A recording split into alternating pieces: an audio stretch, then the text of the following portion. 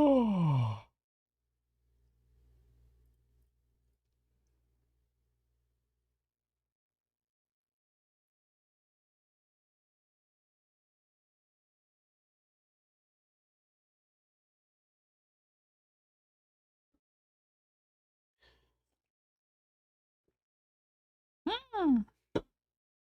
Oh man.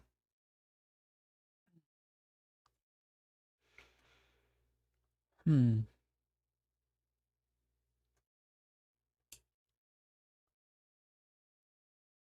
What's up, chat?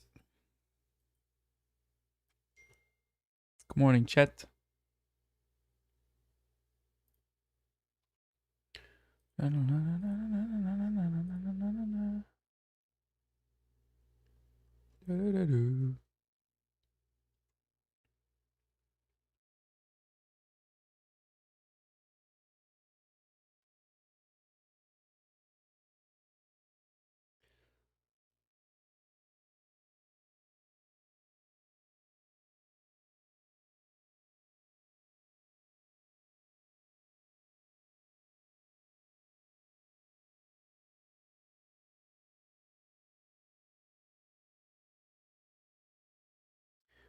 All right, folks, we got Tara Mooney calling in the next couple minutes.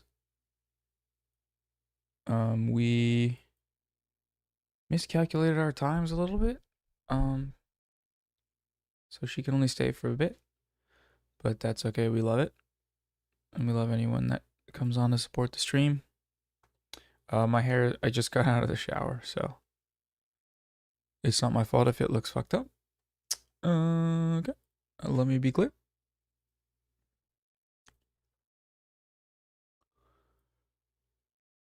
Yeah, we need today. There's fewer guests, so we need to figure out the stream stuff. We need to figure out um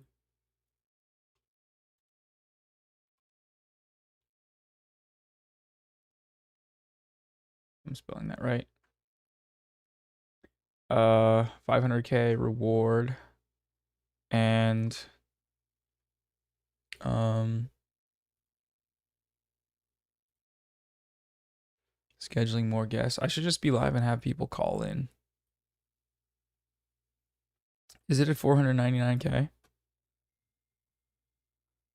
Spooky. Very spooky.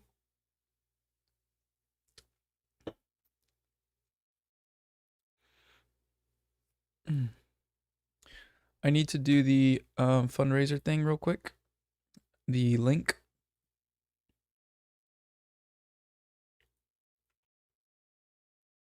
And we're cooking.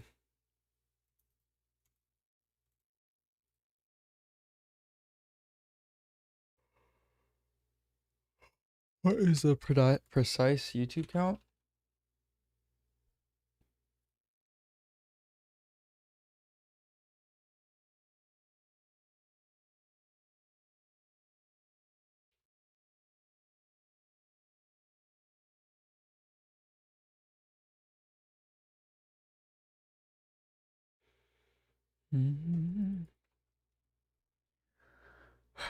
Thank you, everybody who's been here to watch this go down. This has been simply bonkers. And Tara is going to be here in 1 minute.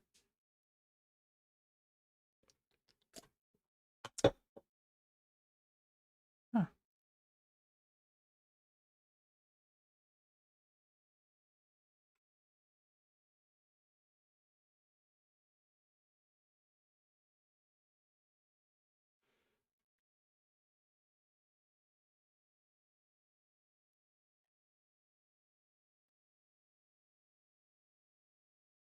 Oh. Oh.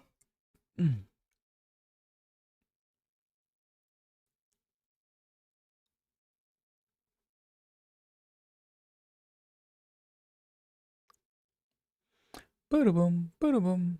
Hello, Hello, what's up? How are we doing? Can you hear me? I can hear you. Am I all good? Yeah, looks great. You're blonde. Halfway, yeah. We ran out of I dye. love I was it. supposed to do the whole head, but then we did it on stream, and I almost melted my scalp off, but we made it happen. And I might keep it. It's kind of I've like been a there. half and half. So I love a half and half. I think it looks really cool. Yeah, bleaching is pretty ouchy. Oh, we got a tail. We got a tail on the stream. Look, kitty little check. little Yep, guy here. the little guy. He's being cute. There we go. Oh my goodness, the cow. Wait. Sweet boy. Not another cow. We've got a few on our team, Yeah, but just one of yeah. them could show Oh, up look, today. that ass. Look at that ass. Oh, So handsome. so beautiful. Baby cat's right behind the camera, so I can show you, but Baby the stream won't cat. be able to see. I don't think. Wait, Oh, can you okay. see Are that? we live? Oh yeah, is that okay? Yeah. I just started the Yeah, no, stream, that's fine. so I was just checking. okay. Basically, because I'm like, should I have the YouTube thing up as well, or am I just You can pull up good the to chat just? if you want. Some people like doing Oh, that. sure, why not? Others don't. Yeah, You know they're all what? saying I have to say, kitty, kitty, kitty, oh, kitty. Yeah, kitty, kitty, kitty, cute. Yeah, just because I have to say, Discord, I still don't really understand how it works. I'm just winging it right now. I'm it's just weird. hoping It's yeah, like Slack for gamers. That's what they call it. And you're a big time exactly. And gamer, I've but only, oh yeah, of course. Games, bruh. Right, one sec. Let me just. Okay, so I can get games, chat up. bruh. Oh, but I need to mute myself. Okay, I can just look at chat, but not myself. Oh, You can hey, see them all everybody. judging you and reacting to you. Uh, No, oh they my say they God. like you, at least from here, Yeah. so they like you at least ostensibly, so yeah, we're good. We can keep going. Nice, nice. So, what's new? What's the gossip? What's happening? What's Ooh. Oh. apart from being sued, but Oh yeah, anything else? that's the whole thing. Yeah, apart from the silly online stuff, things are good. The I just moved. I told you about all that, and um I'm loving Wait, moved life again? now. Uh like this past month. Wait, no, I don't think I did know that because I know last time we spoke you'd moved back to your home state. Wait, where have you moved now? Oh. Or is Yeah. that a secret? Well, I yeah, it's kind of secret, but not anymore. I moved to San Diego in California, in Southern California. Ah, Um, lovely. I I was in mean, I haven't LA, and been, then but yeah, it's like just a mm, warmer. It's just right on the border to Mexico. So it's very really it's nice. And I moved down here with some friends. Uh, it's a different beautiful. crowd of people than the people that I was near in LA before, and yeah, I don't know, it's just fun. Mm. Lots of stuff to do. Nice So change of scene. yeah, what's Oh, been going on with very nice. you? So this is a really busy time of year. Everyone's getting married, having birthdays, other stuff. Like I've got a friend's wedding this weekend, who I actually met via dogs. So I met her because I borrowed her dog on a thing called Borrow My Doggy. I don't think you have it in the US, but Borrow, it's what is it that sounds like. a My thing doggy. You literally, to it's like like if have you a don't dog for a temporary period? yeah. So if you Okay. don't, because obviously I wasn't allowed pets growing up, and I only got a dog when I got Siggy. She was my first dog. So before then, I'd borrow people's dogs. And this Like a friend test I met, drive. yeah, exactly. I met via that. And I borrowed her Chihuahua, who is the most well-behaved dog in the world. Like she doesn't bark. I don't think she's even capable of barking. Mm. Um, and she volunteers at did volunteer at Great Ormond Street Hospital, like cuddling kids and palliative care. Basically, she's done more with her life than most people I know. This dog. Um, she's just like a good Samaritan. Um, so that person is getting married this weekend, and this is like my second wedding of the year already. Everyone's just getting hitched. It seems. I'm at that stage in my life, so How old are you? I'm gonna be 30 in July. So yeah, everyone's getting married. Yeah, that's the time, I suppose. I'm 27, but there's like two crowds. It's like the people who shortly after high school get married, and then there's the people who are normal, and then they are getting married right around Oh, now. normal. Thankfully, I don't know. I guess I haven't had to go to too many. I don't know. What do you like weddings? I guess most people like weddings, but are you excited? I'm surprised that I do. I think like after a few hours, I get a bit like, okay, I'm kind of done now. I kind of want to just go and be on my own. But I'm surprised that I like them when I really thought I wouldn't. Um, I think it's just their good vibes. People are on their, but well, I say best behavior. They're on their like friendliest behavior.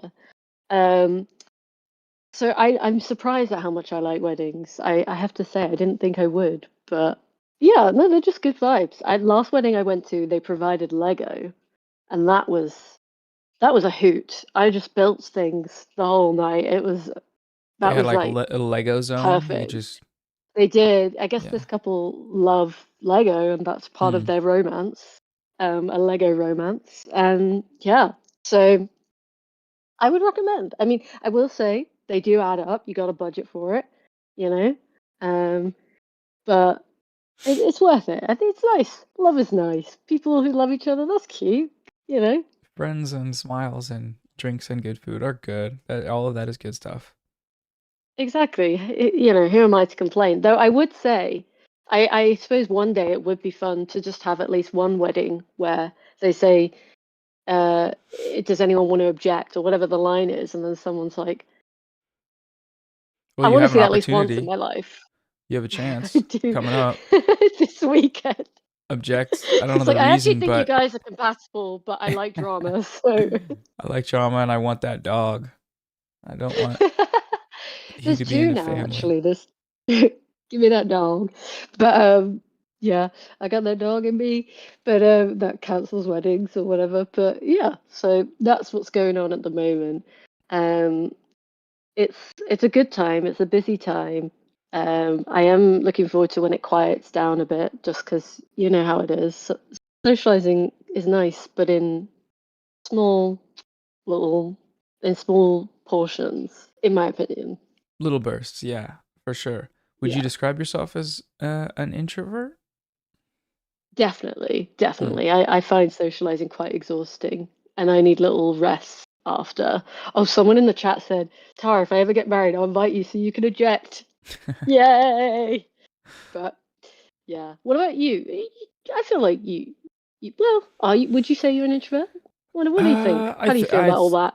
I think I've gone through periods in life where I was pretty introverted, and a lot of times they've been really like not ideal. Like I like being introverted, but I haven't ever had that healthy of a relationship with it. Like I've always been like I'm introverted, so I'm gonna go in my room for a month and not talk to anybody. It's like no, I think that's actually something more than just being a little introverted. That's actually unhealthy. But I think the social battery is definitely on the lower end. So like I'll go out and then I'm at a certain point I'm like, okay, I need to leave here and I'll say goodbye. I used to do Irish goodbyes, but I don't do that anymore because I'm so brave and strong. But yeah, it's I like going out and I like you know that was one of my goals for the past few years was to like go out more and do more things and try to like learn how to I don't know socialize. And despite all that though, yeah, I love being at home. I love watching a show or just sitting a couch and playing a game or sitting with cat. It's Oh, that's baby the cat, peaceful no area. less. Yeah. Oh my gosh, yeah, The she's babyest. How old I is love she her so now? much. She's like Oh, 2.5, almost 3. She's probably around 3. sweet um girl, sweet baby girl. Yeah, I mean, my Mr. Boy, I don't know exactly Mr. Ella. I don't know when he was born, but he would have roughly been born about this time 2 years ago. So happy birthday, Mr. Ella. yeah, happy birthday, Um, that's beautiful. it's tricky when you rescue them. You kind of got to just pick a birthday, and I haven't really picked one. I'm just like May, June-ish. Yeah. Um, but She walked up to our house when she was like little tiny baby, and she looked about 3 weeks to a month old. So I just calculated that and be like, "Happy birthday," whatever day that was, and that's when we celebrate. But sweet girl. 2 nights ago, actually last night and 2 nights ago, she got out. And it's weird because she was when I lived with my family for the last year. She was an indoor outdoor cat. Like she would go out and run around in like the forest and hunt birds and stuff, and she had a great time doing that, always Oh. in and out. But here it's an apartment complex, and the first thing she interacts with isn't like a grass, it's a parking lot with a bunch of cars, and then it's straight to the road pretty close by. And at first I wasn't too stressed. I was like, okay, she knows how to do this. Like I was like walking with her, and I actually let her out because previously there's like a little courtyard with some plants and stuff, and she was sniffing around and it was fine. And I wanted to let her out because she'd been inside for like the month. But then she started walking a little faster than I was walking, and then started kind of walking a little closer, and then she was looking back and keeping about a 10-foot distance. And I was like, oh, I think I know what's going on here. And so eventually I like tried to go get her, and she darted out. She didn't want to get caught. And then I was out there for almost 2 hours, just being remaining close by. But she was just running around the same spots. She just didn't want to get caught. She wanted to sniff around. But it's not like she was running away. She was staying with me, just 10 Mm. feet in front of me. And eventually I was able to like maneuver her back into the house. And last night I was with two friends, and we were able to triangulate and sort of work around the cars, and then do a pincer move, and wait for her to lay down, tire her out, wait for her to lay down, and then have one person talk to her, and then have another come up behind and grab her. It was actually very well executed. I should need to go let them know that that was amazing work, and way better than being by myself. But so now we have to. But after that, she got a taste of the outside for the first time in like 6 weeks. So she's at the door. She's just meowing nonstop all night, and like sitting on my chest and like meowing at me, like "Meow," like just like Oh. let me out, let me out. I need to go do what I was doing. She's very stubborn like that, but we're gonna figure out some type of system, because I think I'll probably I have a harness and a leash, so I might try Ooh. taking her on walks, or I want to get one of those bubble backpacks. You ever see those? Yeah, yeah, You I can put a have. I kitty have. in a back. I don't know if she'll like that, but she's little enough to fit in them. But and like take her to what the park. I see people doing that, and Yeah. I'm like, I don't know. Sometimes the cats seem pretty chill, and they're able to do that. But Yeah, I've seen it more now. I've seen a lot more cats being taken on leads and stuff. So I think that's good. It's becoming more sort of common, and hopefully that means, it will just become normal, and then people can consider that when they take their dogs out and that kind of thing. Um, yeah, oh, cats. Cats are the best. Do you ever think you'd get her a friend, or is she an only child? I don't know. I've thought about it. She was able to get along at my mom's, where there was like 12 cats, I think. Because two of the Well, cats they had, holy moly. yeah, it was insane. Like the two cats they had, they thought they were brothers, but turns out they were sisters. And so the sisters were both, they were not spayed, and then they had each a neighborhood cat did whatever this stuff is, and then they each had, one of them had five and one of them had six, so it was 13. So including baby cat, it was 14 at the house.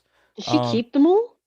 Your mum kept them all? uh, she eventually got rid of them until there's now I think five left. So that's still a lot of cats, but Quite a um lot, yeah, yeah. there's like some yard space for them to run around and do things. But baby cat was at first like, it was kind of like she was under siege and like getting blitzed at all times, of like as soon as she'd leave my room, there's five cats, six cats, seven cats just waiting to play with her. So it was a little overwhelming. But eventually I'm she sure. managed to befriend two of them out of the 13. So Oh. I think that there's a possibility that I get a kitten. And there's a very specific way to incorporate cats that I didn't know about from back when I had Babe and Baby Cat. And she just walked up, and then they were both in the house, and they never became friends. But you can do this whole process where you like bring a new cat in the house, but keep that cat in a separate room, and then after like 2 weeks, take that cat and move it to the another room, and then take your previous or current cat and move them into the room so they can smell them and smell what's going on, Mm-hmm. and then eventually make it so that they can interact like underneath a door and like pat each Mm-hmm. other's feet and stuff. And then there's a couple other steps, but eventually that's supposed to make it possible. I don't know if that's some just mysticism bullshit, but it's I mean, I'm gonna have to try it because it would be really nice if they could cuddle because that'd be cute and uh chill. But maybe they won't, you know. Yeah, I mean that is what yeah, from what I've read about it, the system. And I think for most part, especially with a kitten, it works. Like I think they're more threatened by older cats. Like if you got like a senior cat, then I think she would have more of an issue, I imagine. But yeah, no, cats are funny. Like I see, this is the thing. I keep thinking, oh, eventually I'd want to get another one, but also he and Siggy get on quite well, and it works. And I'm like, I don't want to mess with the equilibrium of like, she might be like, no, I signed up for one cat, not two. Why are you getting a second? Yeah, Um, so I would have to get her permission, as the firstborn. So right. see how that goes. But yeah, so what's the highlight of your stream been so far? What's the weirdest thing you've done on this Ooh. streaming First couple days journey? we had I don't know if you can see, you can probably see the wheel. So we did the Yeah, I wheel, did notice that. and there's I don't know how many of these you can see, but all sorts You've of crossed. Have challenges. you? Originally it Nice. was every Push up. 5,000. I can read them all if you want. Um 200 jumping No, just jacks. read a couple if you want. If you oh Okay, yeah, yeah. jumping jacks. Yeah. Nice. There was three physical challenges: 200 jumping jacks, 200 squats, and 200 push-ups. And we ended up Holy doing all moly. of those, a couple of them twice. Get pied was one of the interesting ones where I got a pie and some whipped cream, and I pied myself, and then I did it twice, I think. Um, and I can't wait to like go back and put together all the clips because I saw the clip of that and it was very a pie, like a full on pied with spray of whipped cream, like collateral damage type stuff. Face squirt, that was where I just squirted myself with a water bottle. Soaking wet, I did that 2 nights ago. Soaking wet is just where well, I don't know if it's a real, it's soaking wet where you just bring You're your just soaking wet. you go into the shower and with your clothes on, and then you come back, and normally you're supposed to come back and stream for a little bit, like put a tarp down, or I was gonna do an IKEA bag, but I was As a ready to go to bed. reward for making money, you well, so You you debase make yourself yourself. quite uncomfortable. You dance, monkey dance. That's pretty much it. And then for the first like You gotta do four what you gotta do for the it cause. worked. People were donating quite fast because as I was spinning the wheel, it's supposed to be every 5,000. Very quickly, we were at 200,000, and that's what is that? 40 wheel spins, and 40 Damn. 40 times. One of them was like win a Fortnite game. I can't play 40 Fortnite games and win all of them in the span of like I should have done the math a little bit better, but I did not expect at all for it to reach 500,000, which is amazing Yeah. obviously, but not amazing for watching me make myself in pain. So I'll have to finish. There's a couple that I still have to do in terms of like full on challenges. So like I need to get 2 tattoos and I need to wax my leg, and then I mean dyeing my hair was one of these obviously, so I got that halfway out of the way. And yeah, I can't remember what else there was, but aside from the What are the challenges, tattoos? hmm? Oh, one of them, they're What are the actually really tattoos? good. They're not even bad. One of them is baby cat wearing a keffiyeh, um, and that's cute as fuck. Oh, I want to make it like line, like take a photo of her and just do like her face in line, not like photorealistic, and then just a keffiyeh. I think that would yeah. look cute. And then uh the other one is Handala. It's like this cartoon of this young boy like looking forward and holding his hands behind his back, and it's a like a Palestinian resistance cartoon. And I was like introduced to it by one of my former guests, or one of the guests that came on, Indie Nile, and the chat was like, "Oh, that'd be a really good tattoo," and I was like, "Yeah." So we're doing those, and I kind of want to. I'd like to like have a tattoo artist come to do that live. I think Do it that'd be on cool. stream. Yeah, that'd be cool. Oh, But that would be. Hey, boy.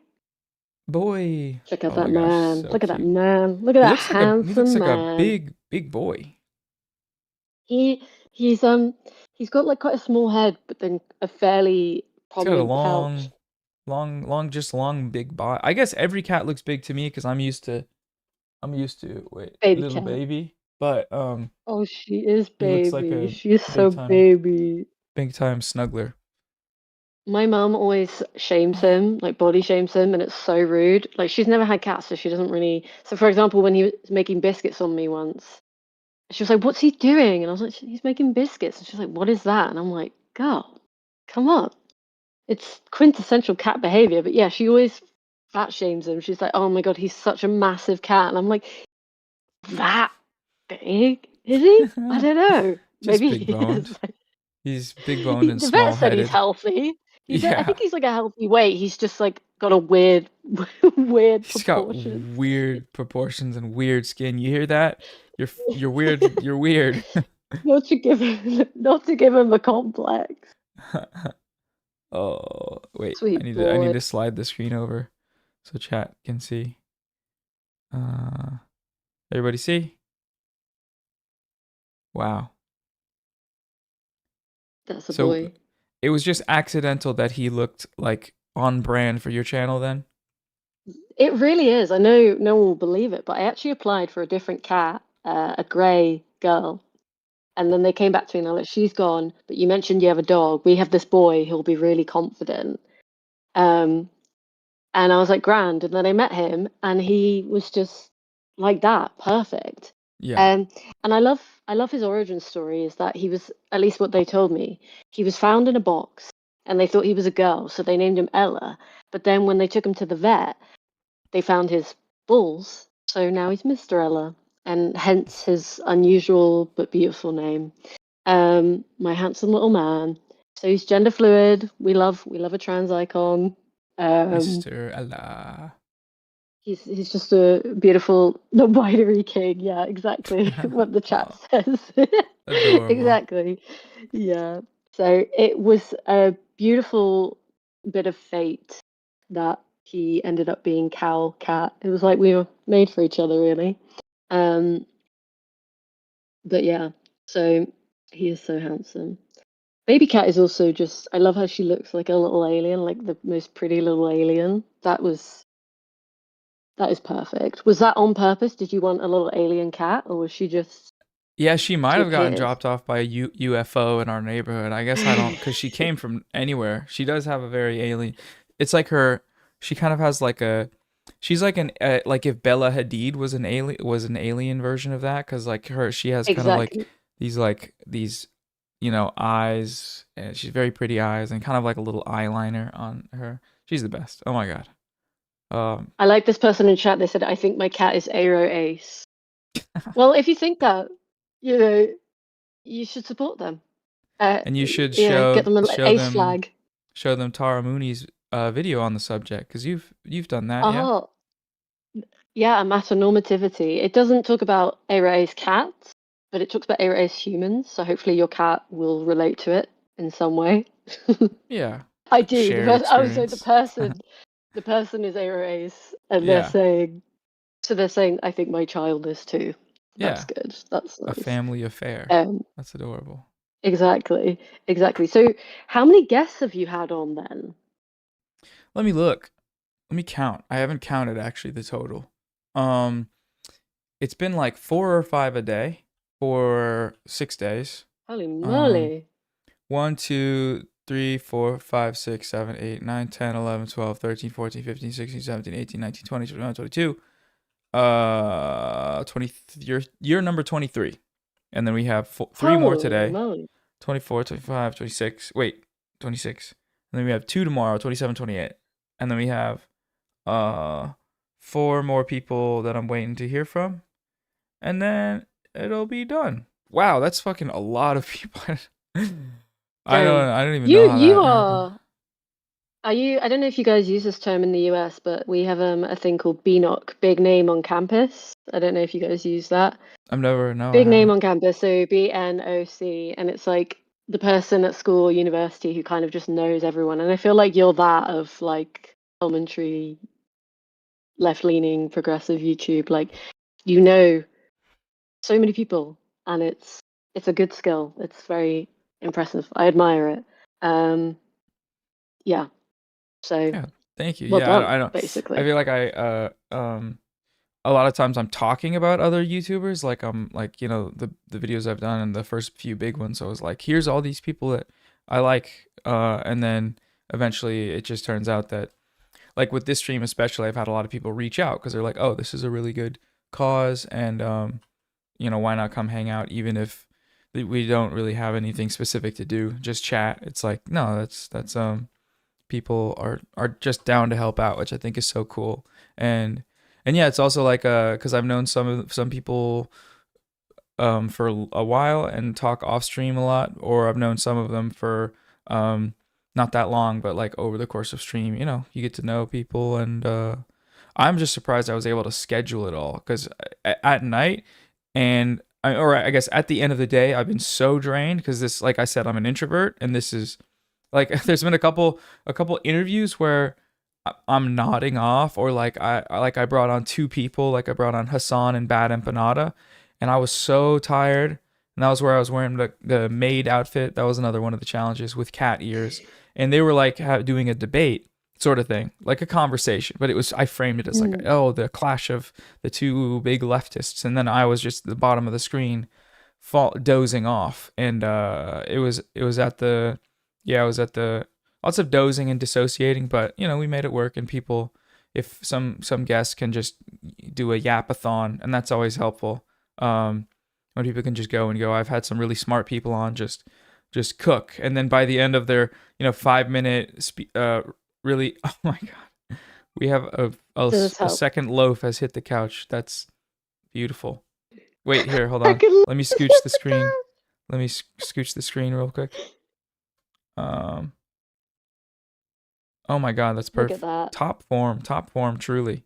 Does he have a mustache or He just a does. little See, I thought I'd pull my weight and half a one? provide some entertainment so you don't have to constantly be entertaining the masses, even though you're very good at it. But yeah, I thought I'd give you a little rest and we can just show this good old loaf. Oh So yeah, take a breather. we Have a got sip the of a drink. arms here, or the lack of arms. And then yes, you were correct in pointing out he has a moustache. He's looking down, so I can't really. He's got a bit of a goatee as well. Hey boy. Oh yeah, Yes, good kind of boy. like So a yeah, drawn on while on an airplane descending mustache and goatee. Looks good though. exactly. And then he's got some nice little hunches. Oh, Ooh. he's getting a bit annoyed there because he's Is like, he a jumpy stop boy? objectifying me. Yeah. Yeah, I'd say he doesn't like, you know what it is? He doesn't like if your face gets too close to his face. Like, he likes it to be on his terms. So if he Mm, comes up to you and puts his face in your face, great. But if you do it to him, he's a bit like, whoa, I didn't sign yeah. up for that. Is he Which is totally stubborn? fair. I mean, he's got boundaries, you know? Yeah. Exactly. Like, he likes a cuddle, but he doesn't like being picked up. So he's got to come Mm, to you. He's got to come and sit on you. And he does that, and it's very cute. But if you go and pick him up, then he's like, "What the fuck is this? I yeah. don't like this." So there he is. Oh, do you like the laptop Beautiful boy. stand? Oh, you're He holding the really is. laptop, He's rotating it. That's impressive. exactly. Yeah. Yeah, that's what I did during the He. sleeping part of the stream. Just put the Mm, laptop on the nightstand, and it was a little. I don't know. It's weird how they can be used as cameras, even though they're so bulky. He's so yeah. handsome. Yeah. He really is. He's just. I also love just how big his paws are. They're just so Yeah. big and beautiful. Yeah, I was gonna He's say so the handsome. mittens are very mittening. Exactly. He's so poor. You know what I mean? Hmm. Just. Oh, look at that. Beautiful. Oh, look at that. A Oh, spin and look at drop. that. Oh, Cinnamon bun. he really is. He's A just, snuggled oh, cow. that. It's also just amazing how they clean themselves with their fishy breath, but then they smell like fresh laundry or cookies. Yeah, What is the science behind that? I'd that is a love to know great what the point. science is. I've never thought of that. But So he has, he's my is he, first cat, yeah. so this Someone in is the all new to chat, me. somebody in the chat, I'm sure has some insight on that because, yeah, there's a lot of people in the chat, but the cats don't ever really smell that bad. Could they Oh, give someone said themselves something little about baths? enzymes. My cat smells like mushrooms. Is that a good or a bad thing? I guess it depends if you like mushrooms or not. Yeah. Toxoplasmosis. That's fake. That's not. That's got to be fake. Shall I Google it? I'll Yeah, Google it. sure.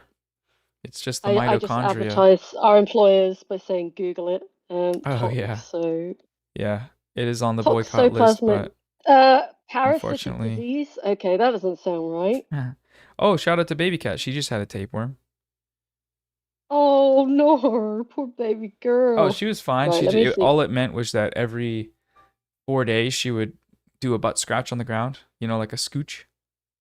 And I was like, that's cute. Oh, But then my friend was like, oh, that maybe is a sign that she has a tapeworm. And then we went in and she did, and it's one pill, and then that's it.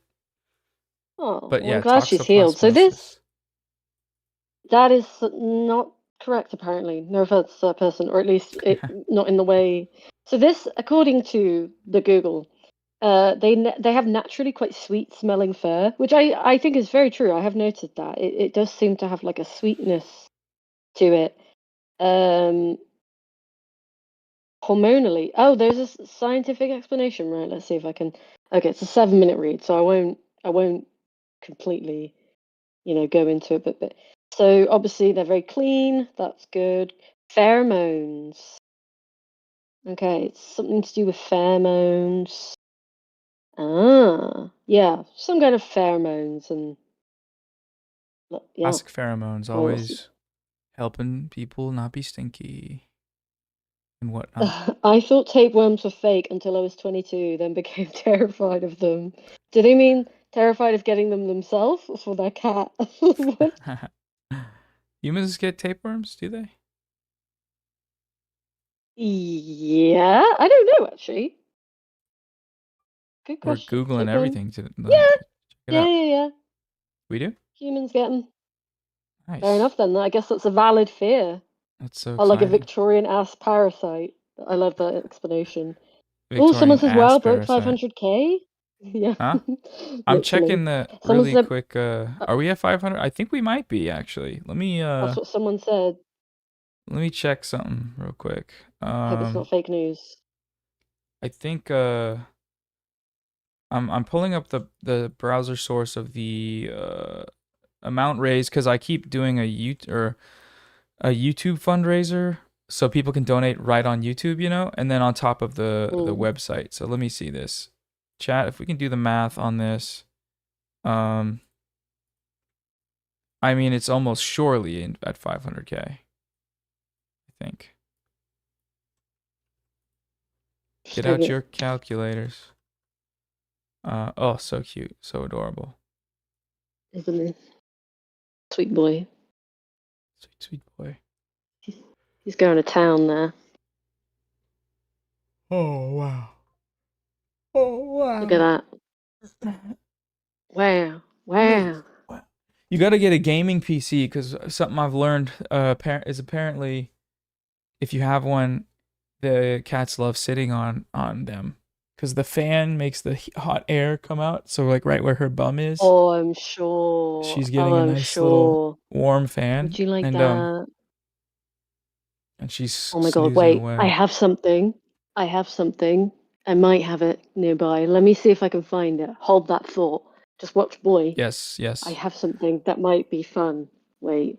Where is All right, it? guys. Our real quick chat says the total is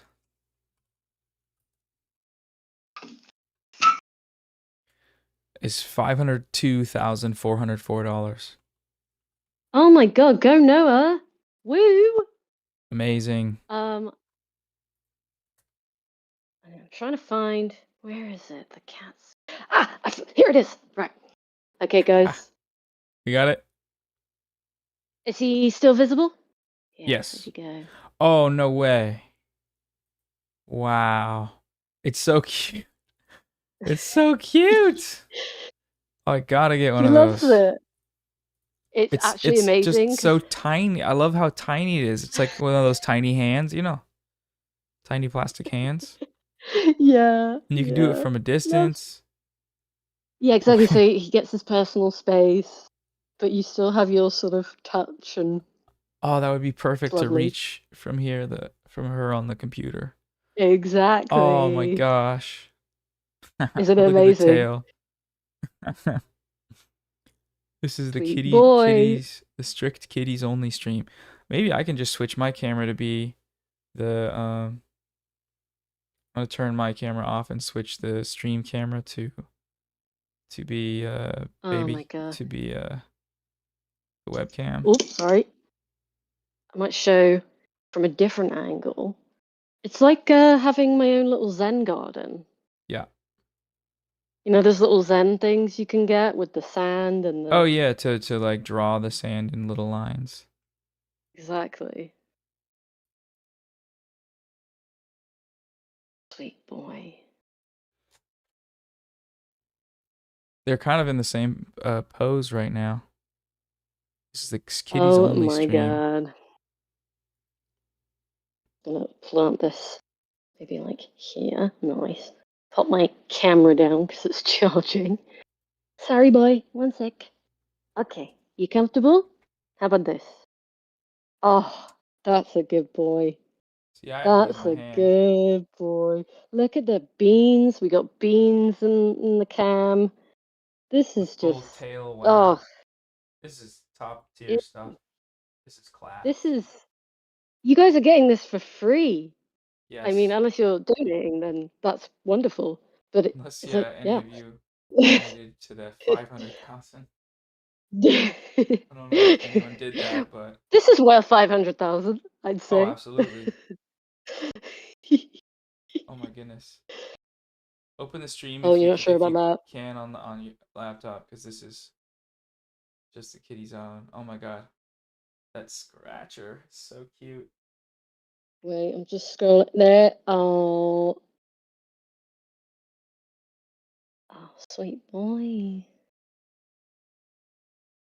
It's a meeting of the minds, the debate of the century. Who can be the coziest and the snuggliest?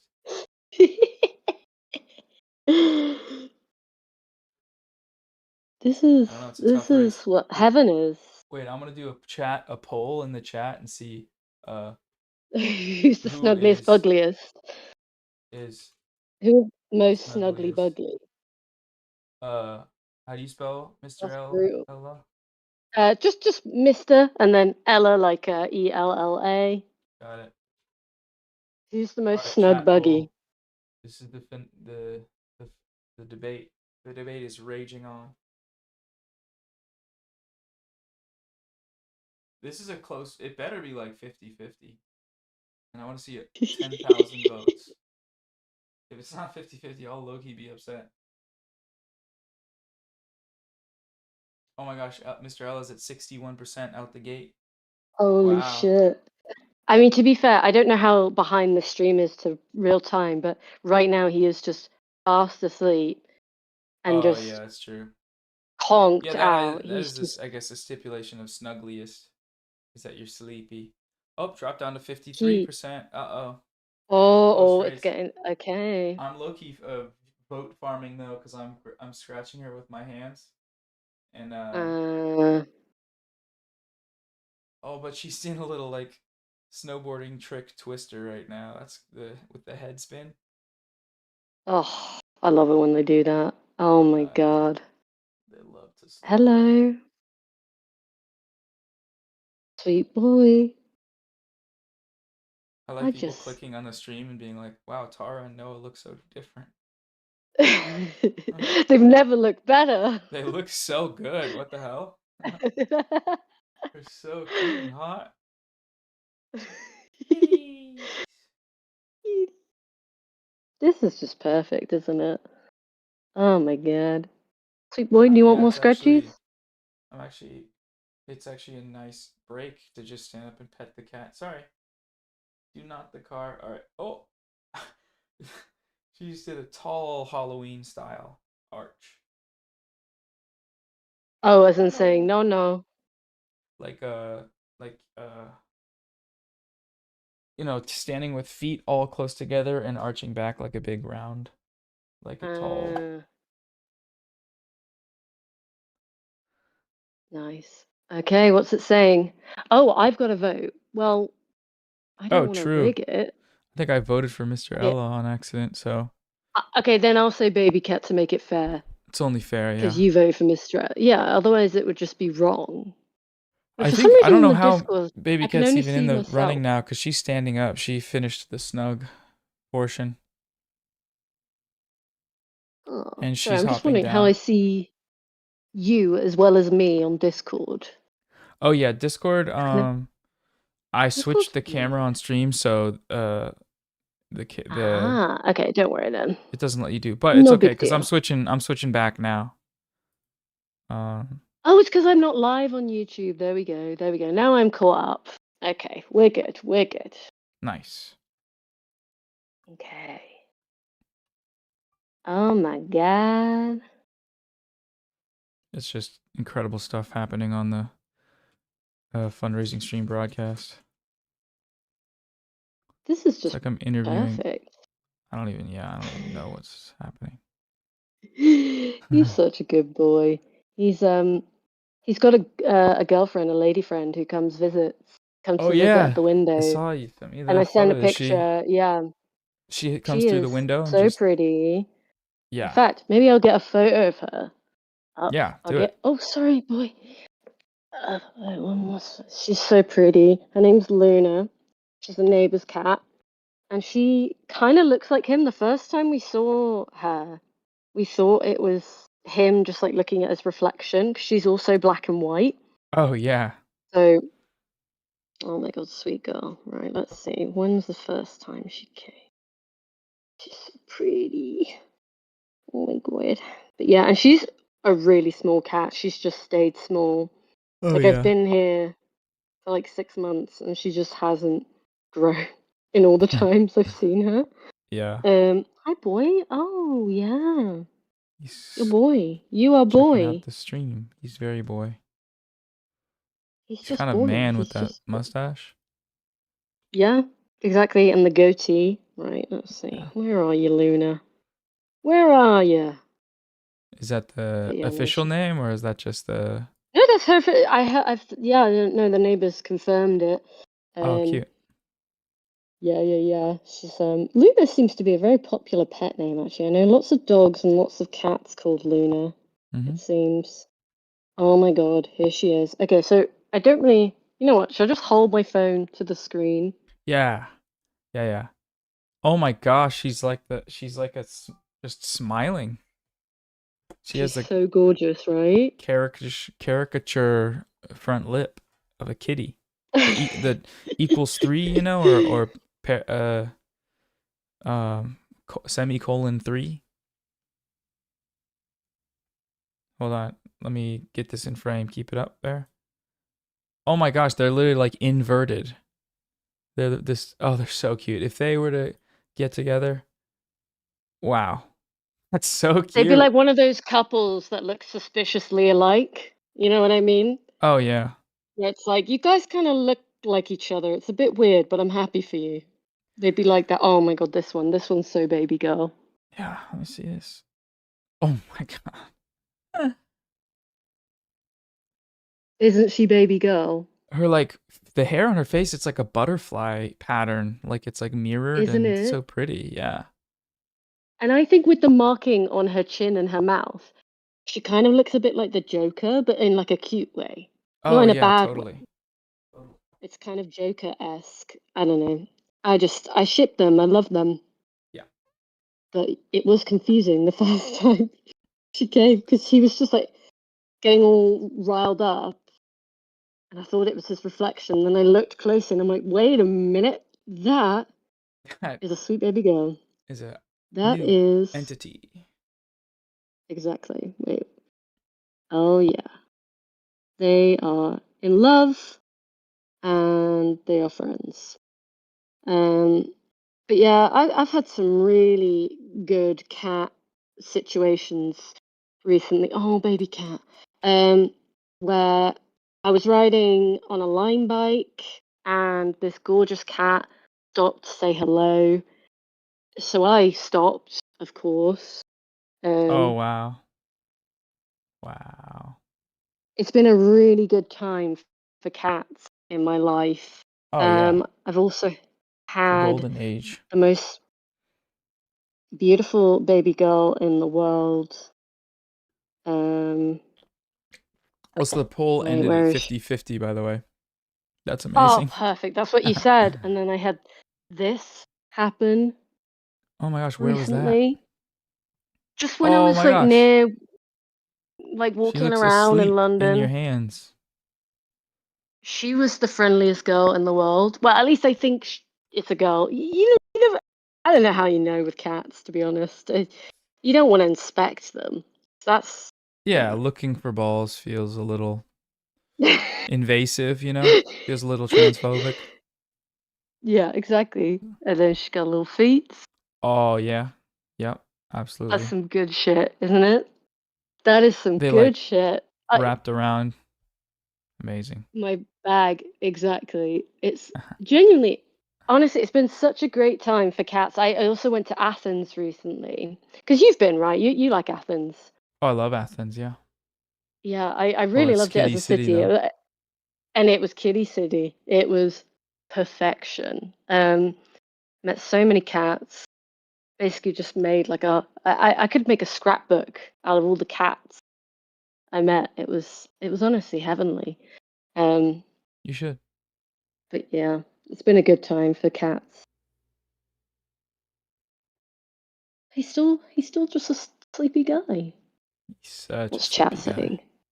saying? Who needs cows when we have kitties? Hey, we don't have to choose. Yeah. We don't. We who's to say we can't have both? I love cats. Free Palestine. Here, here. So Taking true. Pete pics of random cats, Tara. Yes, because she consented. She said meow. Oh, yeah, exactly. She said meow meow enthusiastically. Yes, please. Oh, oh. Are you, when I love you and leave you, are you taking a break or are you just gonna We raw just dog it started. until your next guest? We totally just started. My next guest is at noon, so I'll have a little time, about an hour, hour Nice. and a half. And I blocked off. I have 3 guests today. One of them is a floating guest, like not a levitating, but like just we haven't pinned a time yet. But um, sick. Um, yeah, that's the plan. I still need to do some challenges. Wow, it's like he's saying goodbye. He's looking in the Yeah. Well, screen. Did you enjoy the show? Is what he's saying. Probably. he was like, "You better have." Well, thank you so much for accommodating me. I know this was earlier for you. Know I appreciate it. I appreciate you having me, including me in such a beautiful event. Well done to you. It's an amazing thing you're doing, and yeah, you're giving me hope for humanity and the internet, and all of you in the chat, all the people who've watched and donated. Yeah. Thank you for saying that, and God thank you for coming bless. on. Yeah. It's Oh, yeah. I don't know It's how hard much being sincere, donations. isn't it? I'm like, No, no, but no, I appreciate that, and but, yeah, I don't know how much we've seriously. raised since you've been here, but I've seen quite a few donations, so that's always nice to know. Having you on is a great help. Oh, well, thank you for having me. It's been an absolute pleasure. And I'm glad to see that you and Baby Cat are well. And my handsome boy is he doesn't know she's there, but I think he was happy that she was there. It's like their presence. There's a They're connection. friends, but they don't know they're friends. Yeah, they They don't know. know it, but they are friends. Yeah, there You were know? some. I'm sure there were some great screenshots to come of this. Screenshots and clips of Oh, just two kitties hashing it out and agreeing. yeah, exactly. And anyone who wants to get one of these, definitely worth it. Fucking hell, like best money spent So cute. ever, and it's you can change. It game changer. Honestly, love it. Oh What yeah, is it for you okay? amazing. Um, Thanks for coming on. Oh, I'll talk well, to you soon, thank and you. Right, have a good lots of rest of love. your day. Yeah, same to You you. too. Bye. Mwah. Bye. Wow. Unbelievable stuff happening on the stream.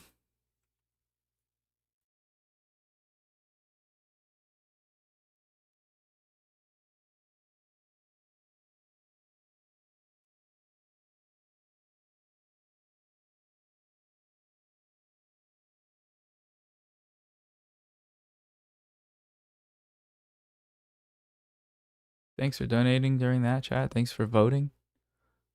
That was such a nice I guess I don't know if change of pace is the right word because it's been chill this for much of this, but it was very it was apolitical, you know. We didn't get into all this politics bullshit. We just hung out and had a good old time.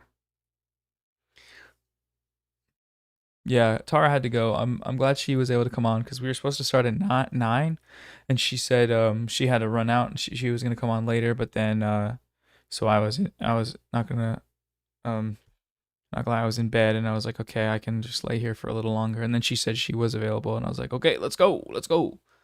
And it was very last minute, kind of very flexible. Jack Saint says this fundraiser needs more dog energy. Jack Saint, do you have a dog? If so, or even if not, you're welcome to call in. I saw you yesterday in the chat. I would yeah. I don't know even if I can handle dog energy. I don't know if I definitely have more cat energy. It has been a little biased though, for sure.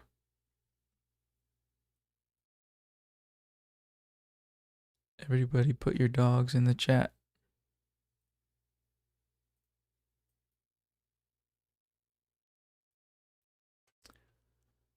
Oh, wow.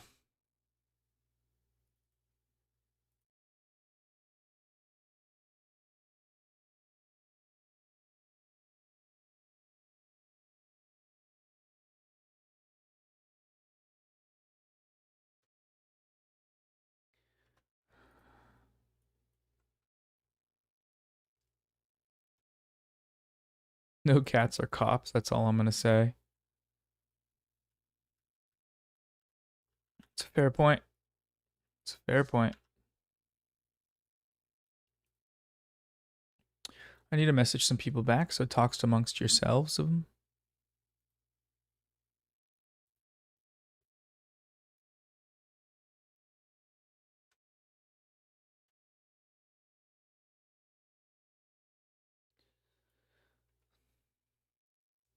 Oh yeah, no Hassan, just Kaya. I like that. Kaya and Baby Cat debate. Debate of the lifetime.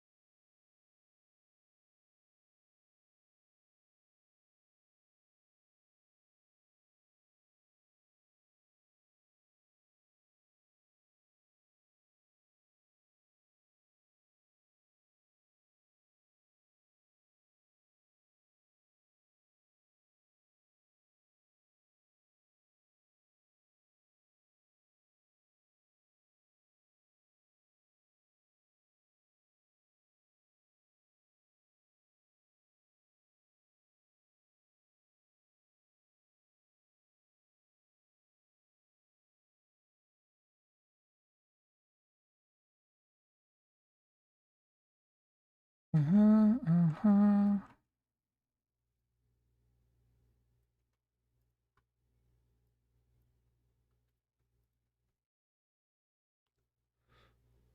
People saying Nick Mullen. Having Nick Mullen on is crazy. Have I tried Oblivion Remastered? I haven't played it, but I've watched 2 friends play it. It would be a live debate.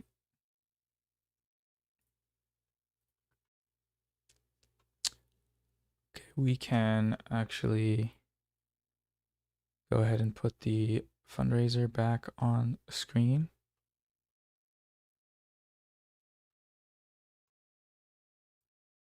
I mean, we reached our goal. So I mean, what am I doing for 500K, y'all?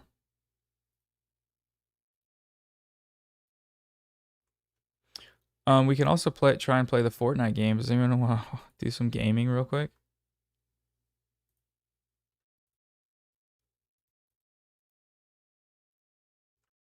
We could probably also just chat and hang out.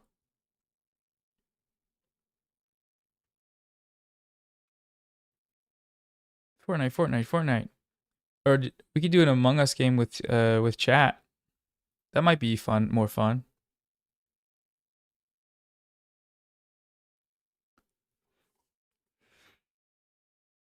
750K new goal. Wasn't the other side of your head bleached? Am I tripping? What's the word? Uh, the camera was flipped horizontal, so it looks like it switched, but it was just it's just a prank.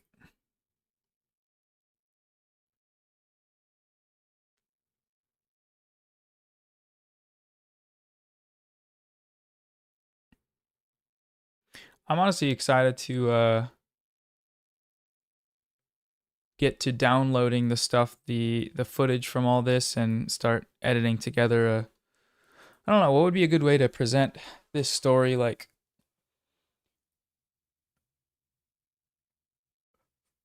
I raised half a million. We raised $500,000. Something like that. The wokest stream ever. Coexist bumper sticker.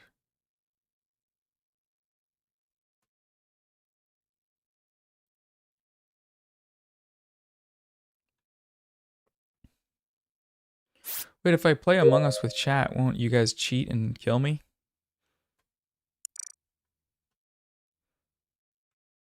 The YouTubers who fought against a genocide. I think fought against maybe being pretty intense. But I could do a stream delay. It'll be too much though.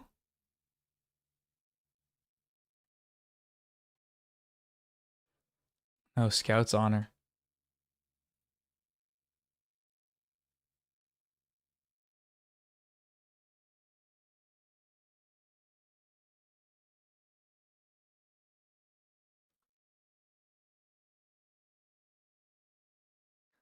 Classic lefty stream, Among Us. I could just hit up some friends and see who wants to play Among Us. I think we might. It's not really fun in public lobbies either. I'll think of some way to do this.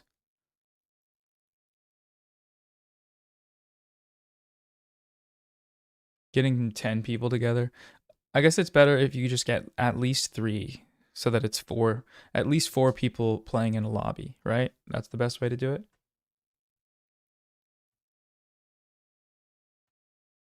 Jack Saint and Carolyn Kwan would be awesome. Yeah, Jack, I should message Jack. He was in here earlier and I'd love for him to call in and just say what's up and hang. Or talk about whatever, to be honest.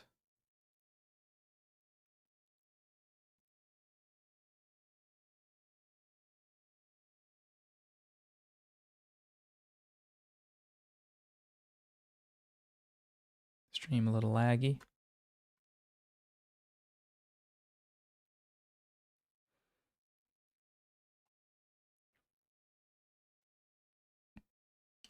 You missed the Mooney. It wasn't even really the Mooney though. It was the kitty really.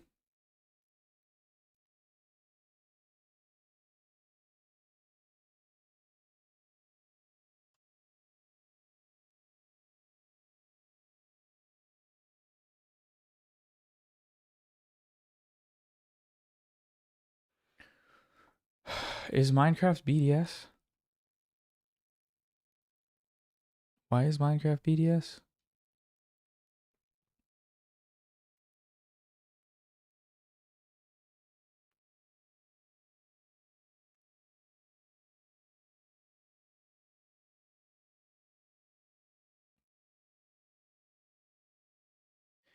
How many of you use X, the Everything app?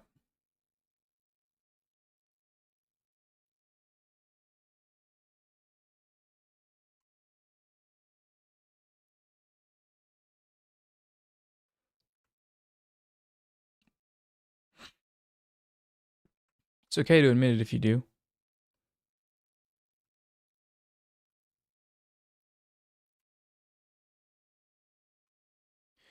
I'm gonna do really quick I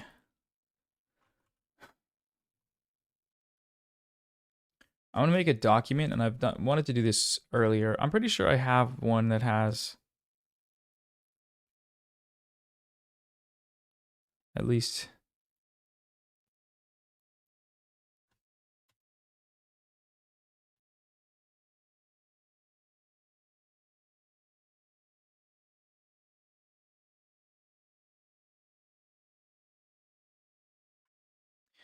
Just some resources or a resource document with a bunch of people to follow, like journalists in Gaza.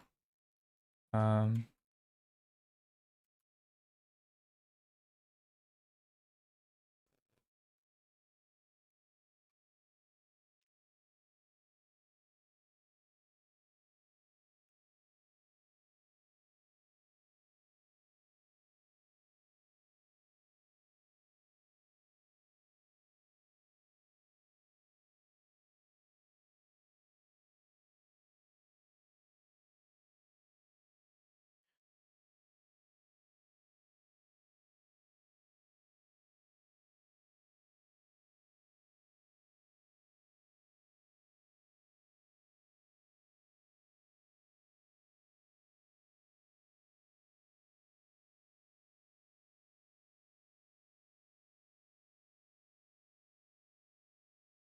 I'm just looking through my follows and saying which people are good to follow from Twitter.com.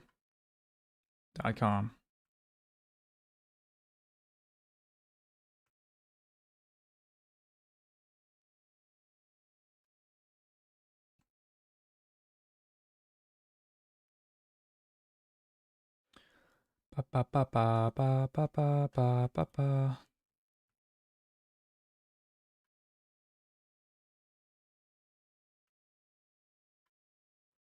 Mm-hmm. Mm-hmm.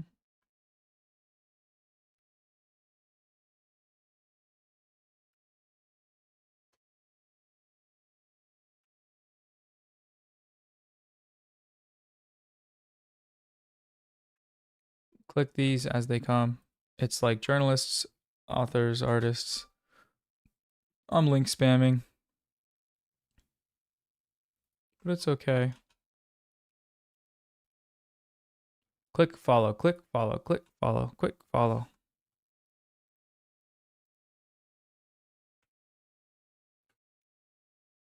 I can do the same for Instagram, but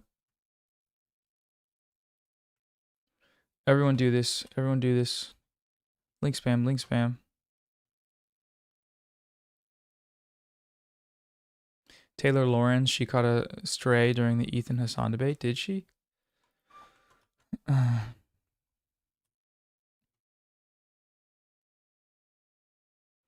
Update the video description. Oh, like put these in the video description, you mean? That's a good idea. Am I laggy?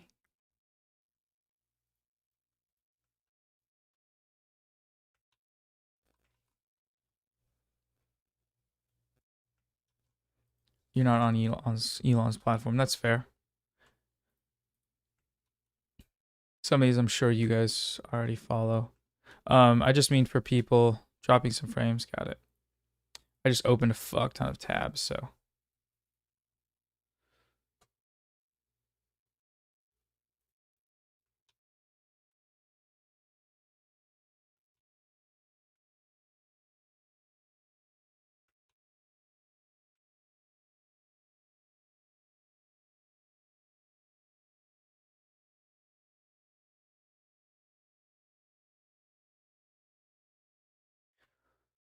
Total amount for the YouTube dono is, dang, that much? Let me refresh and see if it goes up. Did it go up? What is this current fundraiser at? Like on the screen now with the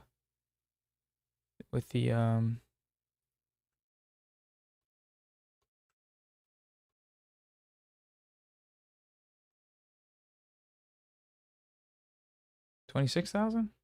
No.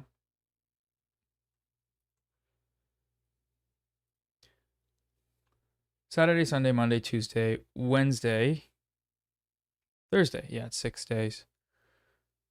Are we going to cover what happened in DC? The shooting at the embassy?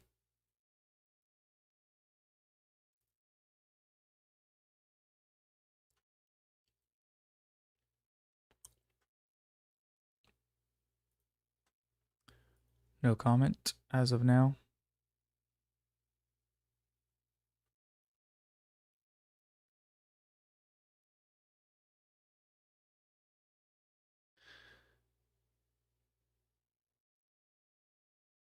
You're about to eat oatmeal? Oh shit, I should make some modios.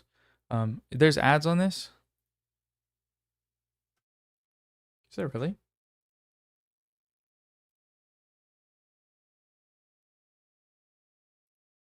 It's almost positive that I turned them off.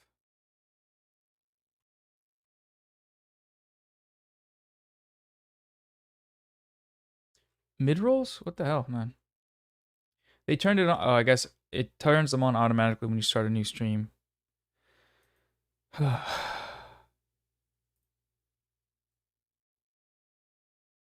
Oh, you can run an ad. Okay, hold on.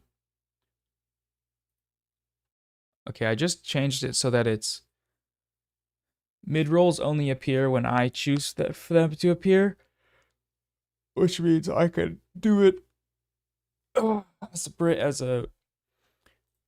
a break. Do you guys mind if I go make oatmeal real quick and hit an ad? I guess that's what people do.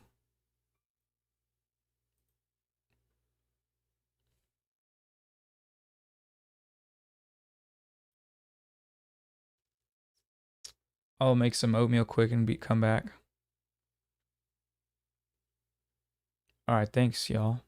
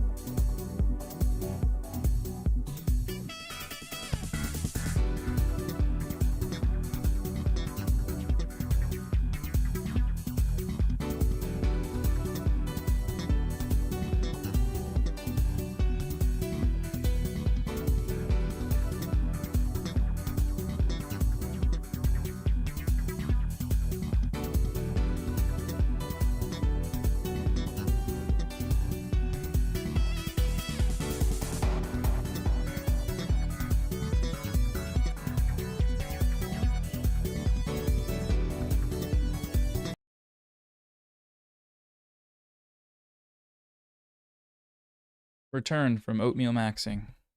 I still need to eat, but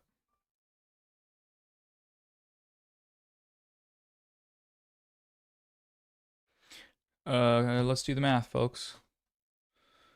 Which one is this? 4872184 47, 2189.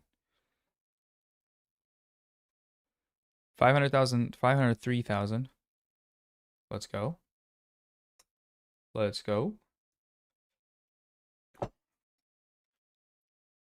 Oatmeal's so goated, bro. Oats in them. I remember, or I shout out,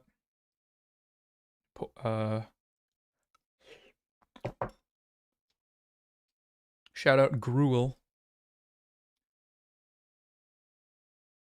Okay, we got some potentially sick guests for more than people that I'm adding. I can't believe I never did the math on how many people we've had on, but 28, almost 29 is absolutely bonkers.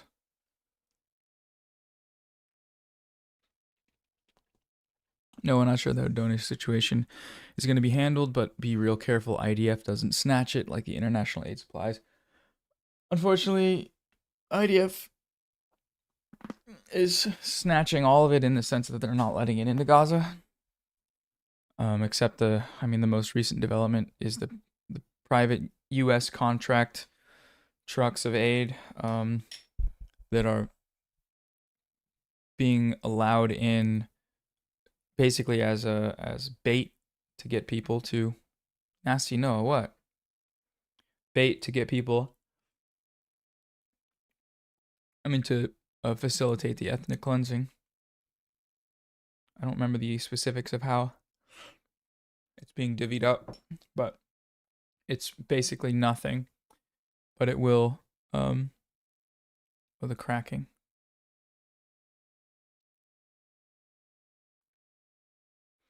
But in terms of Unrwa, there's a lot of places this money will go. A lot of good places. Oh, sorry. Is net cracking the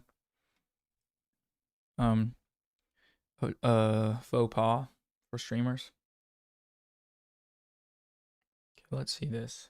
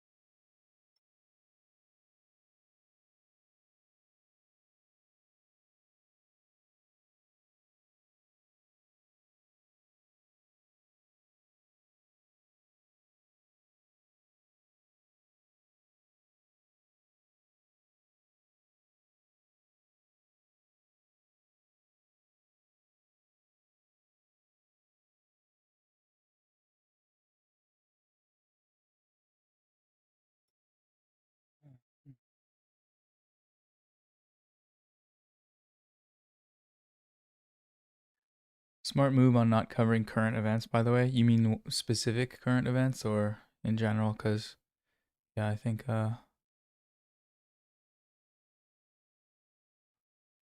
two pro-peace Jews dead. Read what they were saying. Pro-peace is crazy. Is somebody spamming? Some of you recommended bringing the Hebrew Canaanite. Am I pronouncing that correctly? Is that the channel name?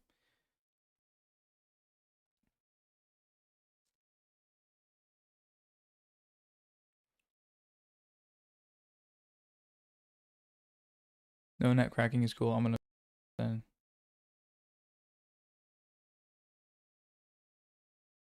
unmuted.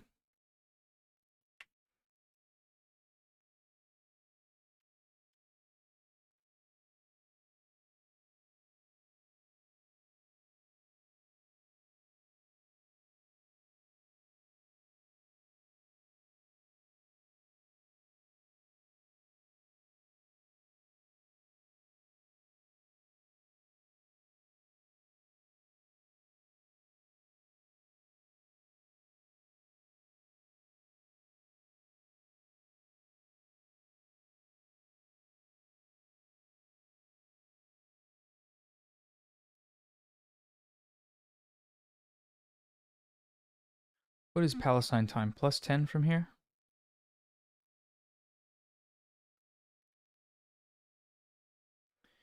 It's 9 p.m. right now. So if we go at 12 hours from now, it'll be 9 a.m. 12 hours from now, it'll be 11 p.m. I can't go. We'll have to do that tomorrow, I think. So wait, 9 a.m. is plus 10. Plus 10. Yeah, plus 10 for me because it's 11 a.m. PST.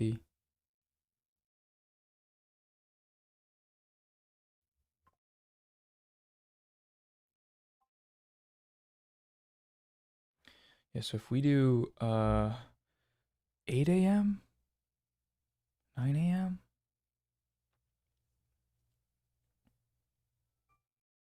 9 a.m. for them would be 7 p.m.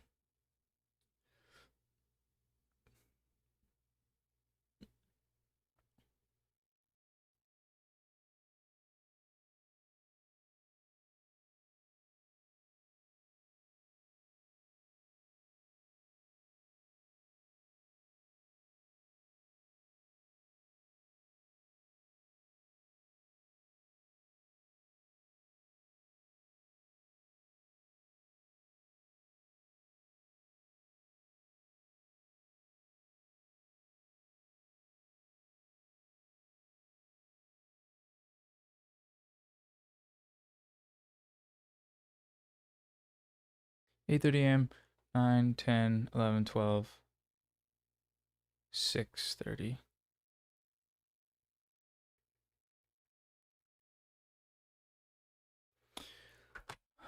W. Olivia, what happened? What did Olivia do? Thank you, Olivia. Or I don't know.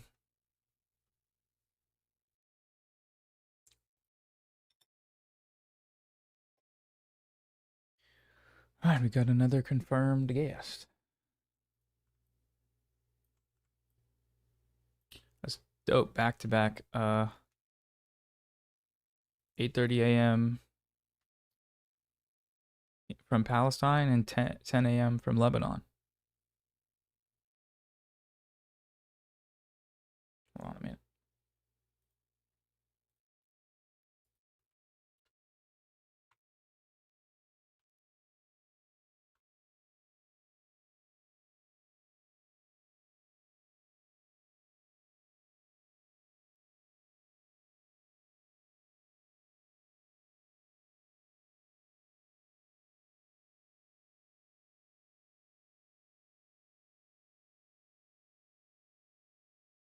Make sure I'm spelling that.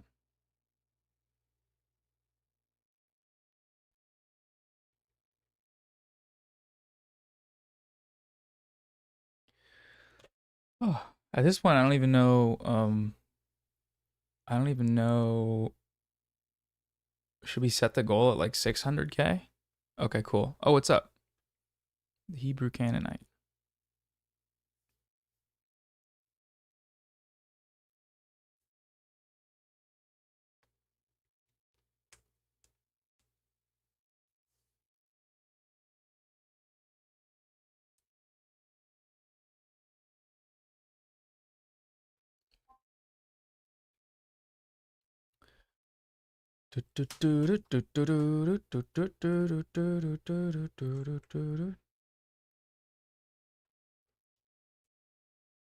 Go hard or go home.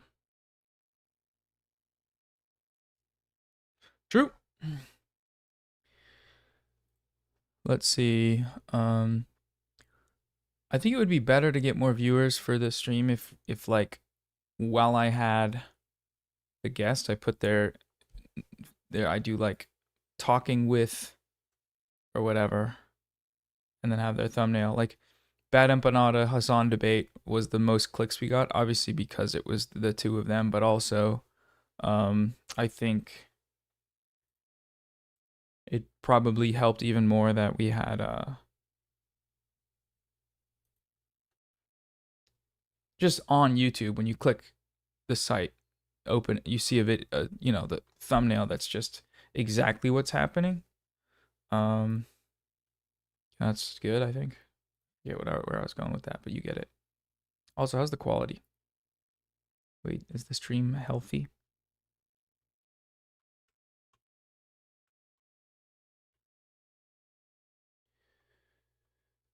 Oh.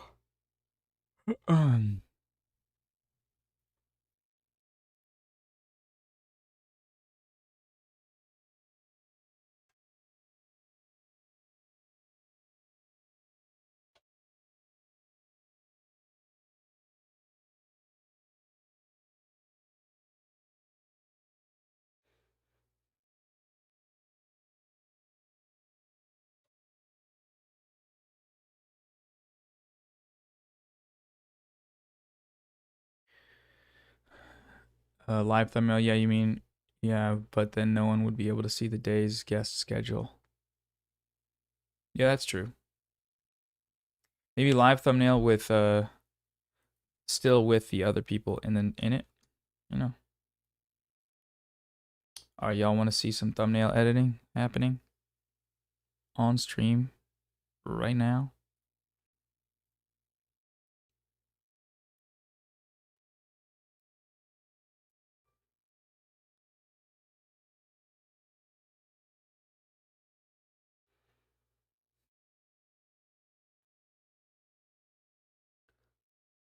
I'm like pretty inefficient at Photoshop, so if anyone has any stuff ideas, link and build.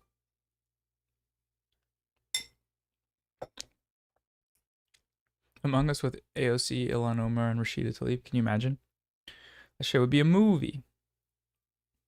I'm gonna actually, because I'm a little embarrassed, I'm gonna clean up my Photoshop website. Not website. What do you call it? Layout. Nope. Nope. Clean it up and lock it.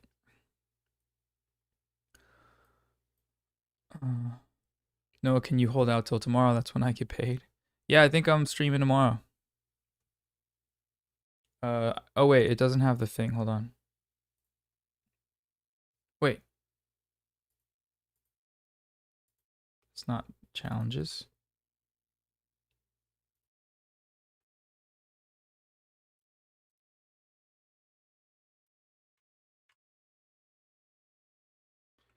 We need to have this everywhere on all of them.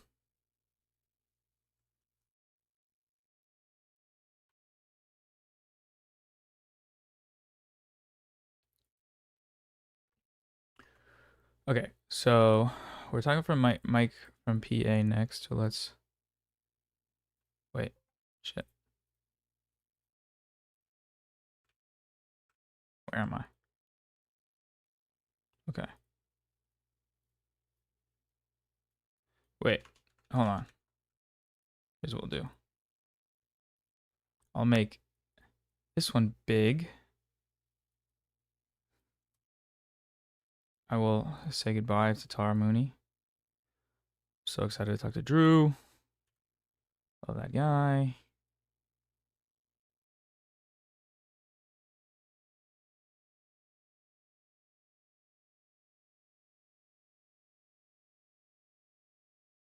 This is the best thumbnail. I think, or even just like who else do we have today? Confirmed.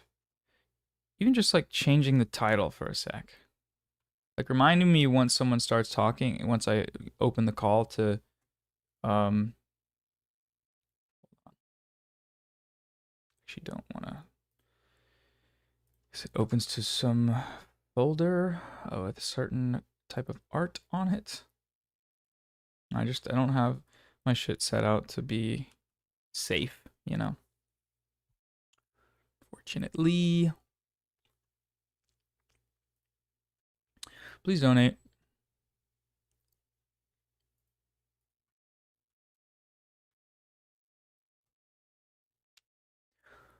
Olayemi would be amazing. How do I get a hold of people? I just have them call in.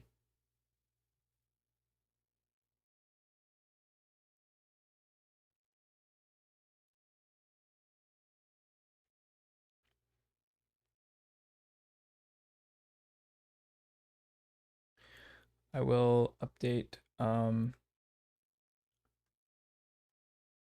description regarding guests.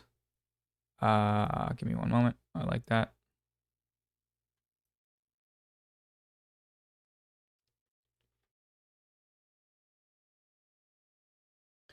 Did we get a good goal for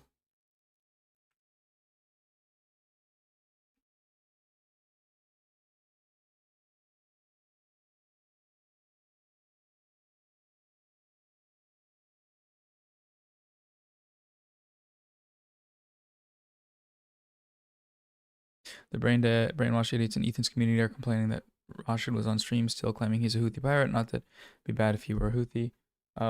Yeah, that's unfortunately, yeah, I saw people tripping about that. Interesting. Um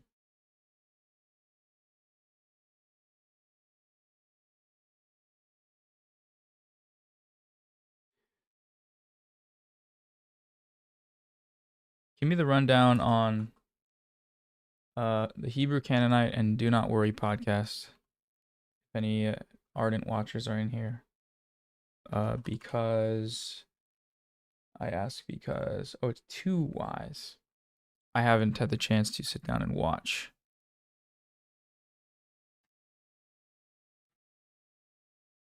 Okay, the description is updated with the schedule. I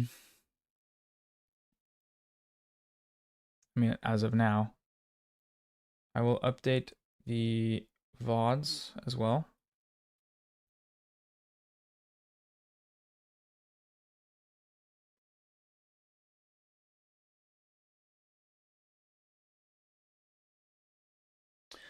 Ooh, 3, 4, 5, 6, 7.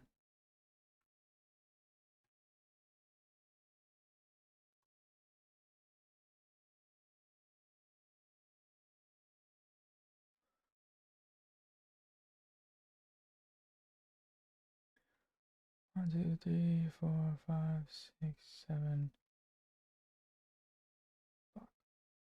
3, 4, 5, 6.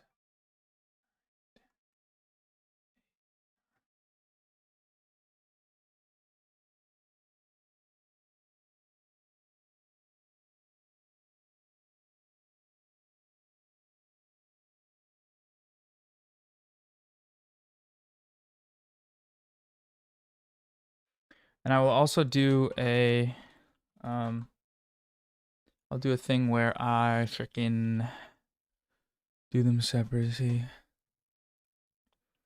I look as a musician, he plays the I'm like, don't even know how to pronounce viola. And he wrote a lot of anti-Zionist and anti-genocide music in the last year and a half. He's going to have an album soon. Sick. It's awesome. I'm here. No, I can tell you about us. Oh yeah, please do.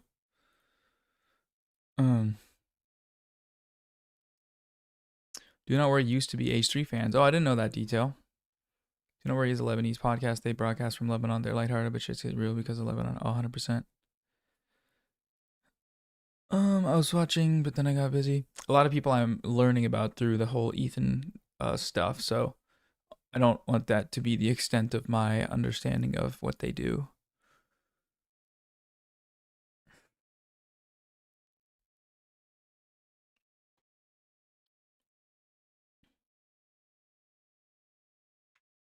The show is more of like local Lebanese drama commentary, but obviously he and co-hosts are directly under Israeli fire. He's a massive Fallen H3 fan.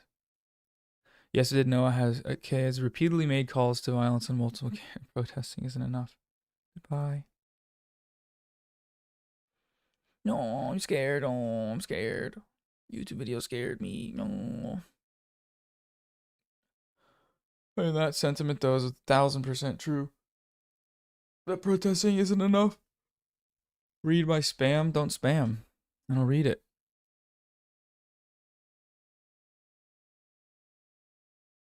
We have another podcast called Yalla, where we have guests on other Israeli anti-Zionist Palestinians from the West Bank, from Gaza, or from within the diaspora. Sweet. Is my solar plexus broken? What are you saying? What are you even ever saying at all?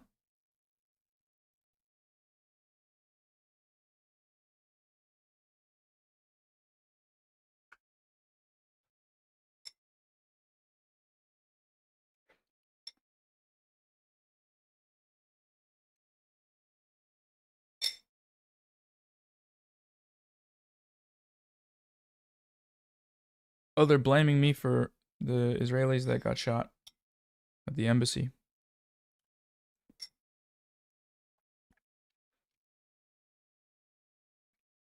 Huh. I ain't reading all that, bro.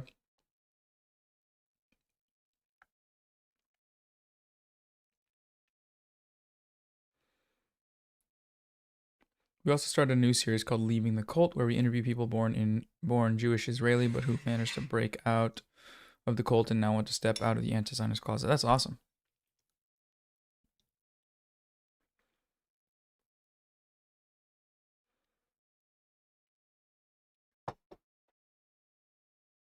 So cute how baby cat just sits there.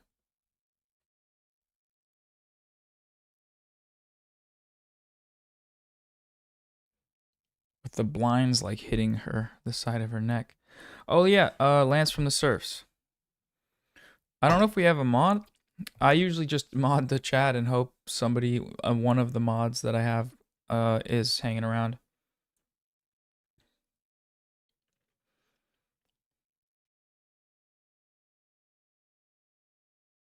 We also do live streams from all kinds of events from within Palestine. We went to the protest near the Gaza wall a few days ago. That's great. But yeah, if anyone's in the chat, go check out the Hebrew Canaanite in the chat. You can see their messages.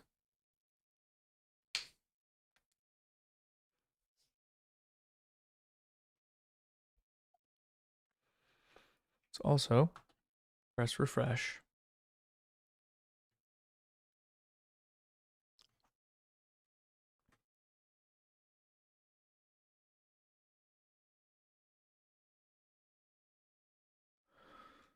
Uh, 500K goal. Let me know. What should we do?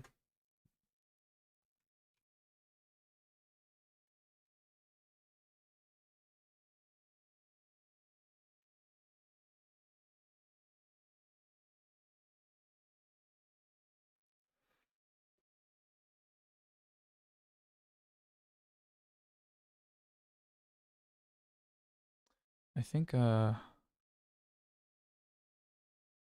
gonna put this in a notepad thing. So we just have this.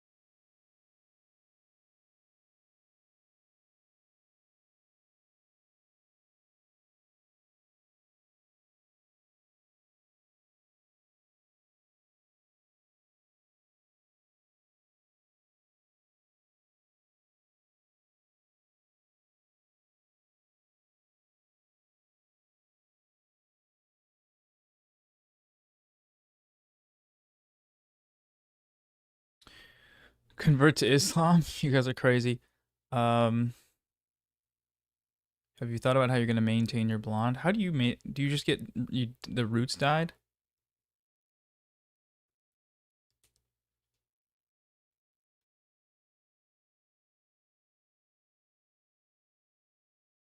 Yeah, we're well over 500K. Like 505 probably.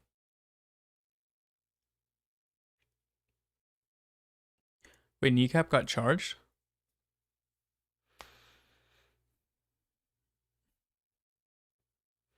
I mean, I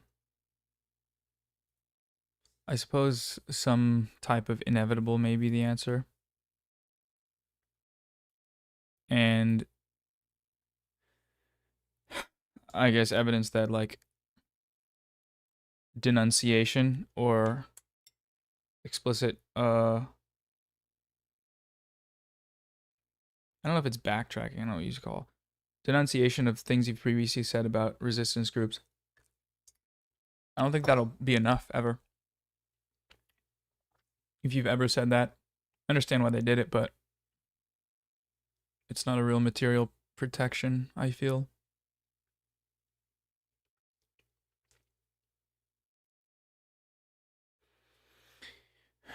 Do Not Worry had Banana and Anthony was on Bad Hasbro. Chris Kunzler also defended Anthony in some of his lovely back and forth stemming from H&3 because certain people treat Anthony like an unhinged radical.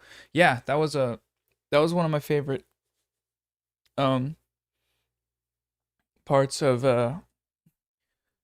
one of Chris Kunzler's recent videos was there's clips of, I think, who was it? What's his name? From Do Not Worry. Is it Anthony? Talking about how he the sound of Israeli sirens and the videos of them running and screaming was like music to his ears, right? And Chris's analysis of that when Ethan was like, "This guy wants Jews to die," was very astute.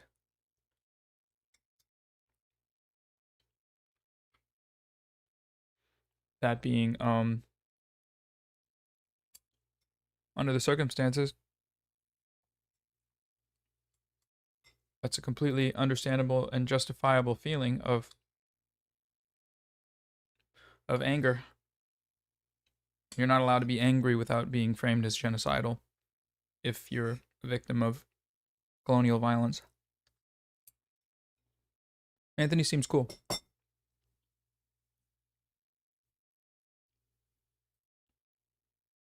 And also just that materially the violence of sirens and running to a bunker, or like having, I guess, to run to a bunker and then nothing actually happens, is often treated as some, they're like, I don't want to go to Israel, it's so dangerous and violent, it's loud from the sirens. That's it. And meanwhile in Gaza, right?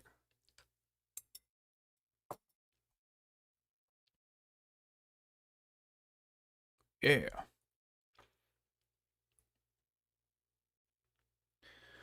Okay, it's 11:24. Mike from PA should be on in about a. Wait, okay. So did we get any good? At least they have sirens and bunkers, and it wouldn't, if they had sirens and bunkers in Gaza, it wouldn't fucking matter. They drop bunker busters on tents. They blow up hospitals and raid hospitals under the pretext that Hamas is under there. You don't think they'd do the same thing for bunkers? They retroactively call things they blow up bunkers,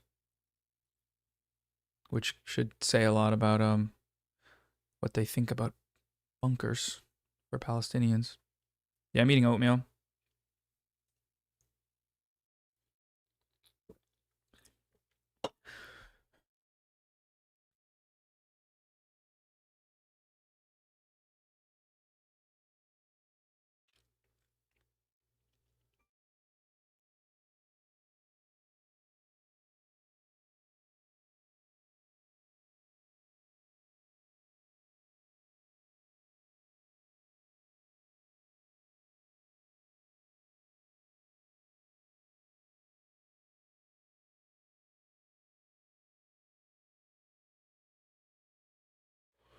Let's see.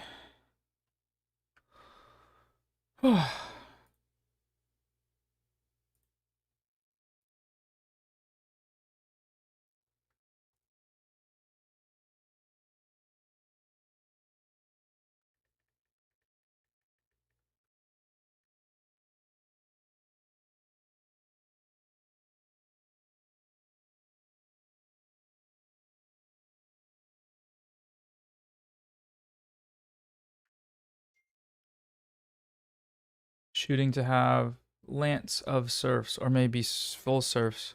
I don't actually remember even how that works. I think the other guy's a producer. Lance is the face of the operation. On at 4 p.m. tomorrow.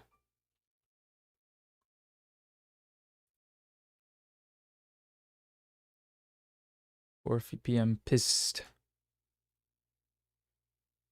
Dave. Is that his name? Alhamdulillah, Baby Cat has inspired donos. Please donate Watch this. Ready?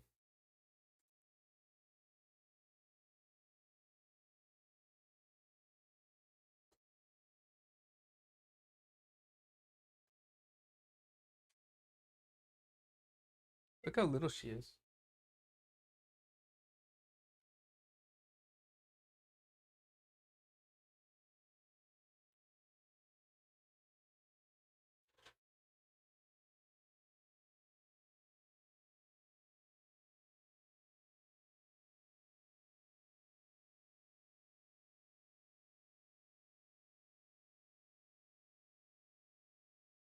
Top 10 babiest cats.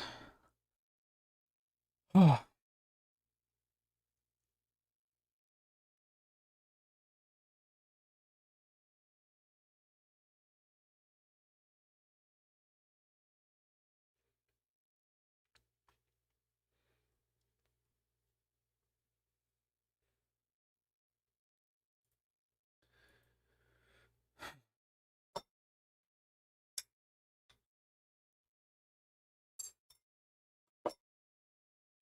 love gruel.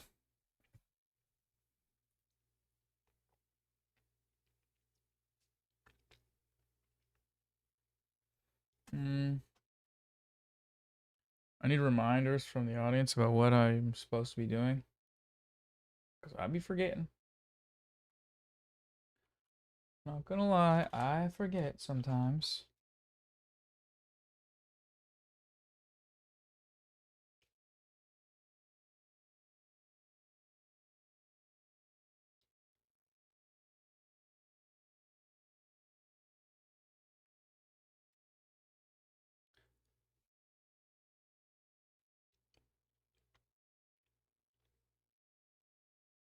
Mashallah, sister baby cat.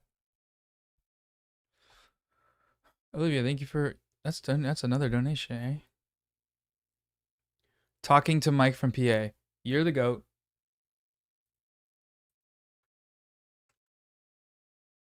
You're the goat. Stream title. That's the big one. Yeah.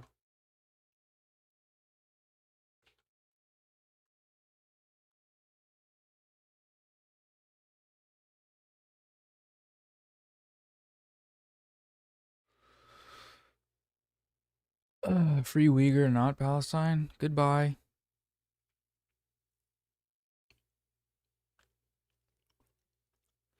I don't know if you saw this, no, but the H3 Reddit is literally bragging about making tips to the FBI about you. I hope you are staying safe. Yeah, I'm good. These people are morons.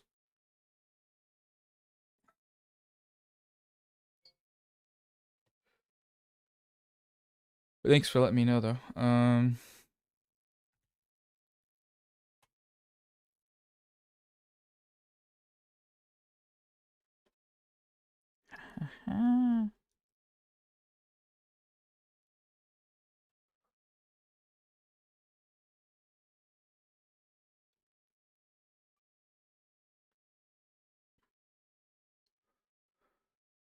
It would be a good time to get iDubbbz on. Maybe 4 p.m. today?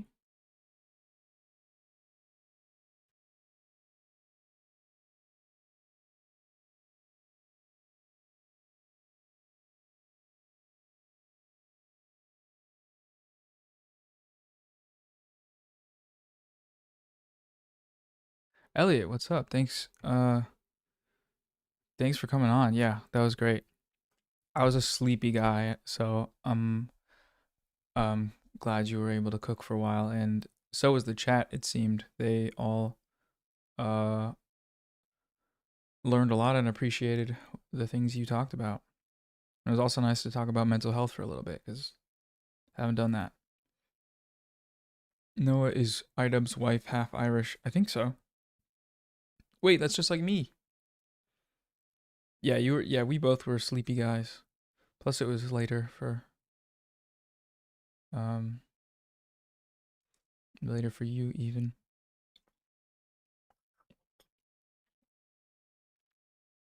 Holy crap! Jason Kamara donated $100. Thank you. Very good. Very good. Amazing stuff.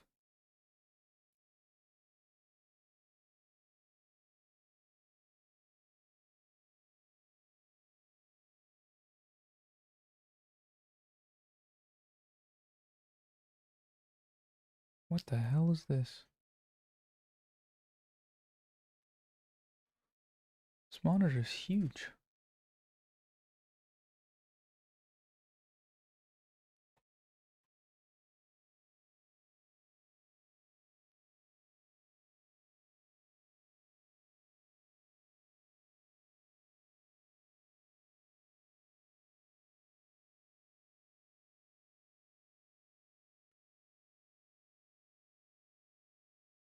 I gotta fix my damn stream setup, man.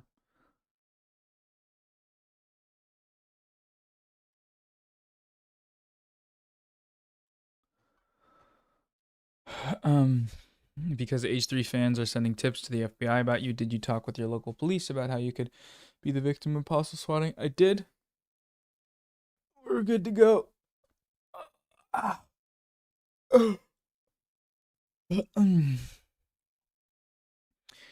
The only time we talk to cops is so we can preemptively let them know not to blow my house up, because somebody might be trying to do that nefariously. I do appreciate you letting me know that, because I hadn't heard about that really until recently. Just watch your talk with Cavernacle. Let me just tell you, you both have great power in changing views. Just give people time, people like me. Yeah, that was a really good talk. He's a smart dude. I appreciate what he does a lot. Yeah, it's always nice to see people that get shit on for a long time, as he did and as I and many others did, by like, he calls it the lolicon left, which is amazing. But he coined that term, and we should be using it to talk about those communities. See them persevering, just pushing through it, and staying making content and making good content, and providing important perspective and coverage. He was kind of, it sounded like, a little down on his role as just a guy with throwaway videos, and I really was trying to be like, dude, no, that's like, you are the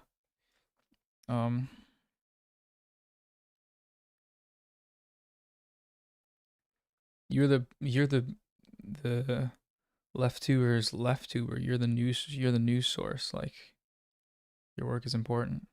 It's just a different format. And I always admire people that can just get in front of the camera and like make a thorough, comprehensive video just off top, pretty much. Like, I don't think he does them off top, but you know, he has like a few. Obviously, he does research and articles and stuff, but it feels that way, you know. It feels like, oh, he's just letting me know what's up.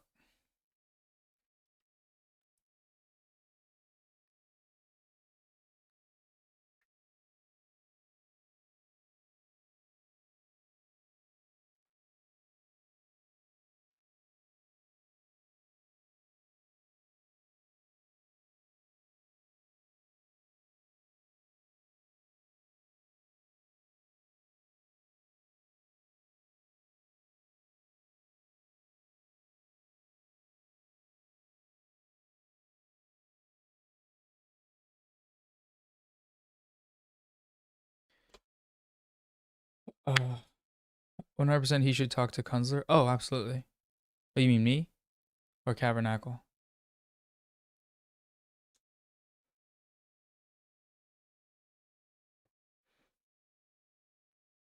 I use Adobe Premiere to edit my videos.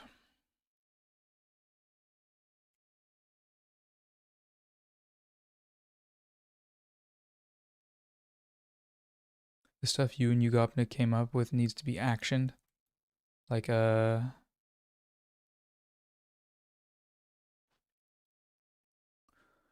all the shit that he did, them OG content cops had a good effect on the internet, kept people in check, made real change for the good on the internet. Kind of sad he disavows them now.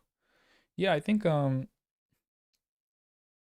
early like call out culture of people that were just being obvious freaks, it played a huge role in how people do YouTube.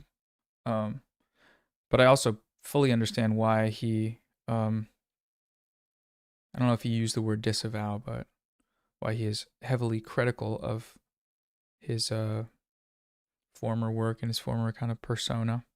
Something I could talk to him about.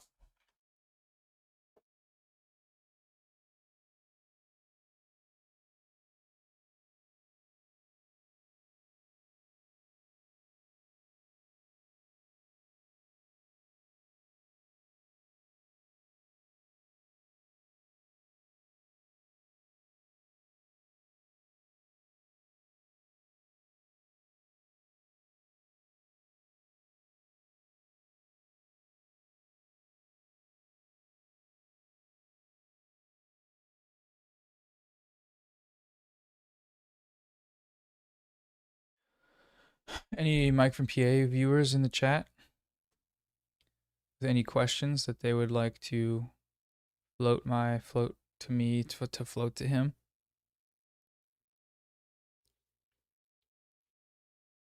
What I know from about Mike PA is that he's one of the people that's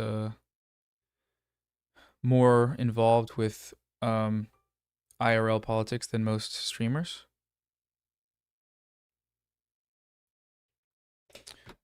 From what I remember. And W mods, thanks guys.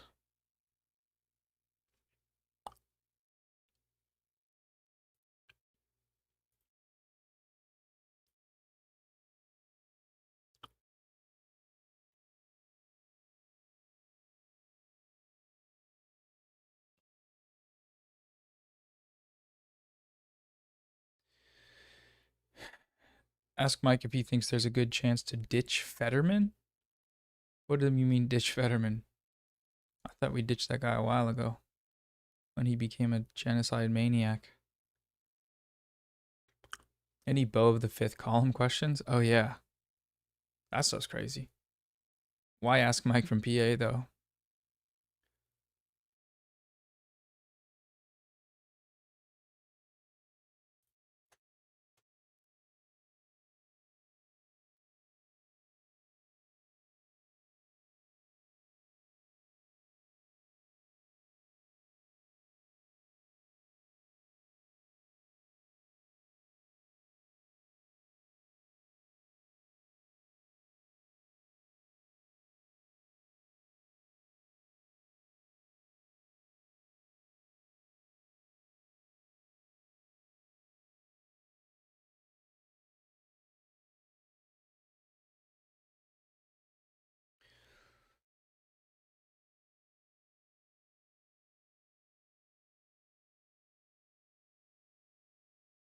How much longer will you be streaming, Noah? Right now we have today and tomorrow.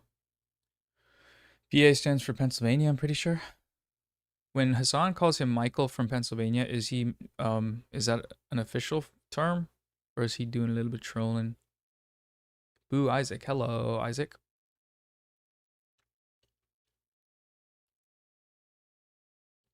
He was at the DC protest I went to. Oh shit, nice.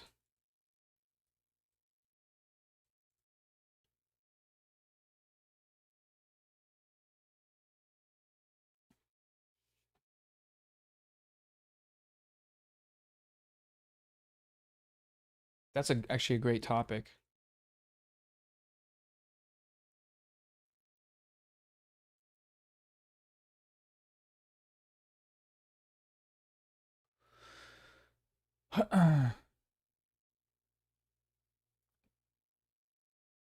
That's just what the majority report fan base and crew called him. Got it.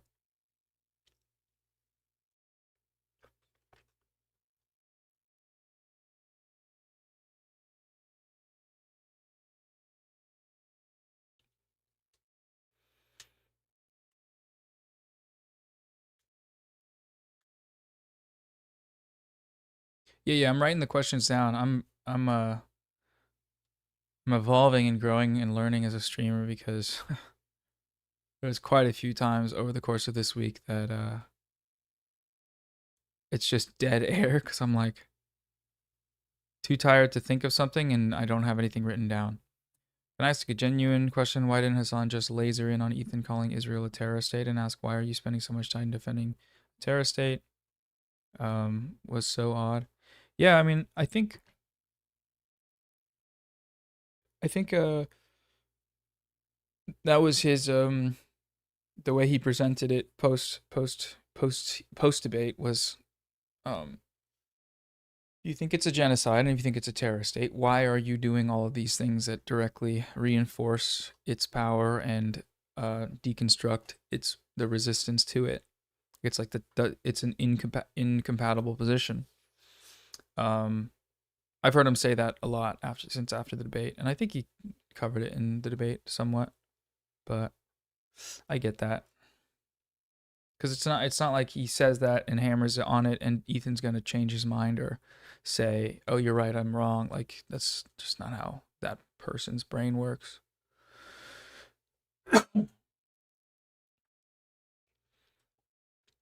You say he's not defending Israel, that he's just anti-terrorism, and that you can support Palestinians without supporting terrorist groups. But it's like, hey man,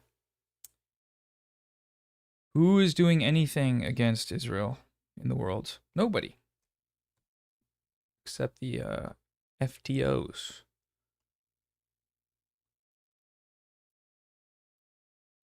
Hassan's points in the debate with Bada Banana about how he defended bowing to liberals made me so fucking sad. I don't remember what he said specifically about that.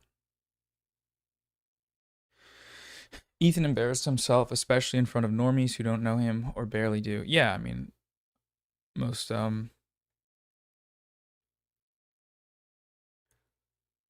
most people that aren't in the cult were just like, from what I saw from people, from third party observers, were just like, that guy seems like an idiot.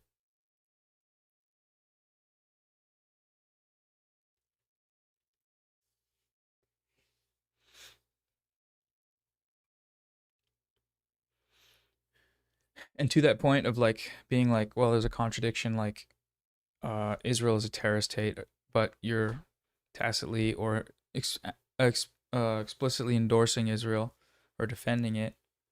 I mean, he, instead of, facing the contradiction and acknowledging the contradiction of his own logic, he ended up calling his wife a terrorist. That's how unwilling he was to drop the ego and say, okay, maybe I am, maybe this is a thing that I should think about further. I wonder how that conversation played out. I don't know. She probably doesn't care.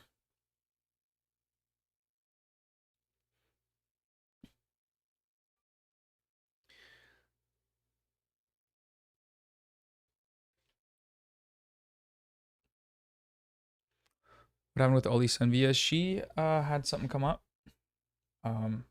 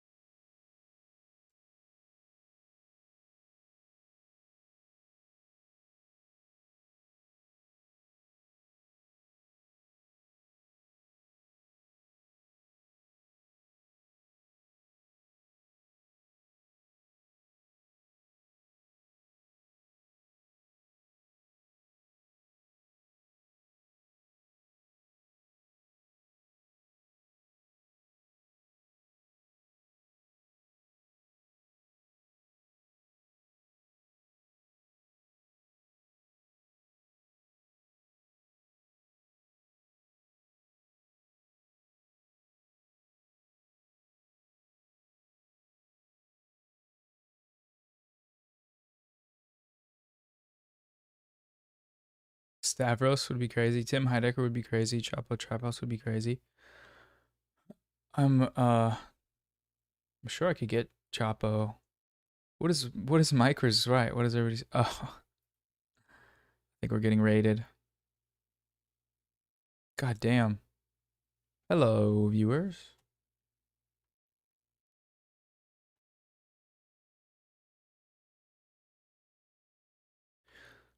Gyart.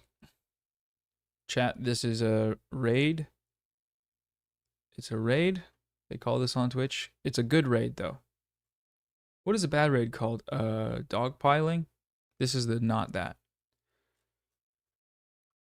Oh. Ay, ay, ay. Time to wake up, time to lock in to talk to a guest.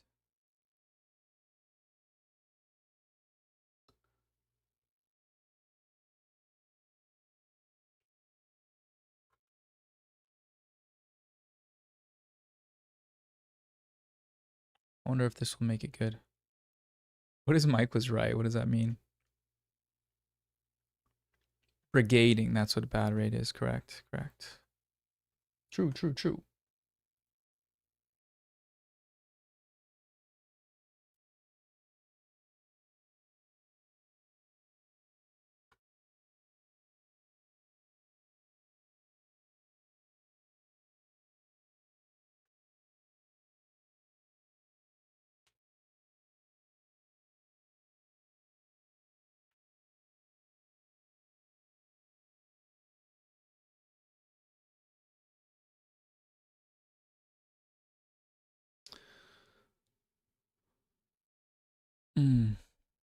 Has anyone explained it? It's just an emote he has for when one of his predictions comes true.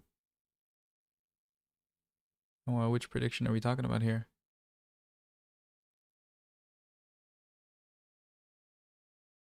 Oh, I'm sorry, everybody. You don't get your normal emotes. Huh. A bad raid is being the raider of Ramallah. I mean, true.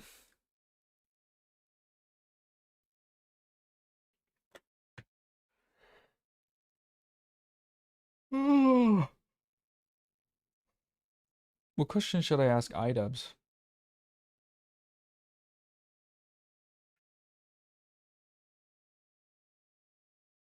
Cool.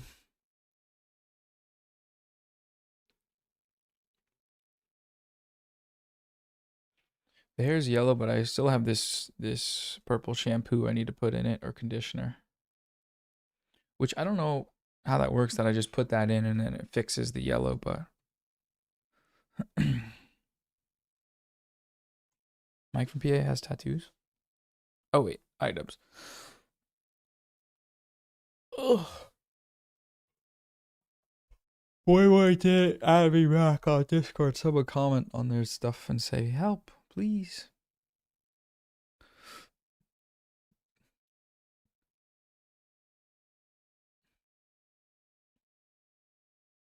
It's a magic potion. I will wait for Justine. I'll message Justine.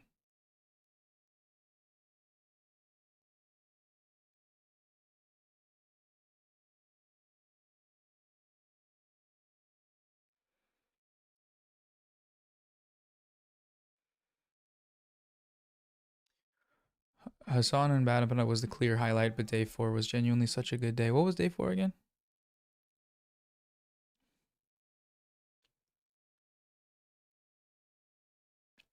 Oh, I think we're well over 500k because this one we have to add to the one on top because I'm a silly guy that did not realize that um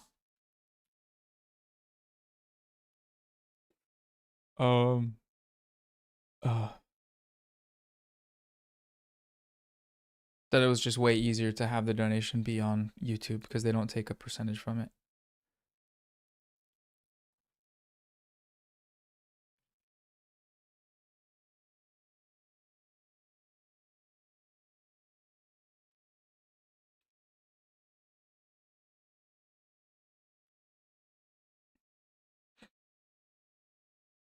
Yeah, all these need to be added together.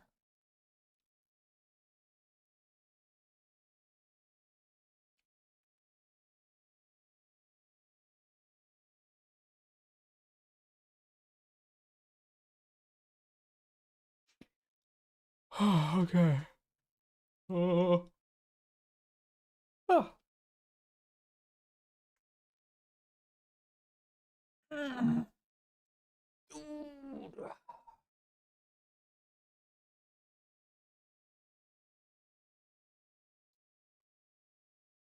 Boy was right. No, could you start a streamer organization with all your guests? It could be an org for good. Yeah.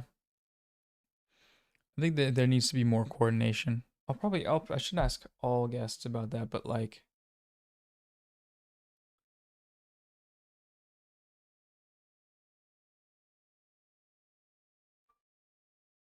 because I don't know, the constraints of the medium and the platform are you organize by collaborating on YouTube.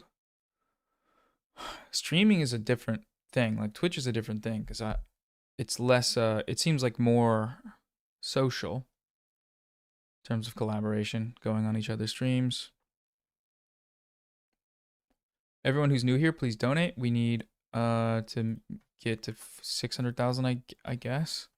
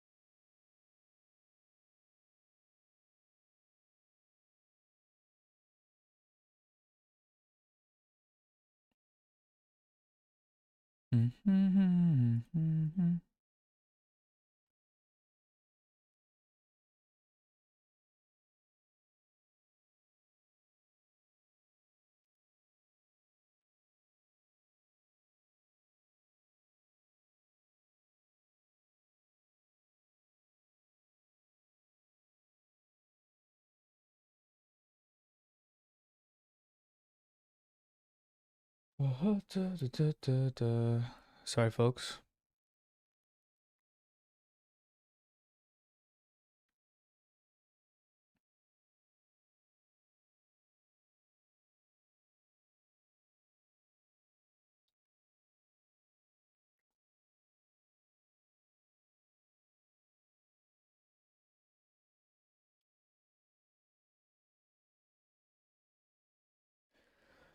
Thank you for the $30 donation. That's great.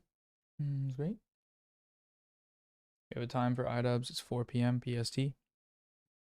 I guess it's not confirmed, but it's basically confirmed.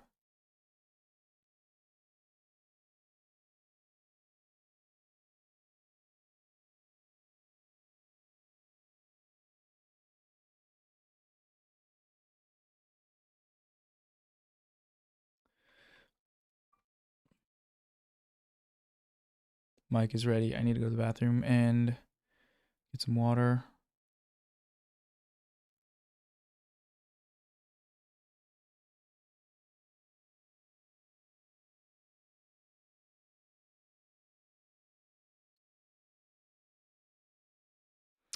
Oh, Overzealots came on the second day, I think.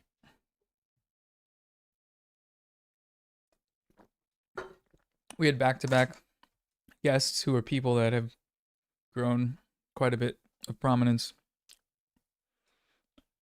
thanks to Ethan Klein's dumb bullshit. That's crazy. One guy being a moron freak Zionist has brought this many people together in some ways. Obviously, there's a lot of other stuff related to it and other guests that don't give a shit about this stuff. But to raise $500,000. Okay, I'll be right back. And right after we will have Mike from PA on the show.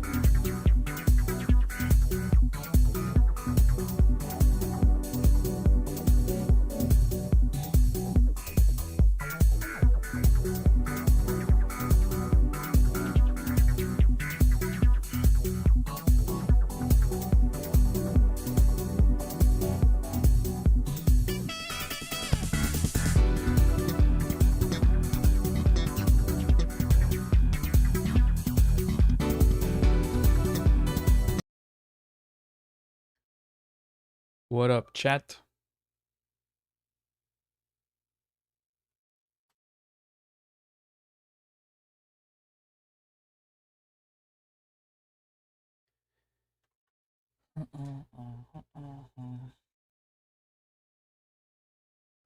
Please donate before we start the show.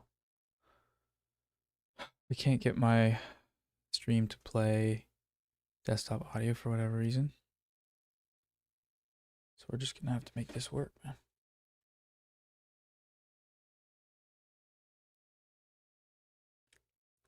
That's the camera that Mike is gonna see. But I have to disable it so that we can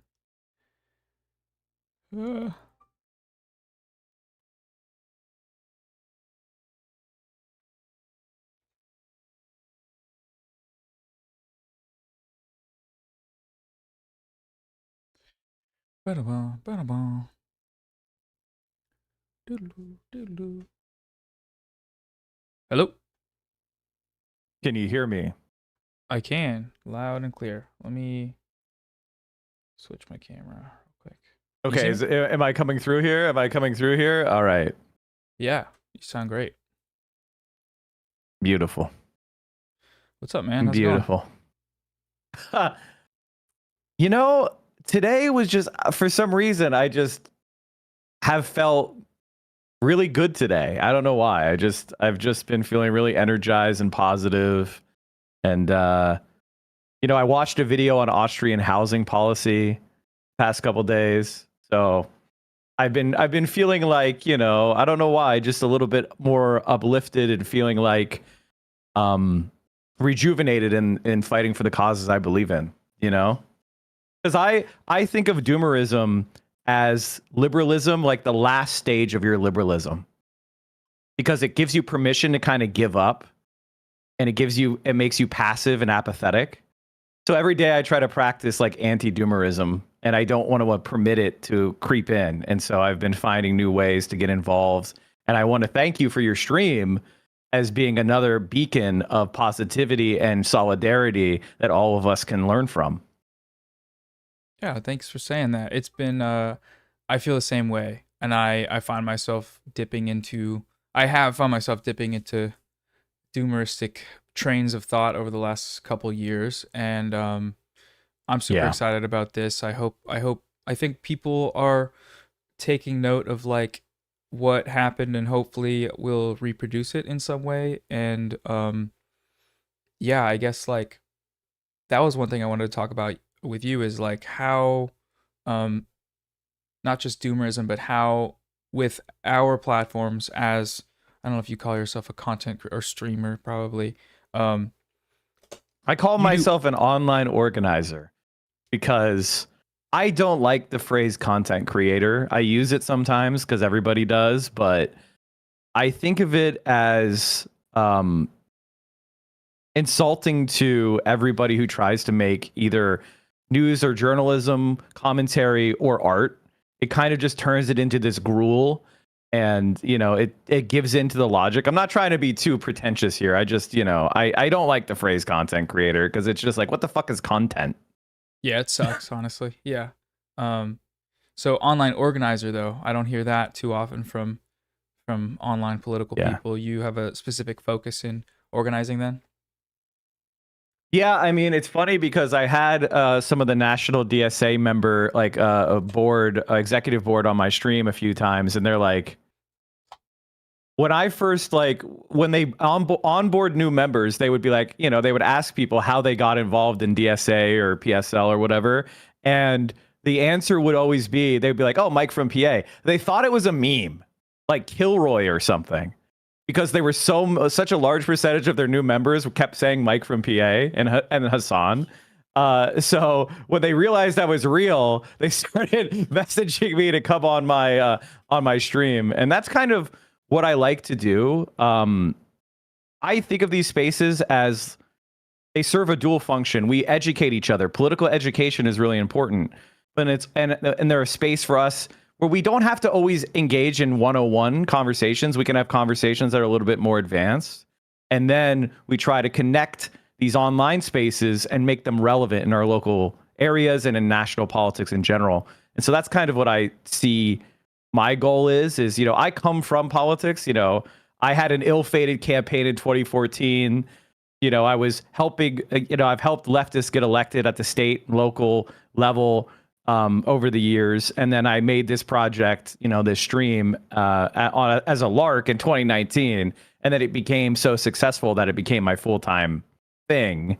And so I try to pay back that, incredible luck that I've gotten and return it back to society and the community that I'm a part of. And I'm a little bit pugilistic.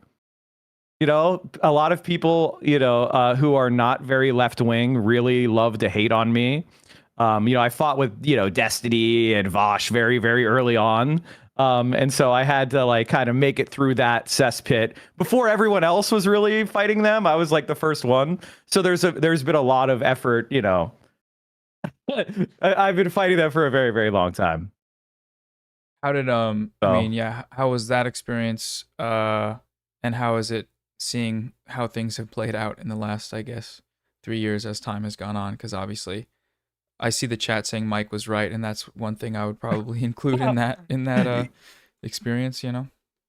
I think that particular meme has started because of the 2024 election in particular, where I picked 49 out of the 50 states right, and kind of was one of the few people on the left who was just very, very pessimistic about Kamala Harris because of her support of the genocide. And I know how to analyze polling, and there was a lot of wishful thinking going on. And so, I was able to say hey, she's going to lose. Gaza is going to be a major part of that. The internet isn't just the internet. It is real life now. Something like 95% of people are on the internet pretty regularly now.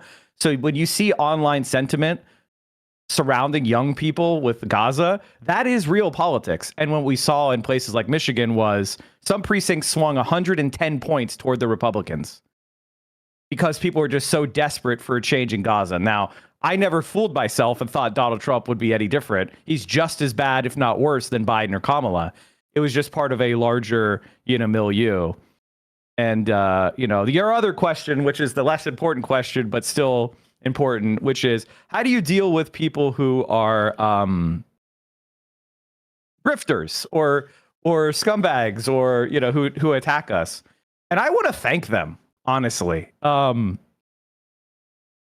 Because, first of all, just the logic of the internet is engagement is what gets you promoted.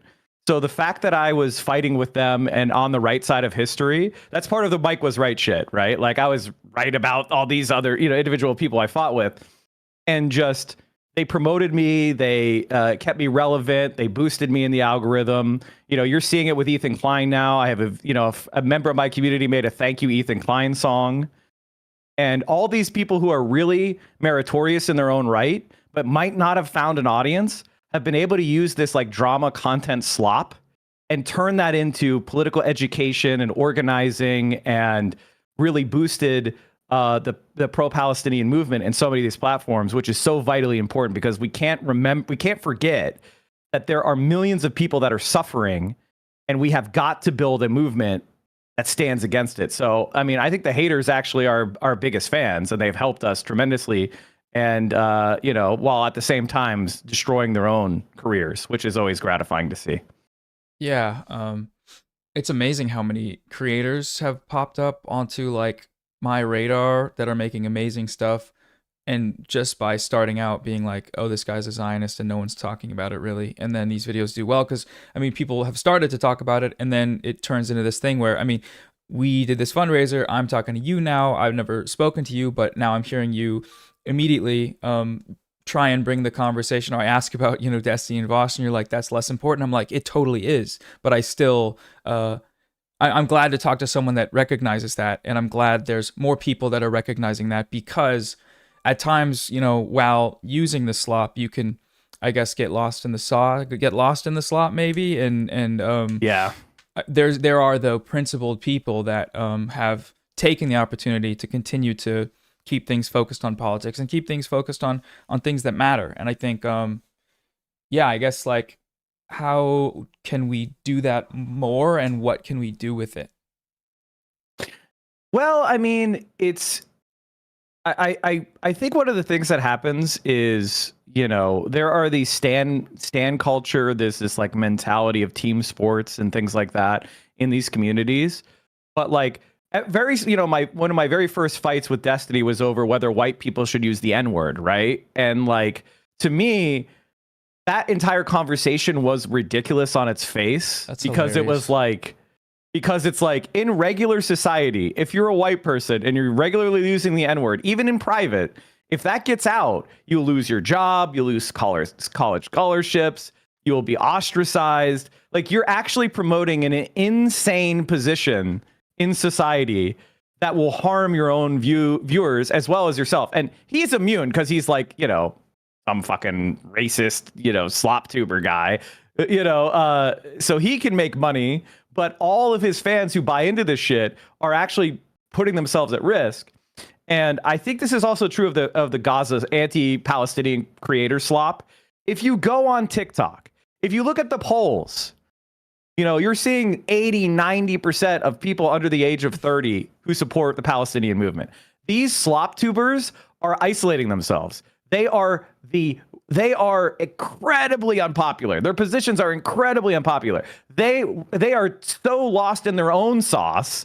And that's why you're seeing things like Ethan Klein's subscription count, you know, cratering. I think he's down like hundreds of thousands of subscribers, while Hassan's continues to go up, even on YouTube, which is not Hassan's main platform, right? And you see the same thing with, you know, yourself, Denims, all those great, you know, people that you have highlighted and collaborated with. And I'm so gratified to see that. For me, it's just, we're winning. And they've created these kind of like bubbles for themselves, these delusional bubbles. And they have these hate communities, which are full of like very highly engaged and organized people, but a very small population of actual, when compared to the great masses of the youth.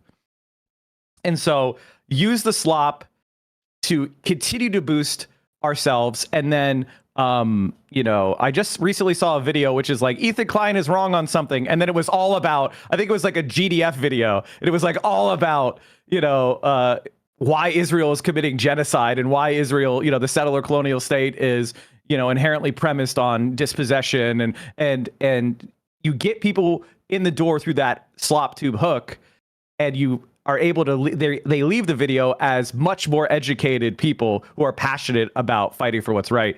And so I just want to thank them. Keep it up. You know, fight with us more. You know, I know all of us have tremendously succeeded, and I am passionate about these causes. So I'll talk about them until we no longer need to. Yeah, I like what you said about the internet being, you know, a reflection of wider politics in ways that I guess it's kind of underplayed, especially by, I think, creators, where they're like, you know, a lot of times they're like, I'm just doing this stuff and I don't really know how it matters. And, you know, 3% of the population uses Twitter or whatever, sort of, it's probably more than that, but, and then relating, I think it's like 25 or something, but yeah, it's larger than 3, but still relatively small. But then, you know, it is ultimately a reflection of, it can be a reflection of broader attitudes, and kind of what you're talking about in regards to like these communities of people where they're on the wrong side of history, and the numbers are going down, and that is making the people who remain even more extreme and even more self-incriminating in a way that, and delusional, and even more delusional. Yeah, exactly. Delusional, and it makes their rhetoric less convincing. And I feel like there's a corollary drawn there with Israel and actually advocates for Israel and regular Correct. people, where you're like, you can't Yeah. keep defending this thing, this settler colonial state that's built on these lies. The more you look into it, the more people talk about it, the less people will support it, because the more clear the picture becomes about the I guess sort of moral landscape of what that means. And that's a super positive thing. Shifting attitudes towards Israel and growing extremism towards these or from these communities that continue that process, I guess. Yeah, I mean, but we are in an existential moment. I feel like when we're talking about these culture, this internet culture shit and fighting with these various idiots and the scumbags, we shouldn't forget that we are in a moment of tremendous instability and tremendous risk for the Palestinian people. We had the event of this week or yesterday, which was the Israeli embassy workers who were shot down in Washington, D.C. I know that you and I both condemn violence and any breaking of the law, because that is the parts of the terms of service of these platforms. So we would condemn that, because our platforms depend upon us condemning it, and we don't believe in violent action, random adventurous violent action being a solution. And not even necessarily condemn, but don't promote and do not advocate for, maybe. Or exactly. But exactly.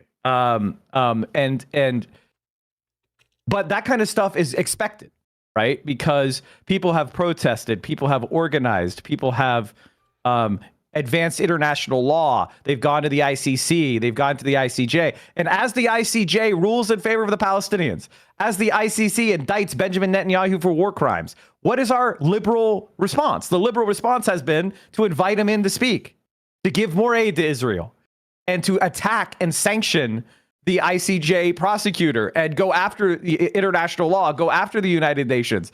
So, people are seeing a live stream genocide, and they're also seeing these institutions of liberalism, which these people that we mostly fight with claim to be liberal. Those institutions are being destroyed, and they don't even attempt to talk about it, or, because their position being in support of Israel is completely incoherent. It's actually doesn't line up even with liberal values, let alone socialist values or leftist values. It's like, if liberalism is supposed to believe in human universals, and the Enlightenment and universal rights and freedom of conscience and freedom of religion and, bodily autonomy and all these concepts that we hold so high, from the liberal canon, they're all in the wood chipper. They're all in the shredder in service of this settler colonial project and American imperialism. And it's pretty much, it's radicalizing millions and millions of people to considering maybe we need even bigger change. And, that's the silver lining. But the black cloud is the fate of the Palestinian people. So every single one of us has to do everything we can right now to try to save them. And I don't know about you, but my heart is fucking like torn up every day. There's a pit in my stomach because of this stuff.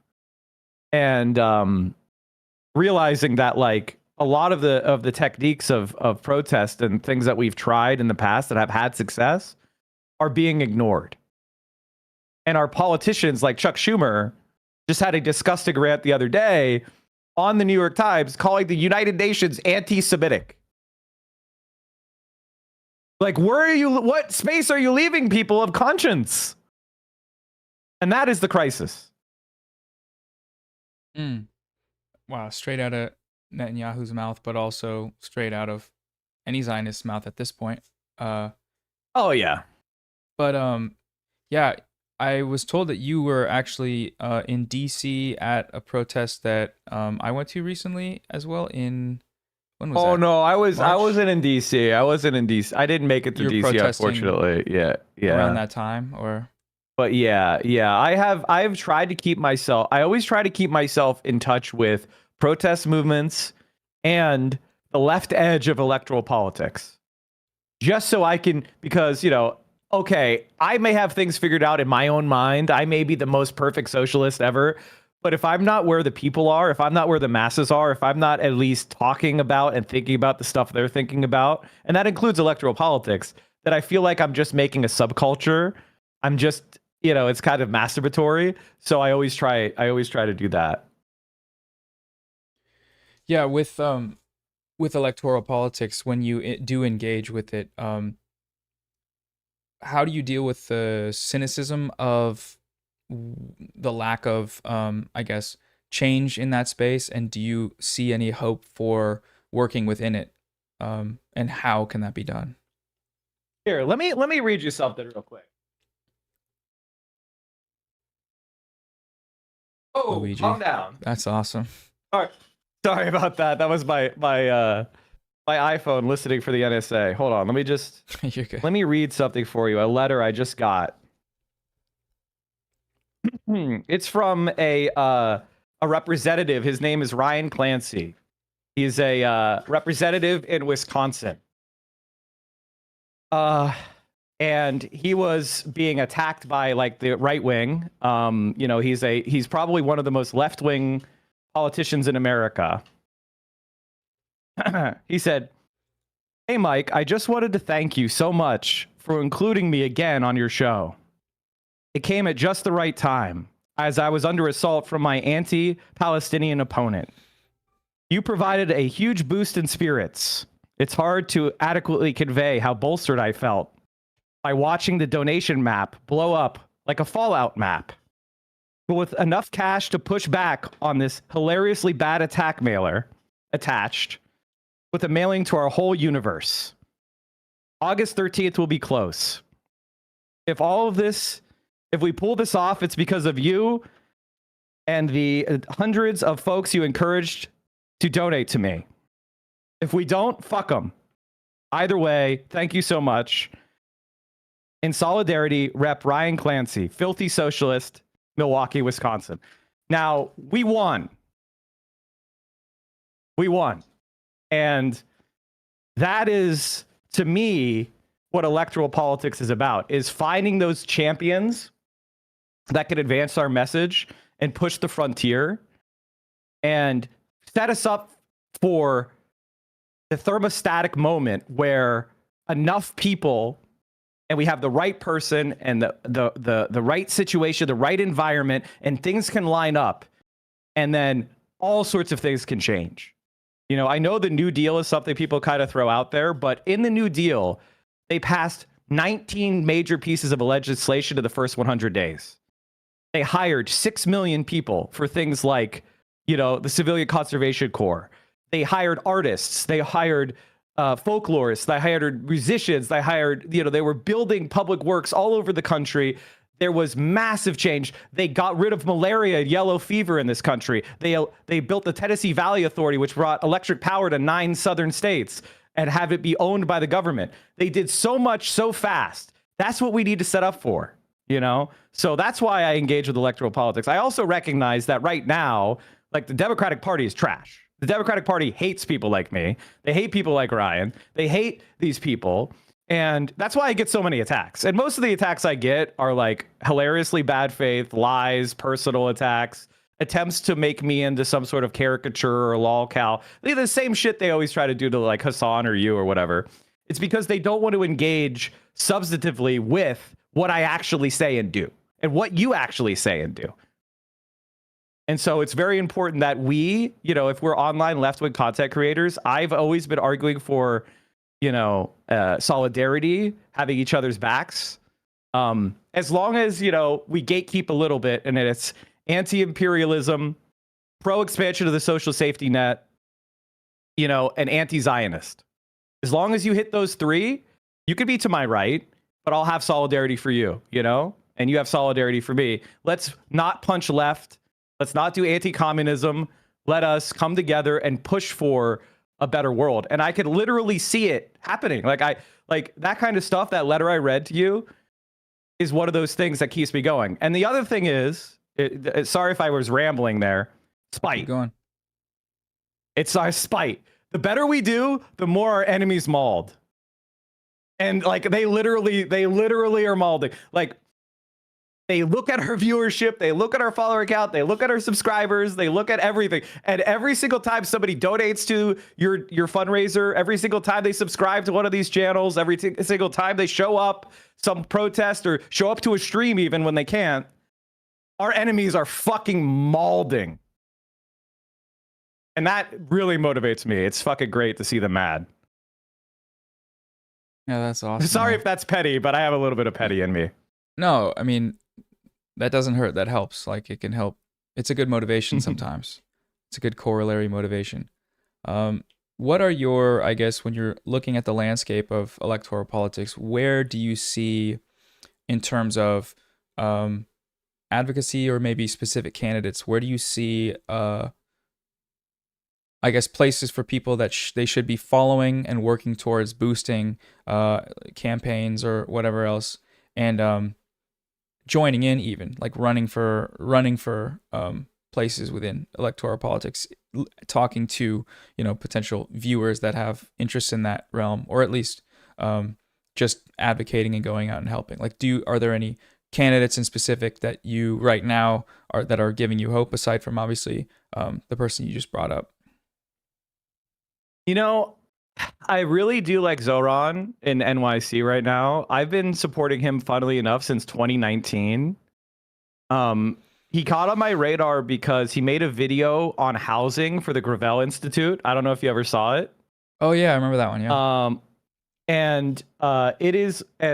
I spent a lot of time in Vienna myself, because of my family, and so I know about the Gemeingebau and Karl Marxhof and social housing, and how, like, I think it's over 60, close to 70% of people live at social or public housing in Vienna, and it is the most livable city in the world, and the public transit is outstanding, and you don't see homeless encampments and things like that, and how doable it is, and how easy it is, how shockingly easy it is, because the Austrians are happy to tell you about it. They're happy to help you do it. And the fact that we're wrestling with things like, Ezra Klein's abundance nonsense of, like, deregulating developers is going to fix our housing crisis, when we have a working model right in front of us that's a YIMBY left model, and it works fucking perfectly, and we can't convince people that is what we should replicate. That is, I don't even know what I was answering. I started rambling about that. Oh yeah, who I like. Zoran, anyway, yeah. Zoran.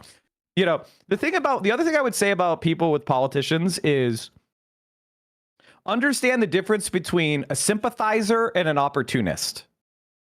Okay? A sympathizer is somebody who believes what you believe, but they use dog whistles and they shade it, and they try to, they're triangulating for acceptability, but fundamentally they're with us. And somebody who is an opportunist who's just trying to use the movement for their own gain, and they believe in nothing. Zoran is a sympathizer. All right. Somebody like, who's a good example of an opportunist? Pete Buttigieg, Gretchen Whitmer, Andy Bashir. Like, these are examples of opportunists. They don't believe in what you and I believe. They're just going to use various, like, social media trends to try to get attention. And so I don't expect sympathizers to say exactly what I would say when I would say it. I let them, like, have a little bit of space so that they don't get, like, completely discredited as being an extremist. I don't expect them to go out there and say, like, destroy the Zionist entity. Like, if you're expecting a politician to say that in America in 2025, then there's never going to be a politician you could ever work with. And it really betrays a lot of leftists don't really understand what is needed in this moment. Israel can only exist because of American aid and military support and diplomatic support. We don't have to invade Israel to stop the genocide. We have to just stop giving them the bombs and the fighter jets and the money and the diplomatic cover. Like, all we have to do is pull back, and the genocide will be stopped, because they can't do it without us. So, like, expecting somebody to be like, I'm going to do a military invasion of Israel to stop the genocide, you're going to be waiting forever. So, anyway, I don't know if that makes sense. When I was going to ask about Zoran and specifically. avoid opportunist. Go ahead. Yeah, that makes sense. About Zoran specifically, he's been getting a lot of heat in the last few days because of something he said in an interview about Israel's right to defend itself I think someone asked him, and he said they had to. affirmed it. Somebody asked him if they have the right to exist or something like that, right? Yeah, and seeing a lot of flack towards someone like that for something like that. How can that actually happen in a productive way in terms of like people criticize him for the rhetoric and say like, well, you know, you probably shouldn't say something like that, and he probably doesn't necessarily even believe it. But you're having to capitulate to the rhetoric of being within mainstream politics. And so, if people online are getting really mad, maybe there's validity to what they're saying, and maybe you understand why that's upsetting, especially in this current moment. But at the same time, like you're talking about, like being able to identify, like saying basically, fuck that guy, I will never vote for him, or, I don't want to hear anything else. That's fucking idiotic. Yeah. A couple things. First of all, the people that are mad are totally right to be mad. Like, he said a dumb thing. Like, he should have said, I heard recently somebody give an answer that I thought was really good to that question, which was, do you believe Israel has the right to exist? The answer was, Israel exists. It's a state. It's part of the United Nations. We recognize that reality. Israel exists. Okay? But they don't have the right to commit X, Y, and Z thing. Right? And that's what I want to, that's how you talk about it. Right? You don't go like, Israel has a right to exist, which is really implying that Israel has a right to be an apartheid state that, is an ethno-supremacist state. And it's like, no, he clearly doesn't believe that. But he also doesn't want to fall into a trap where he could be like, this guy supports Hamas killing all the Jews, or whatever the fuck. They're trying to get him to say something so they can mischaracterize it as that. And so I get why people are mad. Like, if this thing is going to change, we're going to need people that have more harsh rhetoric for Israel, and they have to cross into the mainstream. But at the same time, I understand he is with the movement 100,000%. He says that he would like arrest Netanyahu. Like, what are you people talking about? Like, if he wins, that will substantively advance the cause of Palestinian liberation. If he loses, then you're going to have a mega Zionist who's using the New York City government to promote Israel. Those are your choices. So you should criticize him, but you should keep the criticism hinged, and you should recognize him as a sympathizer. This is my take. If you disagree, I'd love to hear a disagreement. But like, I trust him enough, and sometimes I'm going to get lied to, right? Sometimes I'm going to get tricked. Sometimes people are going to fool us. But part of being a mature adult is recognizing that we have to make some of these distinctions. And I think yelling at him is totally right. Like, that was a dumb thing to say.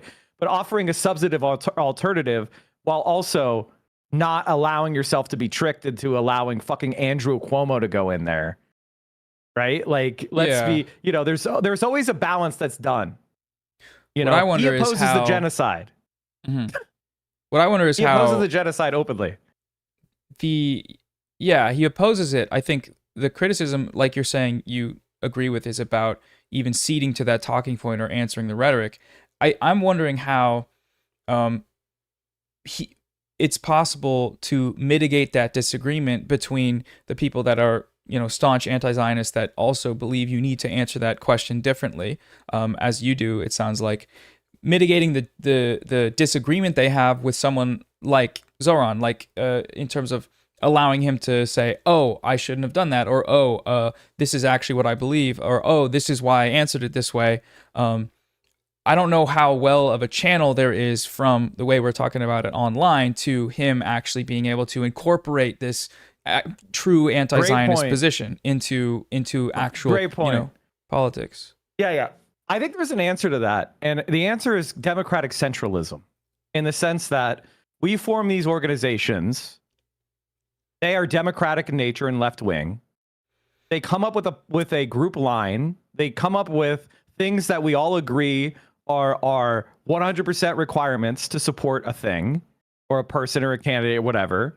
And if somebody wants to align with that group, they have to adhere to the line that we set.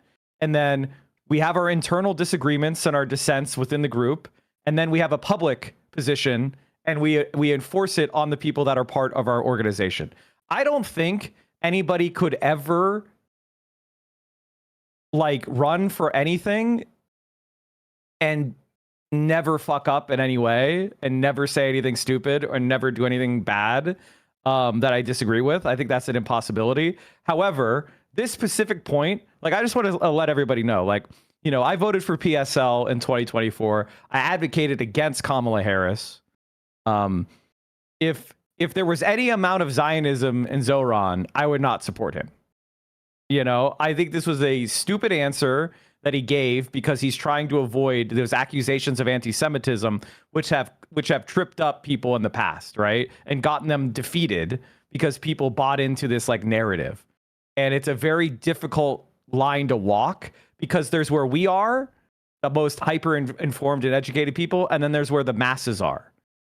And so we have to figure out a way of bridging that gap, while also, as I said before, making sure we're electing sympathizers, not opportunists. There's no clean line. This is electoral politics in a nutshell. It is a dirty game. There's no clean line. There's no easy answer. But if you want to be involved, that's, you know, what it's going to take. And, you know, it's very easy to consider yourself the most pure person. It's an easy project to like say that this is the not right answer. It's very hard to build something that could actually contend for majoritarian positions. You feel like there needs to be, I guess, some I don't know. I was thinking about I don't know if you watched the conversation between Hassan and Bad Empanada.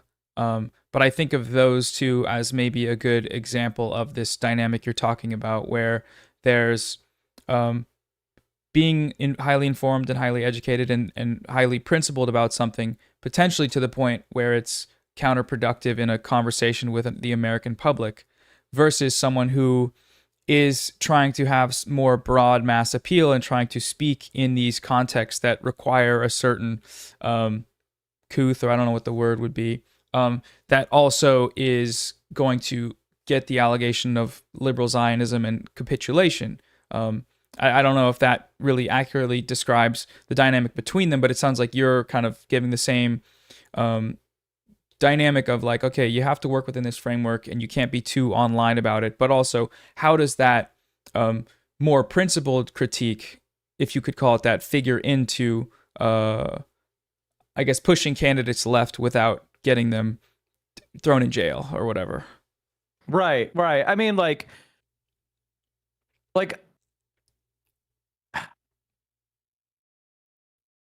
we exist in, there's legal and illegal spaces, right? You read Lenin, he talks about the value of like legal Marxists versus illegal Marxists, right?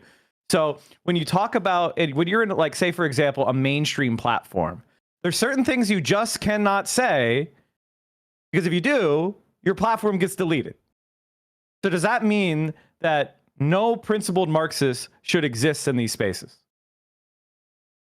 If you're not Fed posting, you're not a real Marxist, that would be an insane position. So I kind of continue. It's like, you know, I really like Bad Empanada. My personal take on the Bad Empanada versus Hassan division is yes, and we need to have wide ends of the funnel. I think I talked about it with the Deprogram guys on their podcast like 6 months ago, but you need to have the wide end of the funnel, the part of the movement that is oriented more toward normies and is going to bring more people in. And then you need creators that are going to be more exacting and more principled and maybe a little bit more advanced in the education they provide, all focusing you toward becoming a political actor, becoming part of the hardcore left, right? And it is our job to create that continuum. It is the job of the people at the start of the funnel not to punch left, which I absolutely never do. You will never see me punching left. I do not do it because I think it's wrong. But you also need the people that are a little bit further down the funnel to keep that funnel open, right? Instead of closing off into a subculture, right? And because it's comfortable. And so this is, you know, there is no easy answer. In fact, it's not even really my favorite topic because it causes people to melt down. You know what I mean? Like, it's not exactly the best one for motivating people to get involved, but we need stupid, sexy Hassan, and we also need gadflies. We need people that are telling us you're not good enough. you fucked up with this answer. And that's how I feel about it, right? Like, but I'm not going to like cut off my nose to spite my face and there's always a balance. There's always a balance. Kamala Harris is a genocidal maniac. Zoran wants to arrest Benjamin Netanyahu. I think equating the two of them would be insane. Yeah, I'm not super familiar with Zoran's politics, but I know a lot of people seem very supportive of him, and yeah, like the backlash to what he said even seemed far more measured than what I would have expected from a Democratic candidate, right? One question I had was, how can we push someone like AOC left on Palestine? Is that even possible at this point? Or it is, I mean, I think we already have. I think there's two parts of it. I think we have pushed her left. I think part of the problem with somebody like AOC is that if you're looking at AOC and you're like, oh God, she's not left wing enough. I agree with you completely. However, I don't want to hear that same person then go like, man, have you heard of Andy Bashir? That guy's really exciting. Or have you heard of Summer Lee? Or you've heard of Rashida Tlaib? Those people are really, or you heard of Ilhan Omar? Those people are really exciting and cool. And it's like, they are the same thing. Right? Right? Well, not Andy Bashir. Andy Bashir is a right winger. But you see what I mean? Like they are all pretty much identical on the substance. Like on the votes. They're friends. They're closely allied politically. So I think I would like to see a little bit more sophistication from the people making critiques, because it seems that they don't get that basic fact. And the other thing I would say is like somebody like AOC or Bernie Sanders. Bernie Sanders, for example, is way worse on Israel than AOC. Like way worse. She is significantly to his left on Israel. She's calling it a genocide. She's saying that we should cut off, aid to Israel. She's saying that Benjamin Netanyahu should be prosecuted, et cetera, et cetera, et cetera. Whereas Bernie Sanders still says like Israel has a right to defend itself and shit. So the first thing is, I would say we already succeeded. Number one, we already pushed her left. The second thing is, the main problem with AOC is her popularity comes from her social media. Right? Like she's popular because millions of people individually like her and know her, as opposed to what I hope to build, which is a left-wing machine where people come out of organized labor, they come out of like left-wing movements, they come out of maybe more radical or vanguardist formations like PSL or whatever, and they are products of the movement themselves, as opposed to like online famous politicians. So I always see, again, going back to Lenin said that with politicians, they're temporary allies. Like if they're going to work on a project on our terms and support what we're doing, then we support them in kind. But we recognize that, bourgeois democracy is not going to deliver the future we want. And we should be building our structures to continually offer critique and criticism and power that comes outside of just relying on that politician. I think there's like an excessive fixation on AOC, but also an excessive like not fixation on any kind of alternative other than kind of, I don't know, bloviating. How can we push, or I guess capture the types of people you were talking about in a sort of mass movement way, in a sort of I guess proletarian way, with internet content? Because a lot of times I get the feeling that it's kind of an oxymoron. People that have time to sit down and watch streams, people that have time to watch a bunch of YouTube, typically aren't the type of people that are involved in that sort of thing. Not to call everyone unemployed. Not necessarily. I think so? what you're talking about. Oh no, I totally get what you're talking Maybe about. hyper fans. What they would call. We are basically most people that are like on streams and stuff. They're like what they would have called the intelligentsia in the past, right? Which is like they tend to be either upper middle class or middle class themselves, or they come from those kind of families. They have college educations. You know what I mean? Like they're not necessarily rich, but they have the opportunity of not being totally hand to mouth or proletarian or really working class. And this is a problem with DSA. It's a problem with PSL. It's a problem with every kind of like left-wing movement. Is how do you connect like what would have been called the intelligentsia to the broader movement, the working class?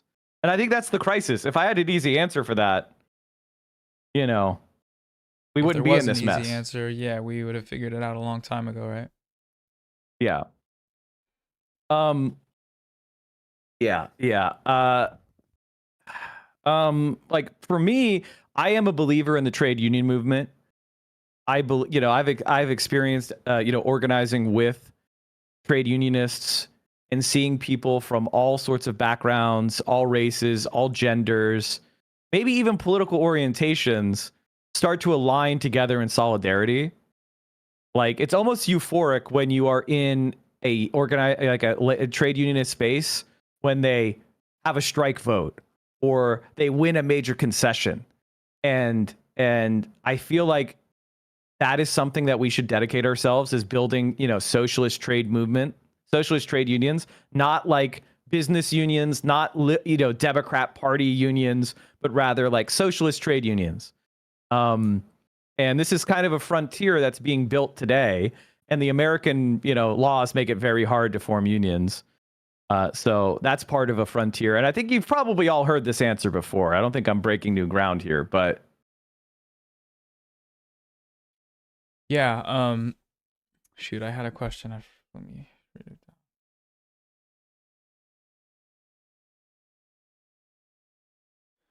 I was gonna ask, like, with you, I don't want to get like too personal, but with you in your sort of politics now, in your experience of your growing, I guess, as a person and learning about politics and your political journey, have there been any points in time that have been very significant in terms of seeing how leftist politics can affect the world, or seeing how the necessity for them, I guess?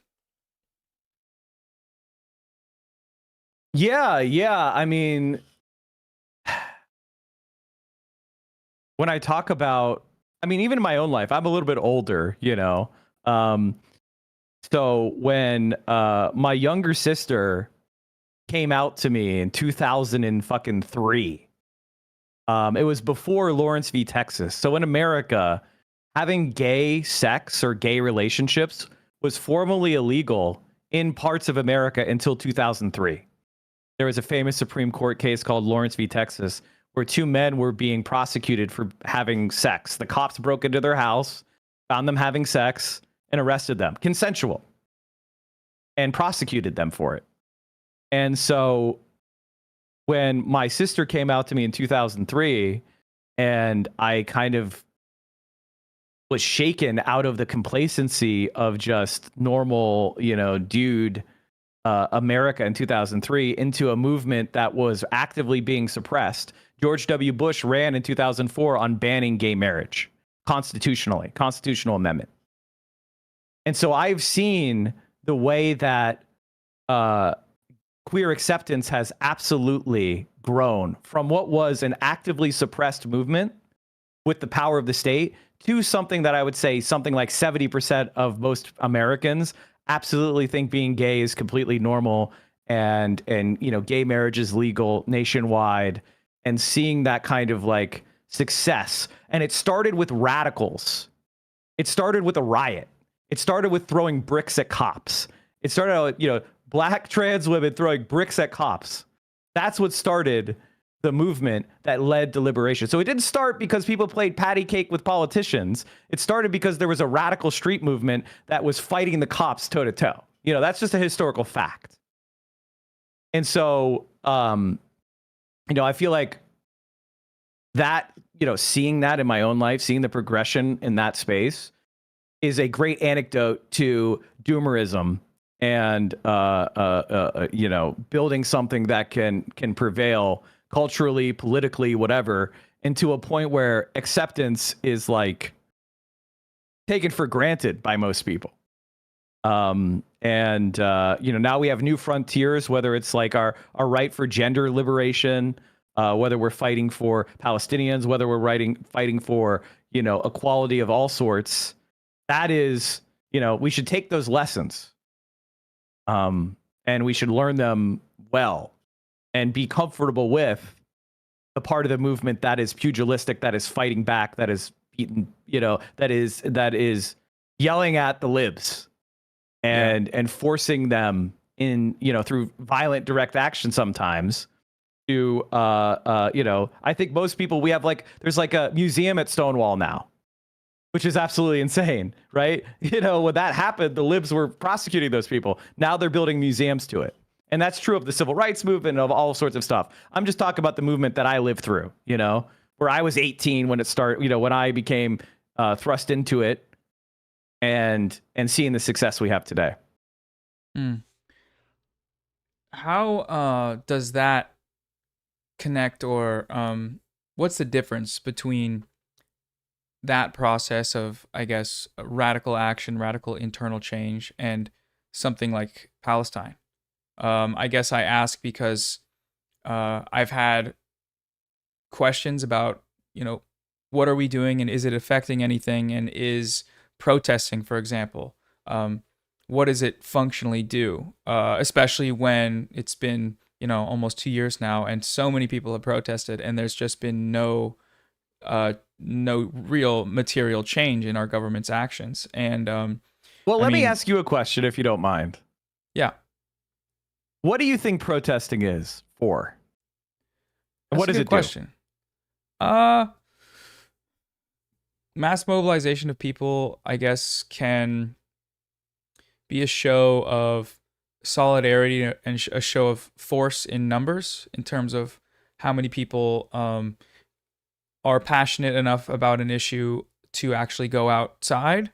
And I guess on top of that, there's a kind of solidarity and network building of being around a bunch of people that also feel strongly about something, and that strengthening your own views and resolve about it. And then I guess the direct communication people have while they're at protests to, build better things in their local groups or local organizations. Those are the things that pop out in my mind, but there's probably more. No, those all make sense to me, The thing about protests is it's a modern phenomenon. Like the protests that we think of today with placards and marching down the street and things like that. Like that's more of a modern phenomenon that grew with mass media. I think of protests as like a media play. It's like to get attention. And as you said, show of force. When hundreds of thousands of people hit the streets and they're all carrying a message, that wakes up, the powers that be, that there's a risk here. A risk of what?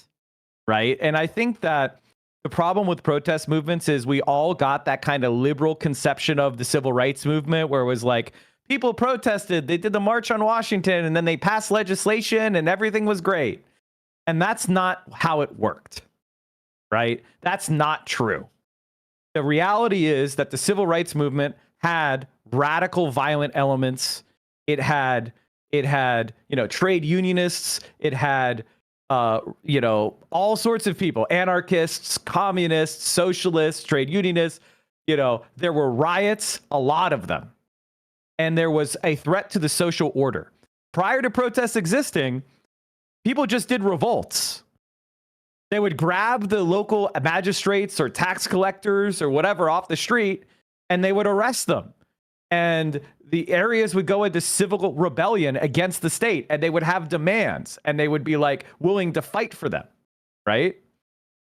So I think a lot of us think of protesting as if we just do what we saw on the TV and history class, it's going to result in X, Y, and Z.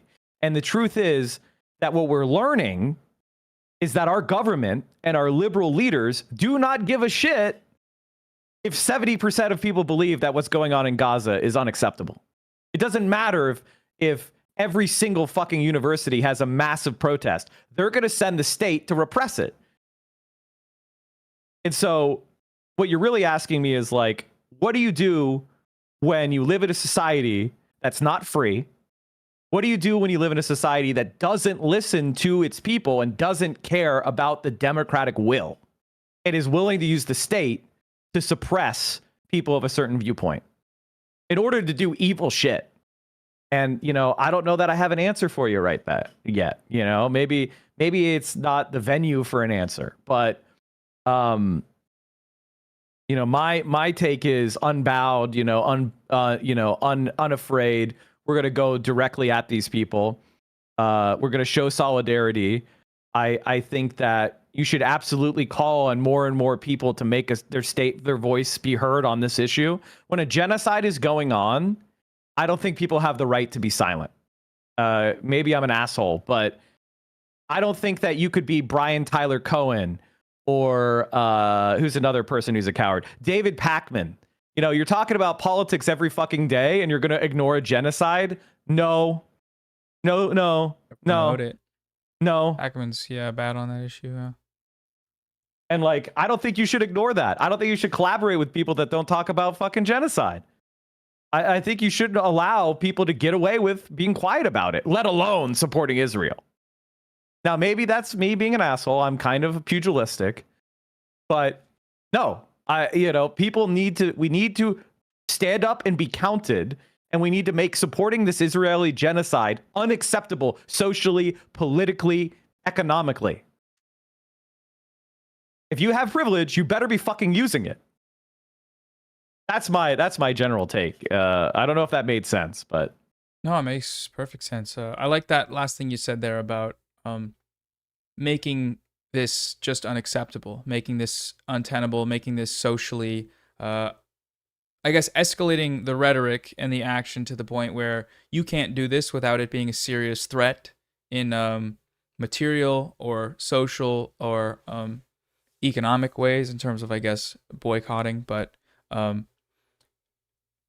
like, don't you take your business elsewhere, if you can. We have to, and I think a lot of people, I think the main thing that I'm trying to educate people on right now and make people more aware, it isn't just that like Israel is doing this thing. No, it is us. The United States is doing the genocide. Israel is the cat's paw. Israel is the puppet. They could not do it but for us.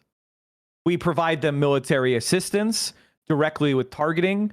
We are supporting them, with refueling planes. We have aircraft carriers enforcing, in the Red Sea, fighting the Houthis to keep shipping lanes open to the Israelis.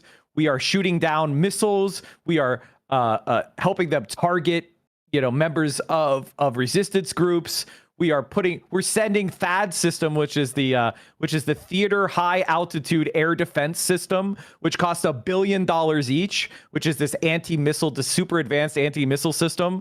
We're sending our troops to run it. 2 of them into Israel. There's only like 7 in the world. 2 of them are now in Israel. We are sending them all their bombs.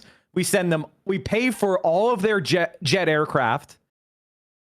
We send them the rockets of the Iron Dome, made in America. Israel cannot do this without us. We are doing it. It's not Israel doing it. We are doing it. We spent $330 billion cumulatively, on Israel. Like, this is not like, oh, I'm against it, but oh, it's Israel. It's not our problem. They're just doing it. It's horrible, but it's not our problem. No, they can't do it, but for us. We're protecting them in the United Nations. We're vetoing Security Council resolutions. We are, persecuting members of the ICC, the International Criminal Court. We are going after, the prosecutor of the International Criminal Court. We are going after the International Court of Justice. We are attacking South Africa. We are attacking members of the media. We are doing everything we can to support this genocide, including and to sending American troops into Israel. And, it is that, I think, is the thing that people really need to understand. There's this like idea out there that Israel would do it on their own, or like, hey, the US doesn't have that much power, or Joe Biden is doing what he can, or Kamala Harris is fighting for a ceasefire. Yeah, the working tirelessly bullshit is a fucking lie. And that's why I told people never vote for Kamala Harris. I was open to being persuaded. I was open to her saying, I'll do X, Y, and Z thing to stop this war. And I would have, held my nose and voted for her for that. But she said she would do nothing differently. And for anybody who's a lib, I doubt there's any libs in your chat, but if there are, and they disagree with me, if she had a different position than Donald Trump on Israel, she would have said something in the 6 months since she lost humiliatingly in the election. She would have come out and said, they need to do X, Y, and Z. Netanyahu is this. The only time she's come out is when Hamas released that American-Israeli soldier of the IDF, the prisoner of war that was released by Hamas. That's the only time she said anything, is celebrating them and their release. She said nothing about the war in Gaza. She has done nothing to indicate she would have done a single thing differently. Especially despite the direct material and political incentivization that Donald Trump, being the one doing this now, presents for her to say something. Like on top of not saying anything at all. And like when I went on Hassan's stream on election day to do like an analysis of Pennsylvania, and I said to the 300,000 people there, I don't vote for Kamala. Vote PSL. And I said that because of this genocide. I don't think genocide is ignorable. I don't think it's somebody who or something that you can ever look past. Because if you're willing to see children exterminated for your own petty gain, like, you don't think they would bring that same violence here? You don't think they would do something here in the same vein? If they can break international law wantonly, if they could do all these crimes wantonly for 18 months, and you're going to ignore that because of some petty fucking, program that you want for yourself, that is sociopathic behavior in my view, and unignorable. I have trouble. And so that's my view on that. So, sometimes people think I'm like kind of a sock dem or something. I'm not, but it's because I engage with electoral politics and say that, like, it would have been better if Bernie won than Biden or whatever. But on this stuff, I don't think there's any space for disagreement. I really don't. Yes, one thing you said in there about this potentially happening to us, and that being a kind of clear motivation to just see, like, say that it needs to stop because it's like this is setting a precedent. I get where that comes from, and I think a lot of times it can be compelling to point out, especially maybe a similar example as being like, this is your tax dollars that are being used to do this. We're tying it to a person directly, an American, and saying you are connected to this. I mean, those are completely valid connections to make. But I think that's an important argument to make. It's an important argument to make. My problem is, and maybe this is just because I've seen this every single day, the footage of what's happening, is that it shouldn't take an appeal to someone's own situation to get them to empathize with genocide being wrong and needing to do everything we can to stop it. And I can sometimes find it frustrating when it's like, okay, I get why you're saying that, but also why does it need to be tied to your taxes being affected by it? Why can't it just be, this is wrong, this is disgusting, we need to do everything to stop it? But I mean, I understand why. It's just I forget where I was going with that, but I'm sure you feel the same way, right? You're saying, like, why do they have to feel like they're paying for it to be against it? And can I talk about that? It'll be a little bit philosophical, maybe. So, like, I went to law school, and I've also, like, I specialized academically in political philosophy. And the reason why I bring this up is kind of understanding conservative mind. And I think liberalism in America is a conservative movement.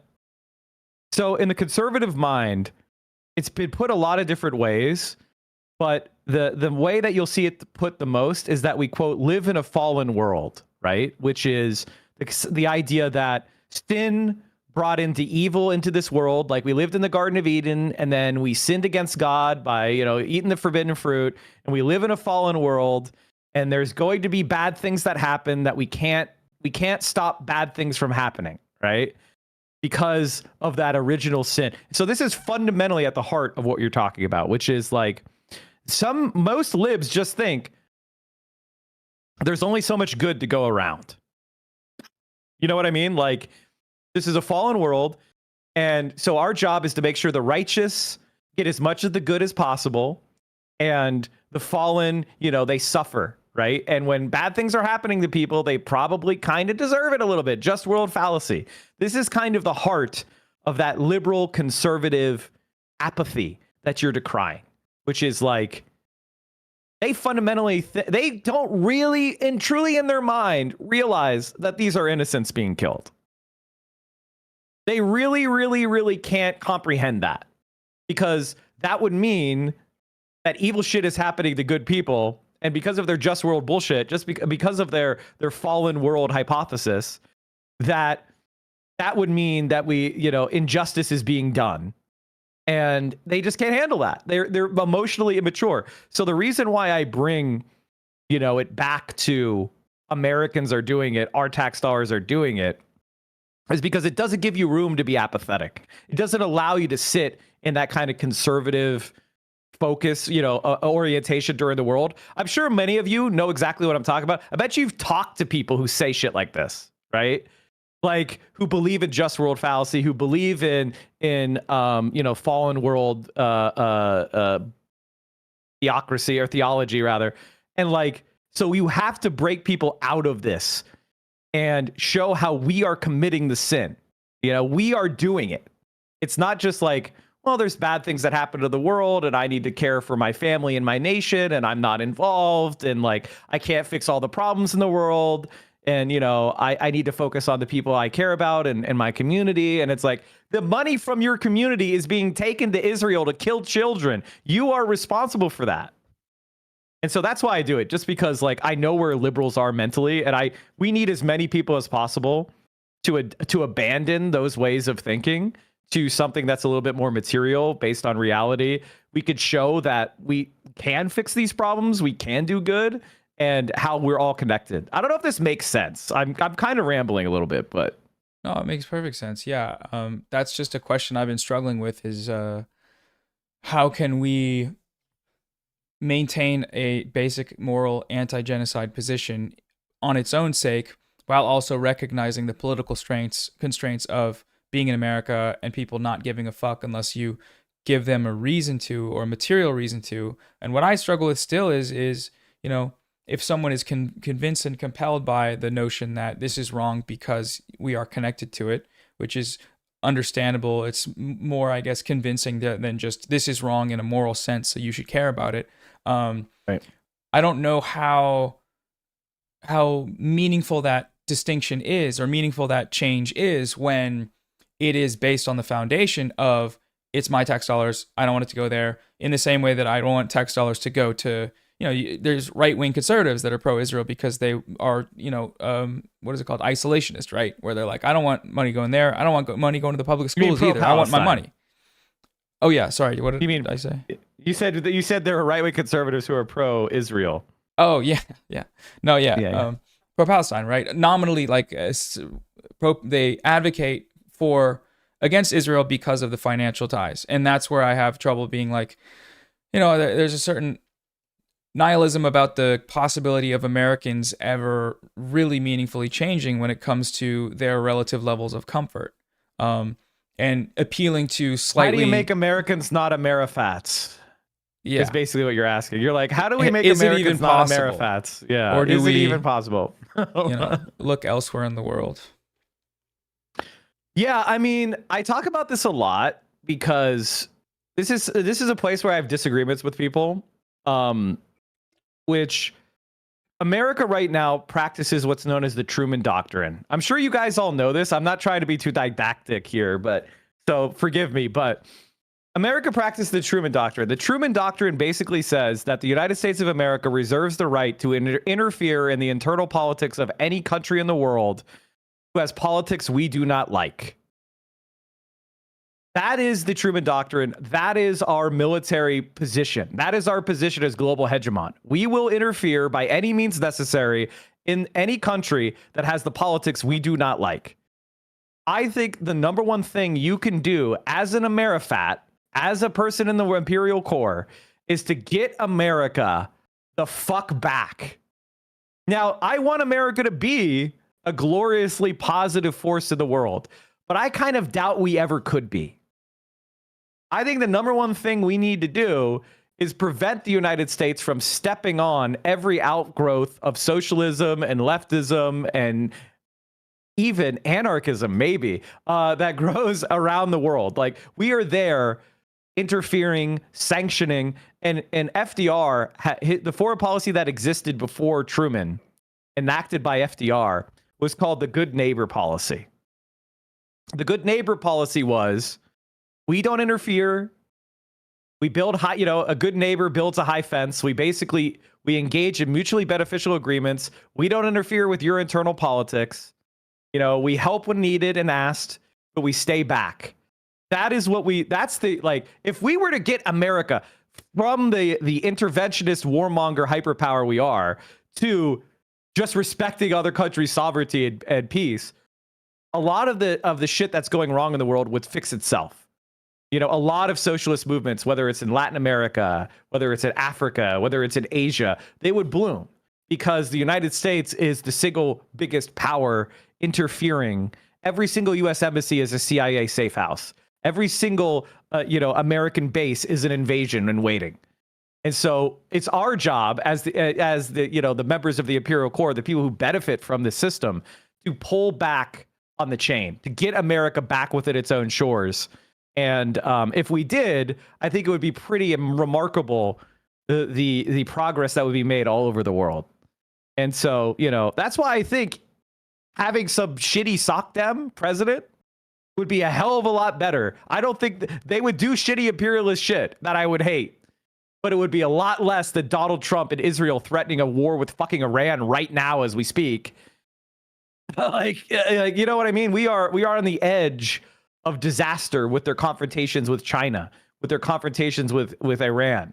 And I worry about the blowback that's going to come back to our shores and the fascist counter reaction and all those other things. So I think it's worth focusing on convincing Americans, hey, maybe we should bring some of that money home and build housing for everyone and high-speed rail and hospitals and spend on science and technology and cleaning up our environment and giving us clean water and air and, public transport and everything else that we all value. I think that would actually do pretty good. Yeah. What are issues that you find most compelling for people when talking to, I guess, a liberal or even a right winger, to get them to see your perspective and get them to, I guess, understand it and push them left, whether that's online or in real life?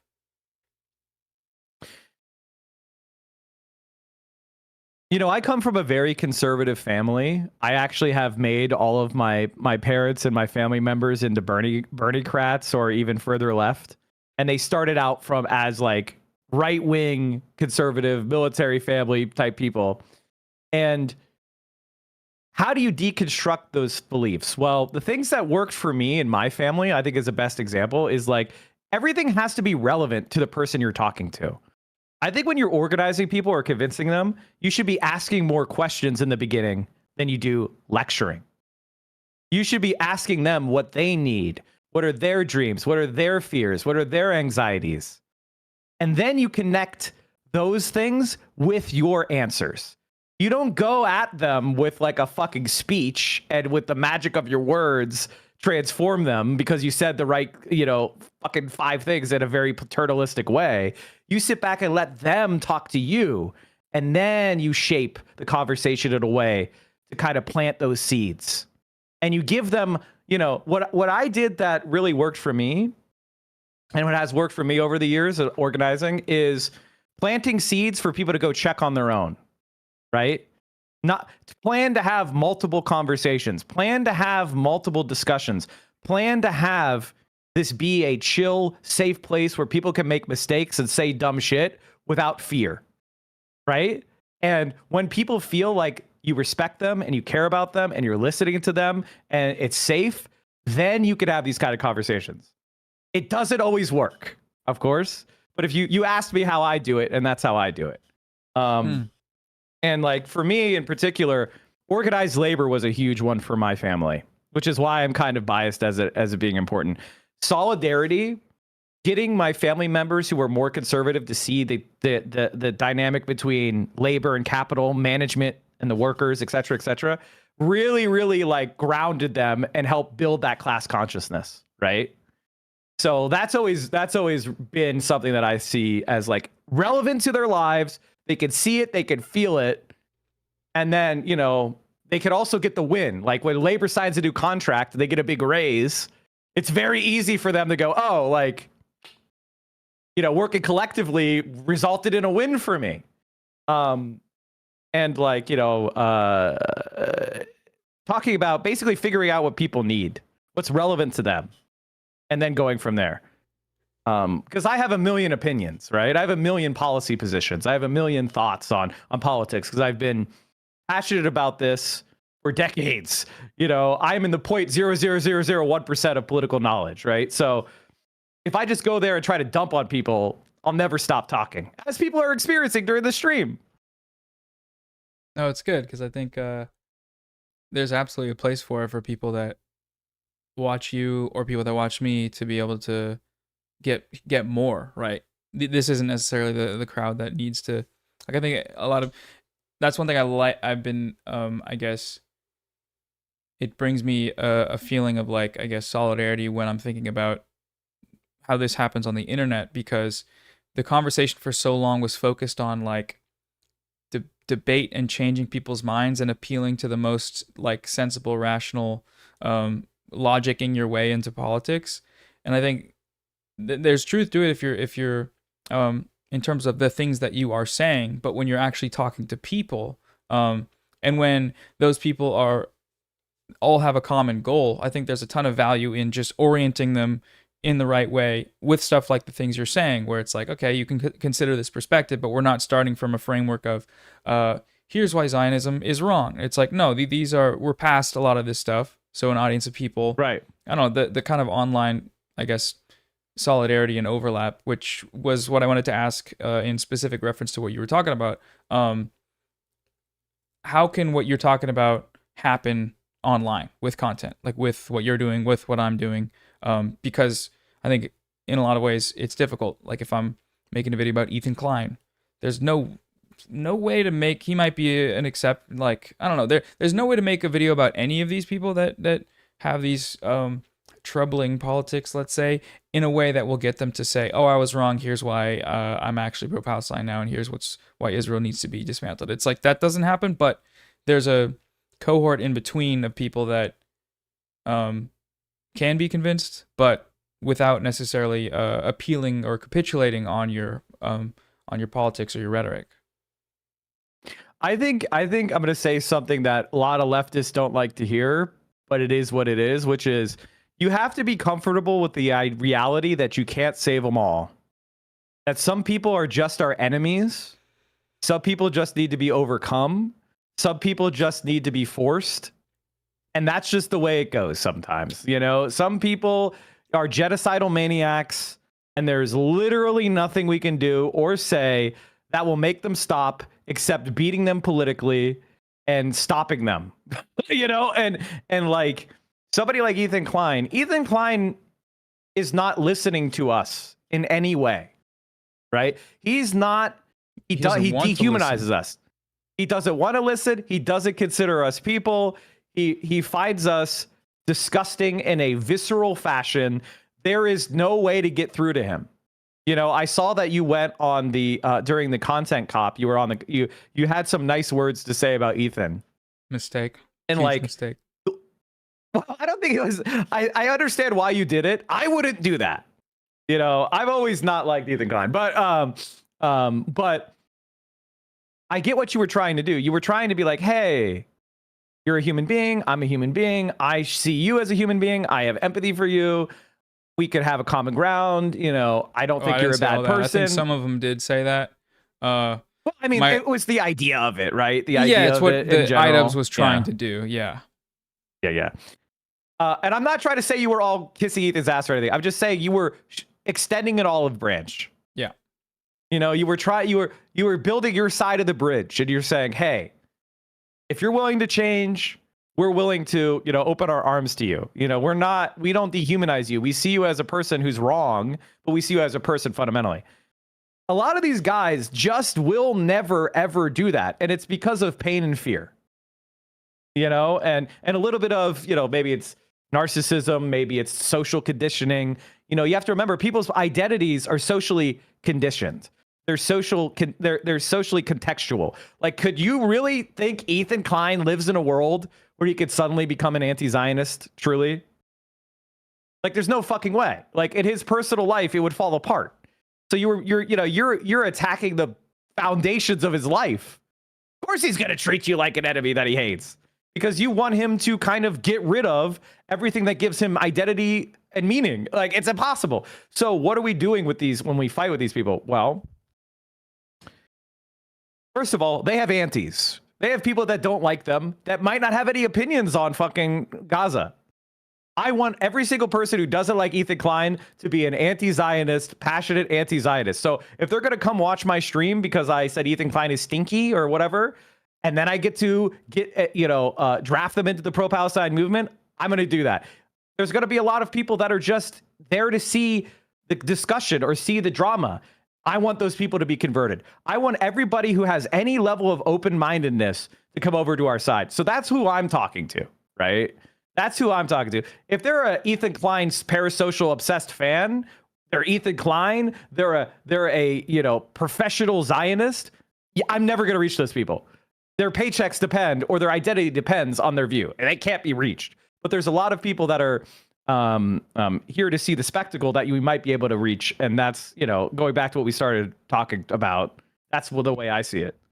I like that example because it's a little bit different from the things a lot of us focus on when it comes to talking about someone like Ethan Klein, which is like, okay, use him to farm views and content and talk about Palestine because he's being a Zionist, as opposed to doing that because he's saying some shit about some influencer, and you can make a video that even more people will see, that even more people who are uninitiated to the conversation will see, and then inject anti-Zionist politics into that. Like you said, if they're there to see you say he's stinky, like if there's an anti-fandom, that's even more. That's an even bigger pool of people than, I guess, when I made a video talking about how he's supporting a genocide. It's like a lot more people are going to see that, but also a good subset of them are in tune with the issue, which is why they're clicking on it more so than an entire different section of people that want to hear about internet drama on its own sake, like strictly about that. So I think that's something I hadn't considered, but I think that could be helpful. I'll talk to you about it like the way, like in politics. This is why I love politics and organizing is so great, because it's so applicable to other areas. When we're trying to form a campaign, right? We have this like imagine interlocking spheres, right? Where there's a smaller circle, then a bigger circle, then a bigger circle, then a bigger circle. With this issue, the very, very heart of the people that are going to watch our videos are the people that like you or like me, our fans, right? Whenever we post a video or start a stream, our fans are going to be there first. Then there's going to be the people that are opposed to the organization, so opposed to, not us, but opposed to whatever so say you're making an anti-Israel video, people that are interested in anti-Israel content are going to come to your stream, right? Or to your video, right? So there's like that circle, right? Where you're growing, or like say you're making, so that's a bad example. That's like, say you're making a video about Ethan Klein, right? The anti-Ethan Kleins are going to be the next people there. They're there because they hate Ethan and you're shit talking Ethan, right? Then the next circle is the issue people, right? People that are going to show up because you're taking a position on the issue, right? So every time we make these videos, And then there's a fourth circle, which is just people who want clout, right? You know, those are your slop tubers, right? They see that there's a big video or subject that's being like created, and they're there because there's eyeballs there. And that's like Ethan's big allies are all the slop tubers, right? They're just people that are there and they're triangulating to the other side. They don't believe in anything. They don't think anything. They're just there because they're there for clout. And so whenever I make a video, I'm aware of these like categories of people, right? And I try to make something that addresses each of those categories in a way that's going to pull them closer to me. And then there's this non-overlapping group of circles that are people that are just my opposition, right? That'll never get to them. And I'm okay with that. I think being okay with the fact that there's just an opposition to me that is going to exist until we win and make this irrelevant, that keeps me sane and it keeps me like, you know, motivated. Pissing them off is great fun. You know, watching them squirm is great fun. And so, you know, a lot of people, you know, one of the things I get criticized for is the fact that I find it funny that Ethan Klein is mad at me. And I just enjoy the fact that he's failing. And it's like, well, I mean, a little bit of spite, a little bit of fun. What's wrong with that? Yeah, I think Does that make sense? A lot of us. No, 100%. I love the circle analogy because when I'm writing videos, a lot of times I have apprehension about, okay, who am I leaving behind when I make this video about a certain topic and talk about it in a certain way, and like what audience should I target it at? And what I appreciate about what you said is that you don't have to choose. Like you can incorporate, I guess, broader perspectives and the way you talk about things, and also the framing of like title, thumbnail, even to bring in a subset of people that will have a varying degree of effect. If it's someone completely uninitiated to the politics, it might be like, oh, this person is a freak. Like, this sounds really bad. Let me look up what's happening in Gaza. And they're like, oh yeah, he's a real freak. Or the people who are already on the same page now see another example of how this is happening prominently in media, right, and they're strengthened in their resolve about what needs to be done about it or how it needs to be talked about online. And I don't know, there's all sorts of things that can happen at the same time. So I appreciate you bringing that up, because it's you know, it can get overwhelming trying to decide how to package things. And when you say YouTube, so you upload on YouTube as well, or when you say videos? I just started. Funnily enough, I basically decided, you know what, I need to get on YouTube just for platform diversity. So I just started posting some stuff on YouTube. I primarily am on Twitch at twitch.tv/central_committee. That's where I put 90% of my content. I have Mike from PA on Twitter and Mike from PA on YouTube. And I'm sometimes known as Mike from PA because that's my original like online persona. The original reason I wanted to come online to talk about politics is because I had that, you know, an intimate knowledge of Pennsylvania politics. And I have the ability to analyze it at a little bit more in-depth level than you typically get, like watching the news or watching like, you know, kind of broad discussions of the state. Like I've, you know, been involved in politics in Pennsylvania since 2013 myself. And, you know, I've lived all over the state. So that was my original specialization, but I just kind of became a little bit more of just a commentator as I've been successful. So if you would like to join in any of my projects, those are the places to go. Awesome. And yeah, I'm starting to get on TikTok too. Oh shit. I'm Central Committee on TikTok. I just started I'm like expanding my I'm really bad at branding. As you guys probably figured out. I'm on Central Committee on TikTok. I just started that as well. So we're doing all the things. That's awesome, man. Yeah, I think people are linking it in the chat, and I'll send it in there as well. I got somebody coming on in about a half hour, but if there's anything else you wanted to cover, the floor is yours. But all I wanted to say is everybody should donate. Everybody should if you haven't already donated, if you're here for drama, if you don't like either one of us, redeem your soul by at least throwing a couple bucks towards, and if you love us, donate even more. You know, go donate to the cause. It's absolutely incredible what you've managed to do. What are you at right now? 500,000? 510,000, 508,000, something like that. 500,000 is fucking crazy. Yeah, it's incredible. So that's amazing. That is incredible. That is incredible.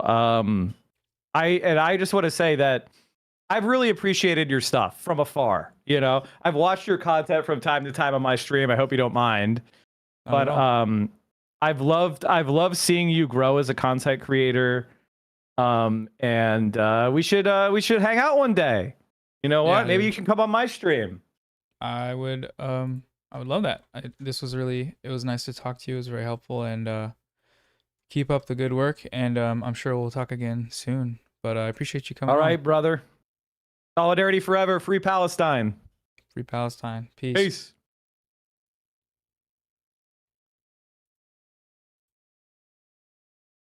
$5K during that. Dang. Good work, team.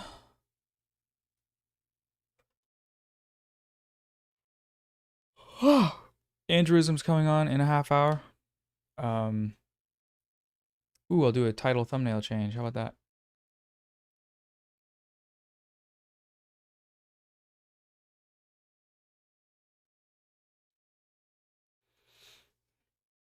Yeah, that was awesome, man.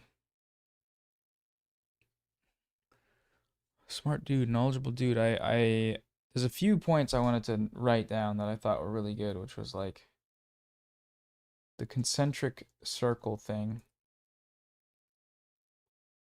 Where it's like people are watching stuff for vastly different reasons, and you don't have to just try and be talking to one of them. Yeah, what'd you guys think?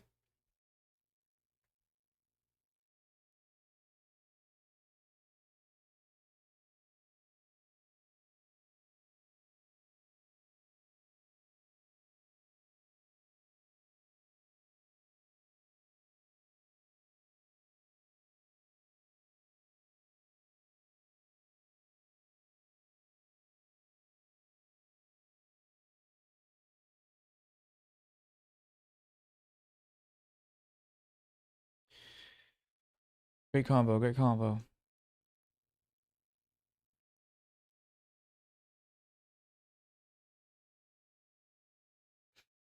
I had a lot to say, a lot of I appreciated the whole historical analysis. I had to ask the third worldist questions.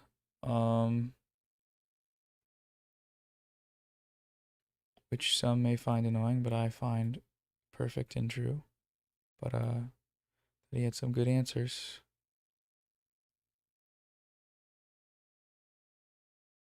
Yeah, it's making me hopeful too, because it's like I don't know. I've only ever really seen that guy from Twitter clips of people saying stupid shit, and I watch it and I'm like, I don't know what happened on that stream, but I don't really care. Because I don't watch streamers like that. I think it's cool he's making YouTube videos now too.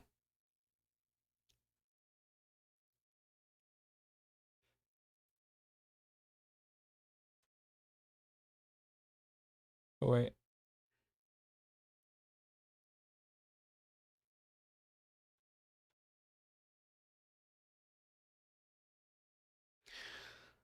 Oh. Are you an introvert? I would need like 2 weeks of solitude after this marathon. Oh, 100%. Yeah. Every night I lay in bed and I try to recharge, but it's like the battery has lost some capacity. I will need more time. Okay. I have not run ads. How many ads are you guys getting? I've only run ads like when I click insert, like what is it, top of the hour ad break? Is it hourly that guy does that shit? Watching you have to do this has made me tired. I can't believe you can do this, dude. I don't fucking know either. TBH. You're not getting ads? None since oatmeal. Okay, cool.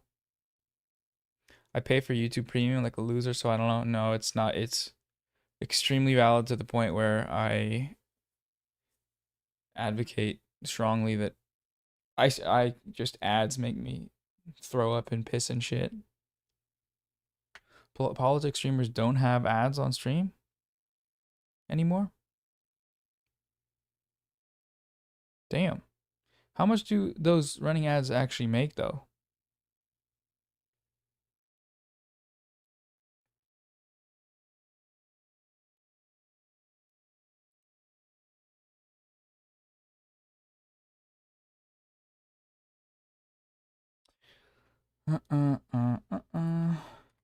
Y'all ready for this title change?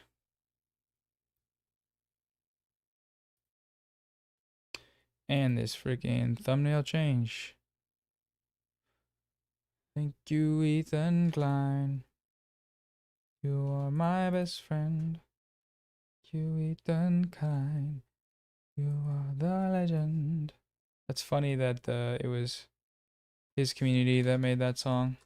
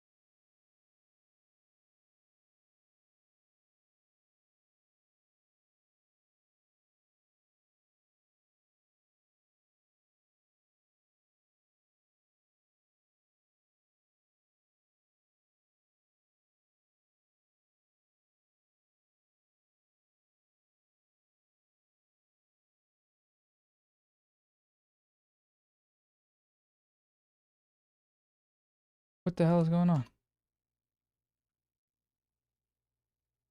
Donate please, or I'll be sick.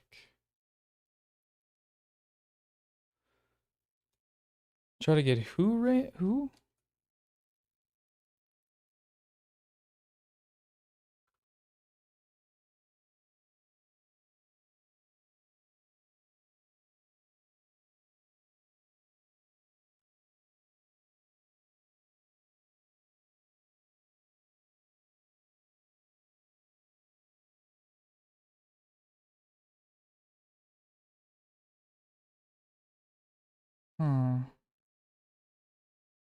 Oh, CJ was great. I can't. It'll be fun to talk about that in the recap video. CJ coming on and FD coming on, and then me getting tired and letting them talk, just having them cook, and then me needing to get food. So FD just Zoom screen shared him playing Tekken at 4 FPS. Not my fault.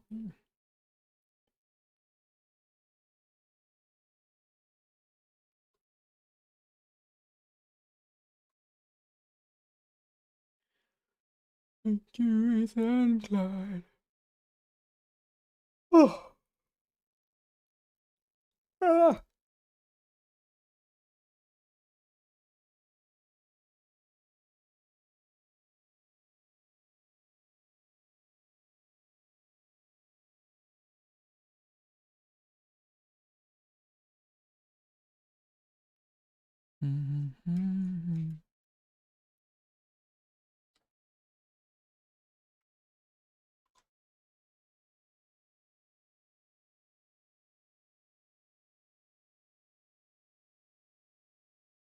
Did I cover the button on Baby Cat's Throne? I haven't yet. I need to. She's managed to.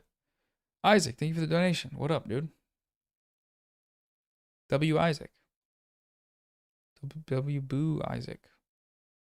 FD's good as fuck at Tekken, actually. I didn't even know that. Well, I knew it. I learned it. I didn't know that before I learned it. Like a couple years ago. So I knew it now, but. You should mod Peepo.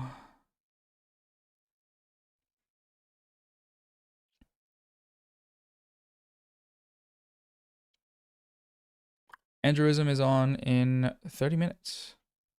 Wait. About 20. Damn, we're going back to back to back. It's crazy, bro.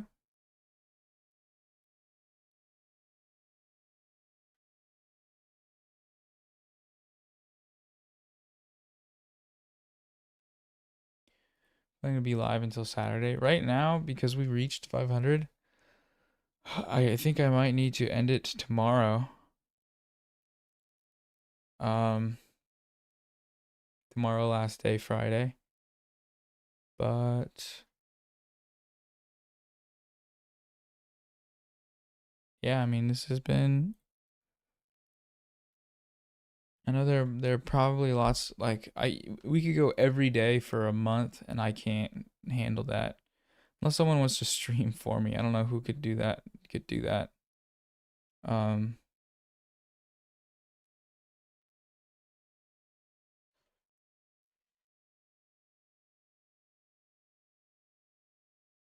As an angle. Look at that.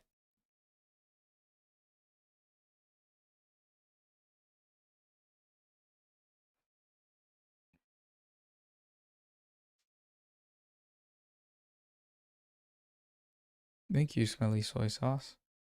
You changed your username recently, right? What was it before? You hate ads? Unfortunately, that's my cue. I forgot I'm going to try and run one. I don't know if it even does anything, to be honest, because there's, what, 1,800 people here? So, sorry, everybody. Maybe take this moment to give a sip of water. Enjoy a deep breath. See you in a moment.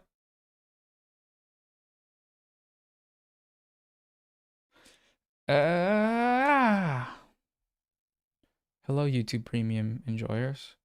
This is a special secret stream where only you can hear. I think you can. I actually don't know. Okay. Right back. Oh.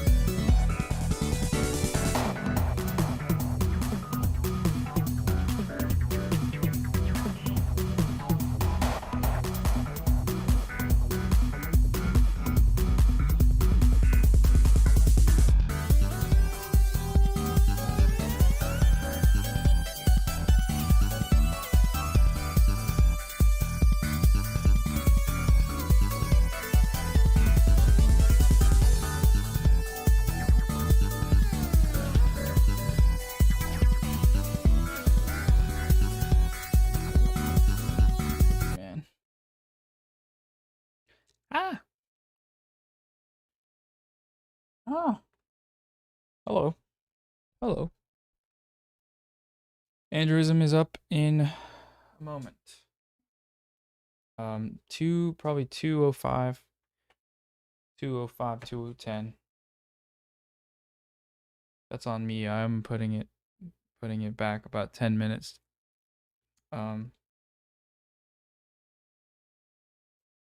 I can take a breather.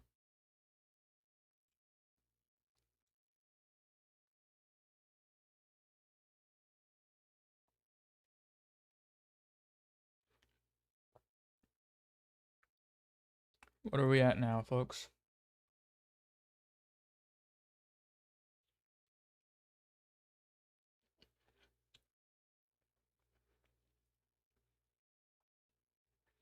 Hmm.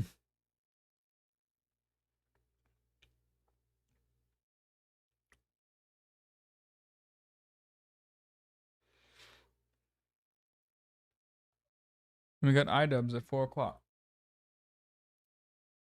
Damn, time passes when you're alive.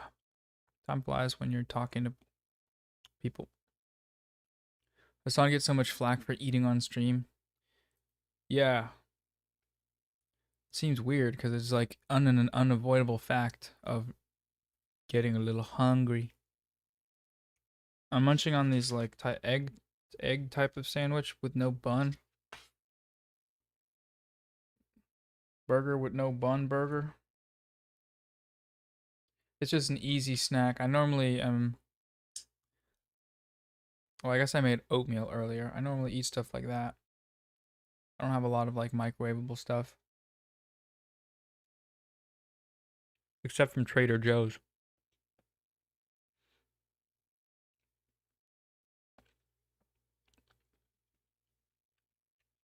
It's kind of like an omelet. It's like a egg sandwich without the uh biscuit or whatever. You understand. No bun because I don't know why no bun. It just comes with no bun. Maybe a keto thing.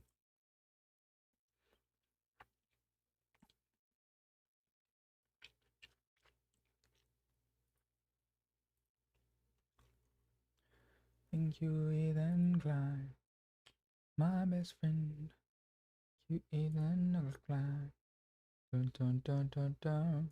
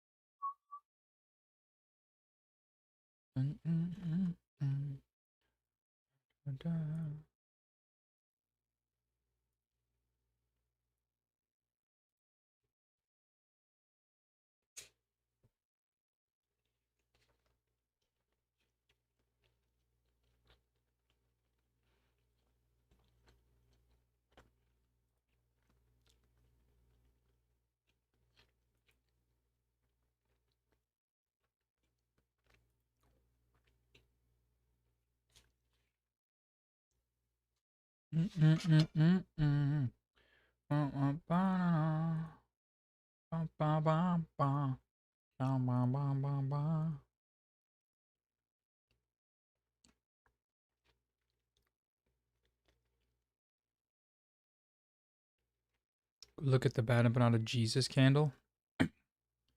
Does Bad and Banana have an official subreddit? I didn't know that. Are you looking for anyone else to chat with? Today is pretty freaking stacked.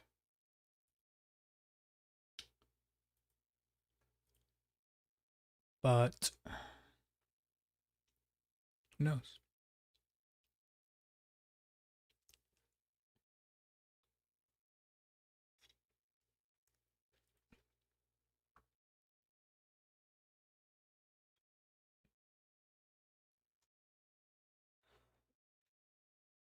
Oh.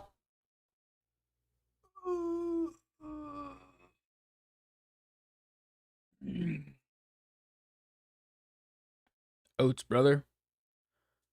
Oh, my back hurts too.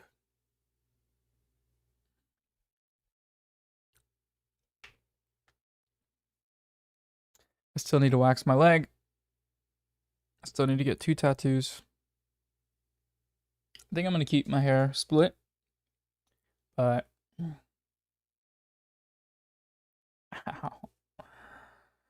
Bro.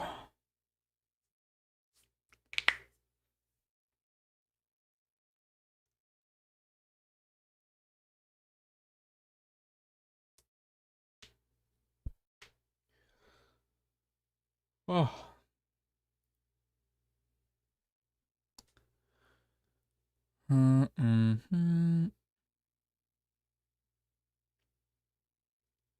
Should we spin the wheel and see what we can get wheel wise? See if we get anything fun I can do. I feel bad for Andrism because he's about to come on in 20 minutes. You guys want wheel? Ow. Ow. Ow.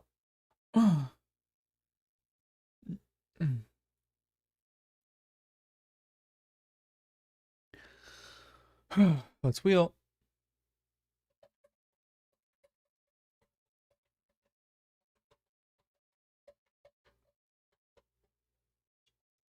Oh, please not soaking wet.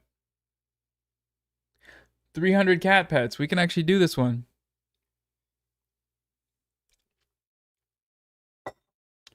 We can do this one.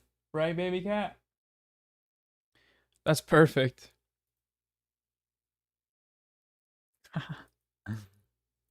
Let's see this. Turning off noise suppression.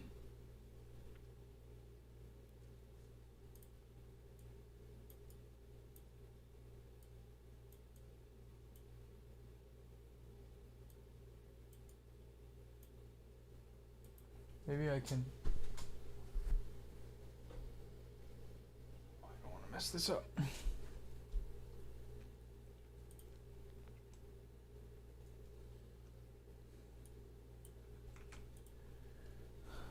All right, let's do it.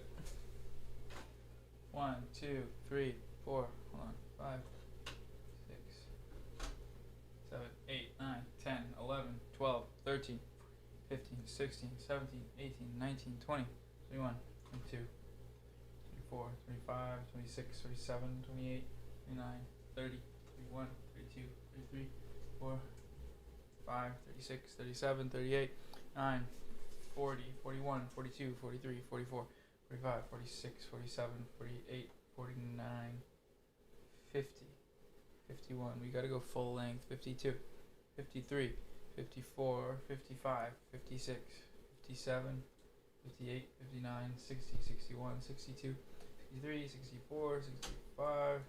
I need to adjust this. 66, 7, 68, 69, 70, 71, 72, 73, 74, 75, 76, 77, 78, 79, 80, 81, 82, 83, 84, 5, 86, 87, 88, 9,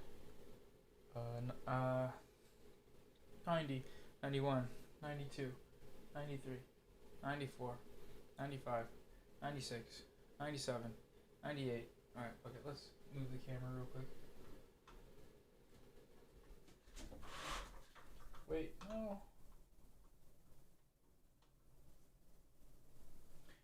99, 100, 101, 102, 103, 104, 105, 106, 107, 108, 109, 110, 111, 112, 113,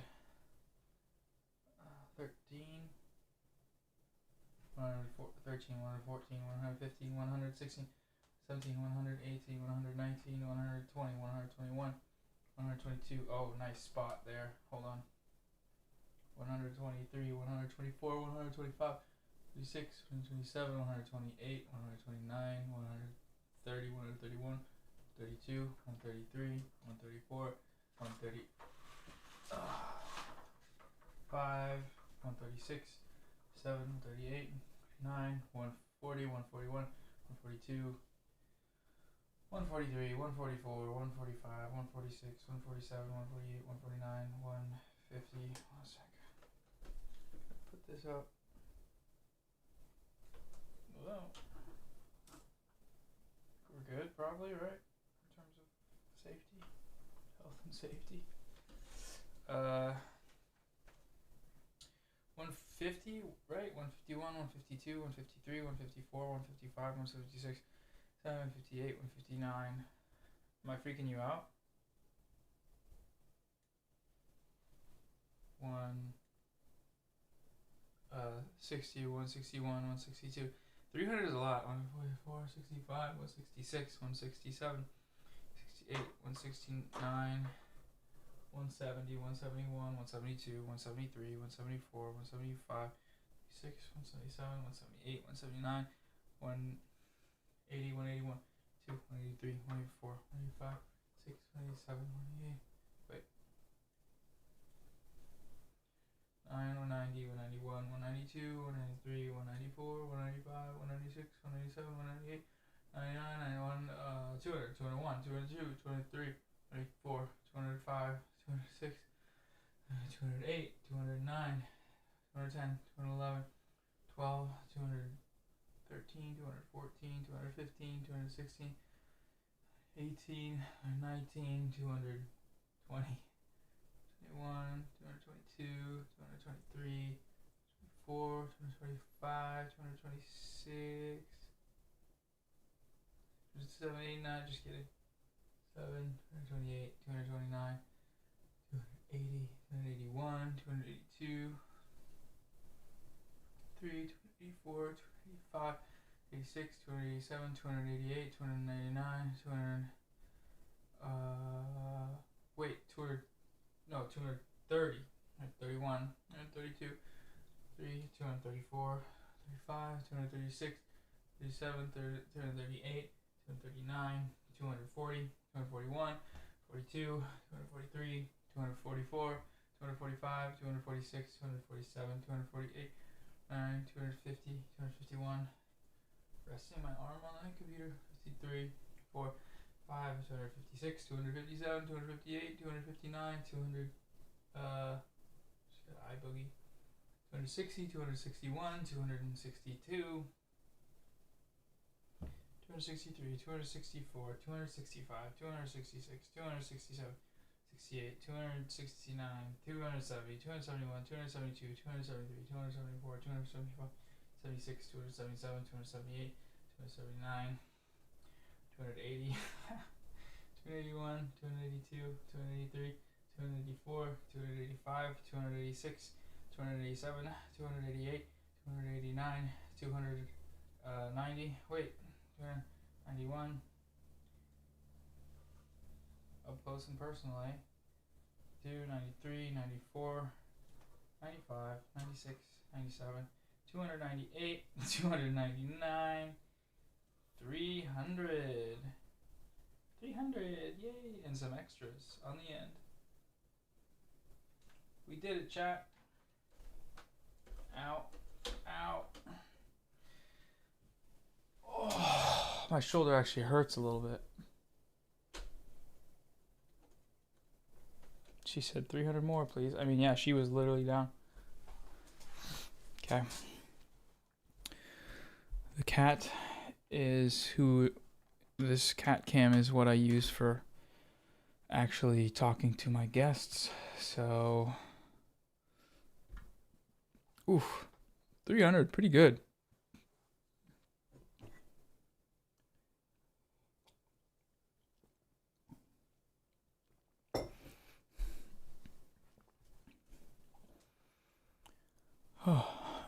Please keep donating.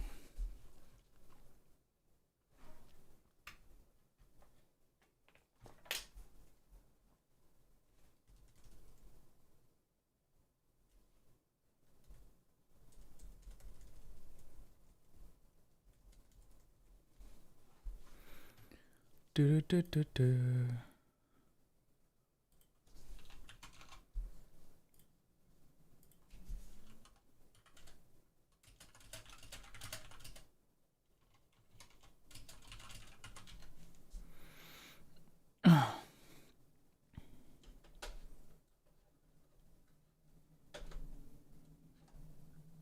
Isn't she just the best ever?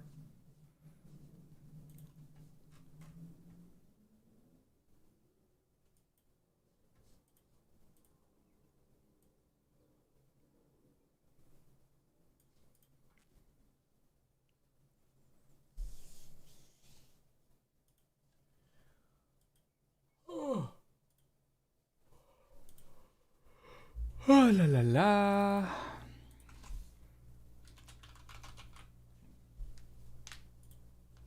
I might want to have wait a minute. I might want to have what is it? iDubbbz on a little later. Oh, sorry, the noise suppression is on.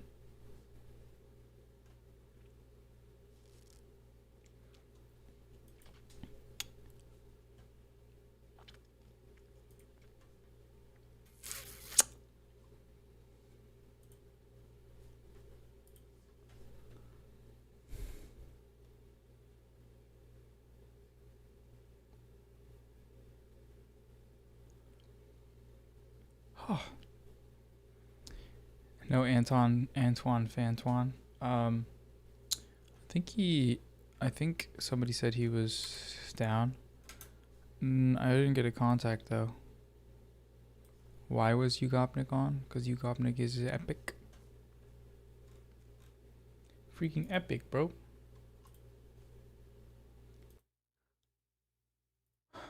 Test. Is my mic volume kind of low? Seems kind of low.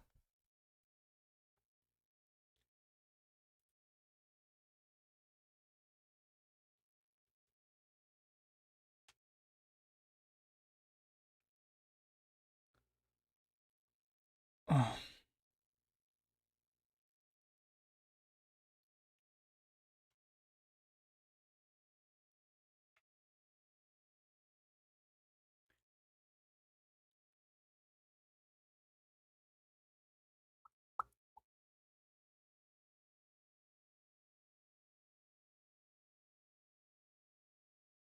Is this any louder? No, it's not. I haven't listened back to it in ages. How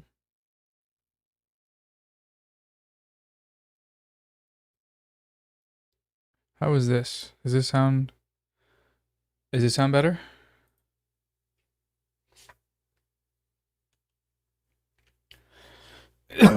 Oh wait, sorry. I just added a bunch of bass. Monitor and output. Test. Monitor and output.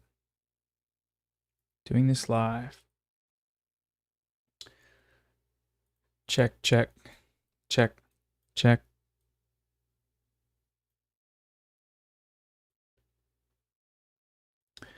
That seems probably better. Just a little bit.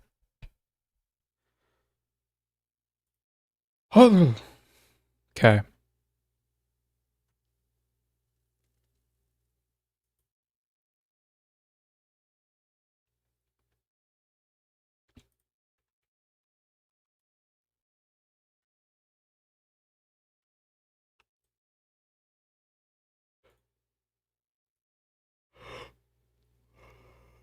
Mm.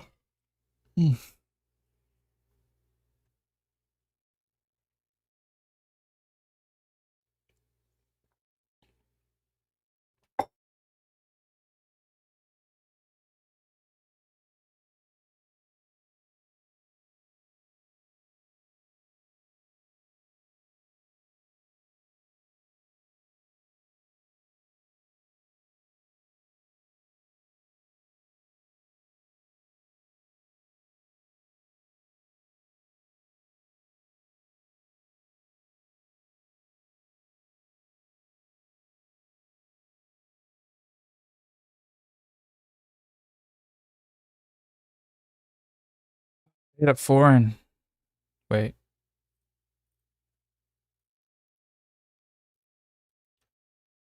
Who was there for the foreign music streams? I gotta not cough.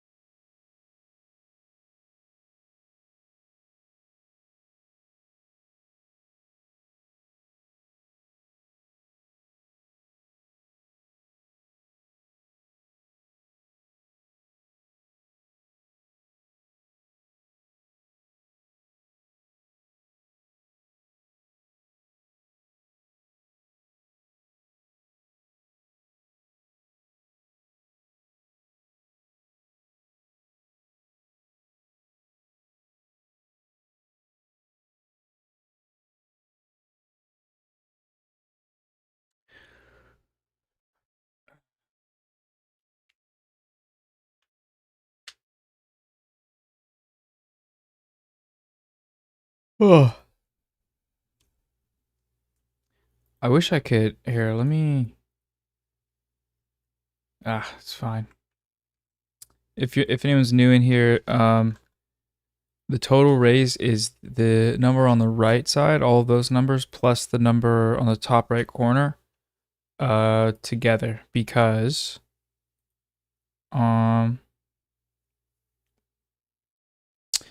I've accidentally opened up 5 different YouTube fundraisers, all for the same organization and through the official channel, but I didn't realize, I didn't know how to do it, so I kind of messed it up.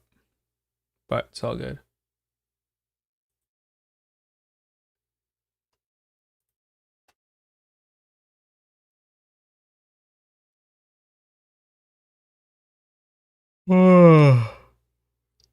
Sean the Skull.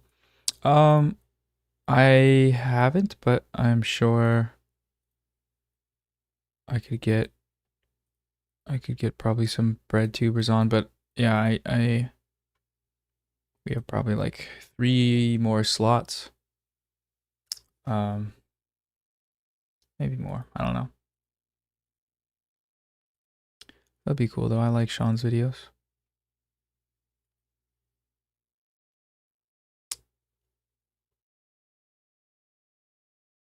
Oh, TBD is tuberculosis disease.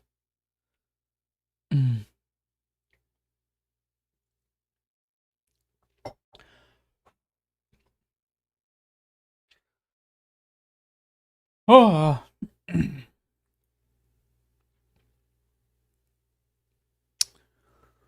One sec. Just getting some windows sorted out. Who's here for Andrewism, everybody? Surely.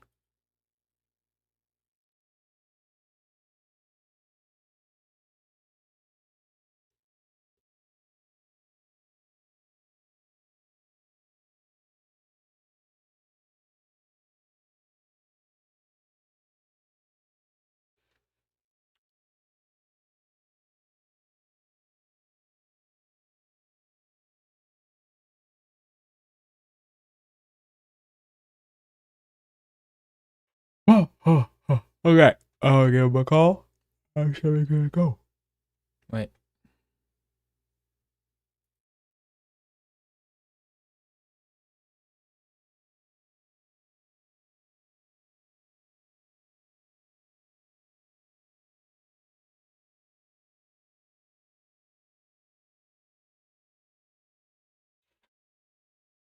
Can't believe we got 300 pets in. That's so awesome.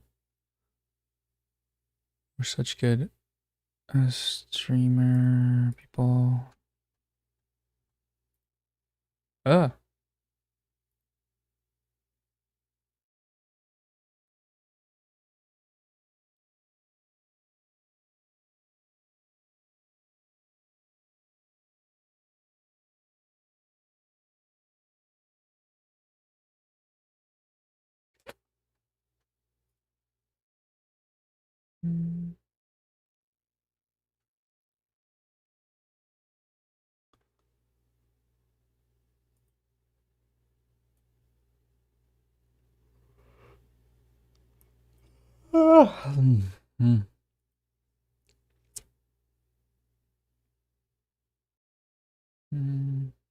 Hello?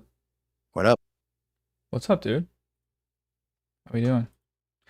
Oh, you got a haircut. Wait, can you hear me?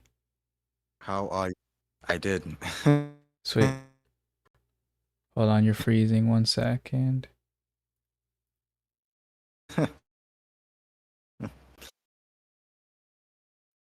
Yeah, I Can can. you hear me now? Okay, there's a little delay. Yeah, One so I sec. was gonna say, just as a fair warning, my wife. I'm hearing you. Yeah, but I was gonna give you the warning that my Wi-Fi has been terrible. Don't have a wide connection in case anybody asks, and it has not been too stable lately.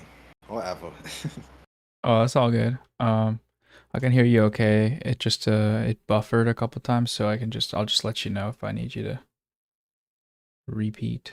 But all good. Yeah, I was saying the haircut looks good. What's new? How you doing? How we feeling? thank you, thank you. I've been doing well. I've been working on a book as I was doing some of the editing and writing for that today, and I ran some errands and stuff. The weather's been pretty rainy, pretty overcast lately, but otherwise I'm good. Awesome. What's the And how are you? I could see that you've been going at this for some time. I have. It's been crazy a little bit, but I'm good. I got some rest last night, and yeah, I'm super excited and proud about like what's gone down. I didn't expect it to go this crazy, and everyone's been super supportive in the chat as well. Shout out to you guys for donating so much and so many times, but the actual process has been I don't know. I feel like such a baby. I feel like I'm like a wow, YouTuber is forced to work normal hours for the first time in his life, and he's getting demolished, and that's kind of what it feels like. But I'm also not a super. Nah, but I mean, when you think about it, what you're doing is like, okay, I'm seeing the delay now. Mhm. What I was gonna say was like, what you're doing is unprecedented in the sense of media, right? Like a lot of presenters, even in traditional media, where they might clock traditional hours, their time on live TV is usually relegated to half an hour to an hour on a typical broadcast. So the live stream space is kind of unique in that respect. In terms of the length of time some streamers can be on. I always find that to be a little bit crazy, a little bit remarkable. Definitely not something I can do. I tap out by the first hour, 2 hours. Yeah, nice. We got you for just enough time to chat. But it's weird.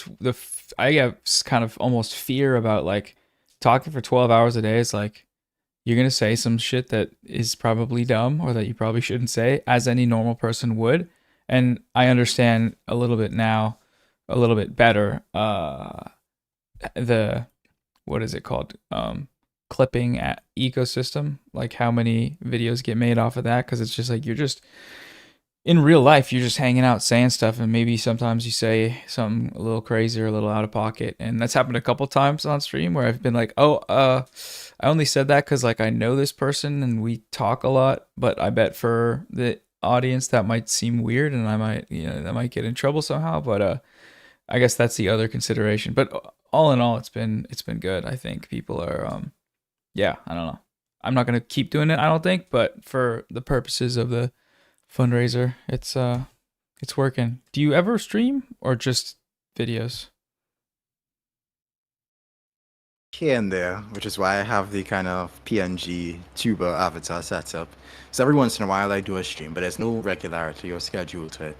I do it once and then months go by and then I might do it again. I was kind of planning on doing more streams this year, getting like interviews and that kind of thing. But so far, the only person I've interviewed was the one and only and quite remarkable black anarchist and former Black Panther Ashanti Alston. So we had a really great conversation a couple months ago, and I'm hoping to keep that momentum going in the future with more conversations, but it's just a matter of setting those up.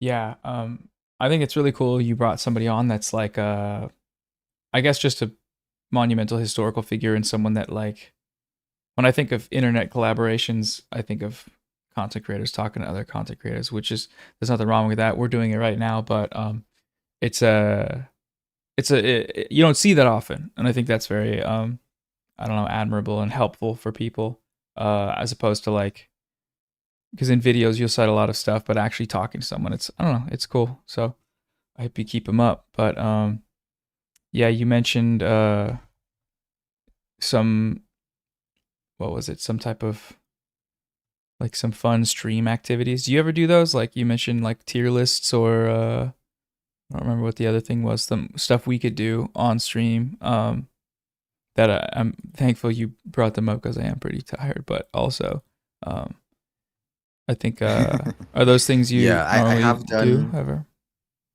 I did. I started doing a superpower tier list near the end of one of my streams, but I was too tired to finish it, so I never Mhm. got around to finish it. Other than that, I mostly just like from time to time I have something that I want to talk about that I've read or learned about, or I might want to review a book that I was reading or whatever. And so I write those down in like this big document, my live stream document. And so I save those notes for whenever I go on stream to kind of dump them out into the void. So I usually just end up talking, responding to questions and chat, that kind of thing. Yeah, My last stream was actually, and I think I could give it a shout here as well. My last stream was announcing this year's art collaboration, Solarpunk art collaboration. It's something I started on my channel back in 2021. And then we did it again in 2023 and 2024. And well, this year's theme is life of learning. And you could find out information about it and join the art collaboration Discord and just learn more about Solarpunk if you'd like on the storyseedlibrary.org, which is the website where we're hosting the Creative Commons art related to Solarpunk, the Solarpunk Story Prompts podcast, which is a separate thing that I wasn't part of, but I think it's a really creative thing. It's not AI related in any way. It's just this podcast that this guy I've been collaborating with, ALXD, has been doing, where a lot of people have trouble thinking of solarpunk ideas, of thinking of conflict and that sort of thing in a solarpunk setting. And so he created this podcast series where he could have these sort of brainstorming sessions to kind of stimulate imaginations, asking certain questions to get the creative juices flowing. So you can find out information about all that on storyseedlibrary.org. I'll drop it in the chat as well. But if anybody wants to be a part of that, is really into that kind of hopeful imagining and really narrative building, because as we know, the right builds its narratives all the time. They're always building stories about their ideal future or their idealized past, and well, we see the results of that every day. It's not pretty. And I think it's very important that we are able to present a potent and tangible narrative. And I've mainly been using Solarpunk as a vehicle for that, of a sort of a grounded way of communicating the world that I envision.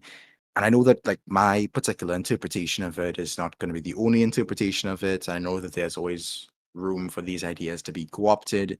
But if you want to be part of creating that radical vision through art, there's a space for that with this collaboration. So, you can check it out. I'll drop it in the chat. Yeah, please do. This might be a dumb question, but how does that work? Or how do you, when you go about that process, how do you do that? Or just tell me more, maybe. I don't know if that's the right word, because I In what like sense with the art collaboration? yeah, with the art collaboration and framing, presenting political arguments and narrative building through the solarpunk context. Like, how does that process go?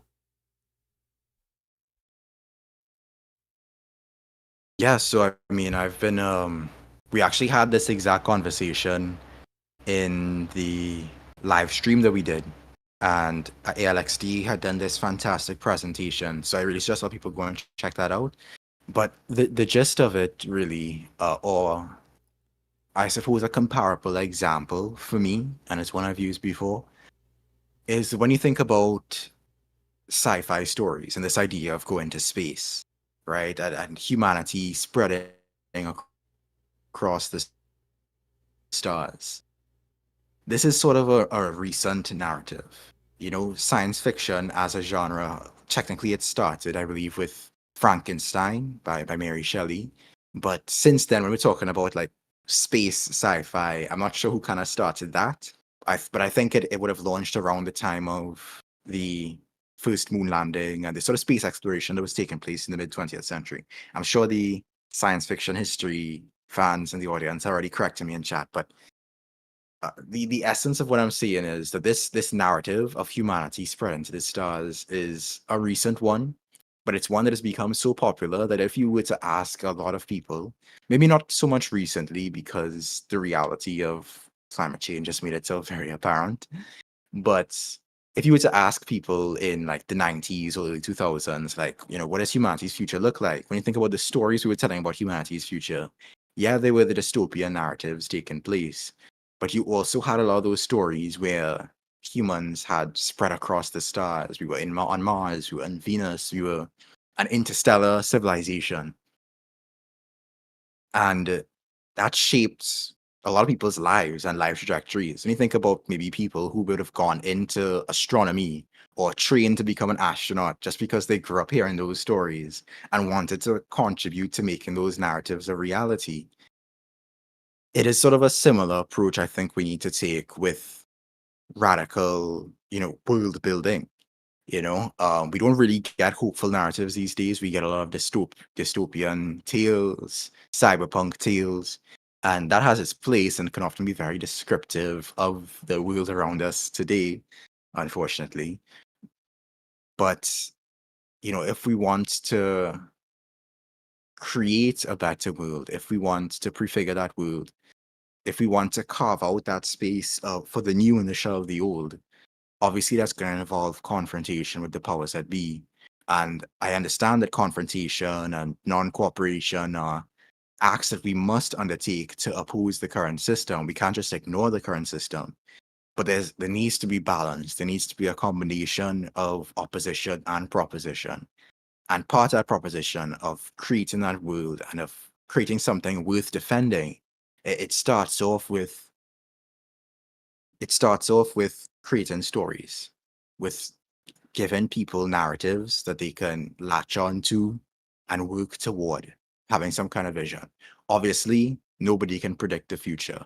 And to say that something is impossible just because it hasn't been done or hasn't been achieved before, it's honestly ridiculous. History is full of examples of the unprecedented, of things not being considered possible until they were done. And so it's really hard to look at history to create predictive models of the future. And I really don't think we should ever limit ourselves to what has happened in history or even prehistory, although, we have limited information where that is concerned. I think that, humanity's been around for like 200, 300,000 years. Of that time, we've spent a few thousand years in the purview of civilization and states, and in the past couple hundred years in the purview of capitalism, industrial capitalism, that sort of thing. That's not enough time, I don't think, to determine what our future could be. And I think that we all have a role to play in building it. And I think that storytelling is part of how we do that. So that's Hmm. my That's your that's my pitch. take on it. Oh, that's powerful because I guess in what a lot of people that I'm reading about focus on, or even following on social media, is the, like you said, opposition and proposition. More so, almost always exclusively the opposition, and it feels like there's no time to discuss the proposition. And that's what I'm wondering is, I guess, facilitating. How do you see the facilitation of pushing people along the path, not just confronting the opposition, but moving towards a positive vision, and I don't know if convincing is the right word, but laying out the groundwork. Um,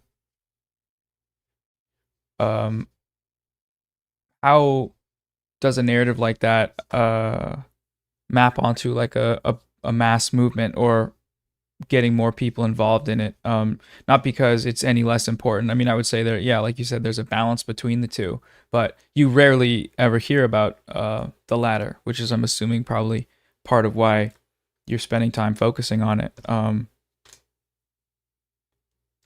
Yeah, and although I do focus on the sort of propositional, the prefigurative aspect of social revolution and social change often, I really think it's important not to neglect the opposition either.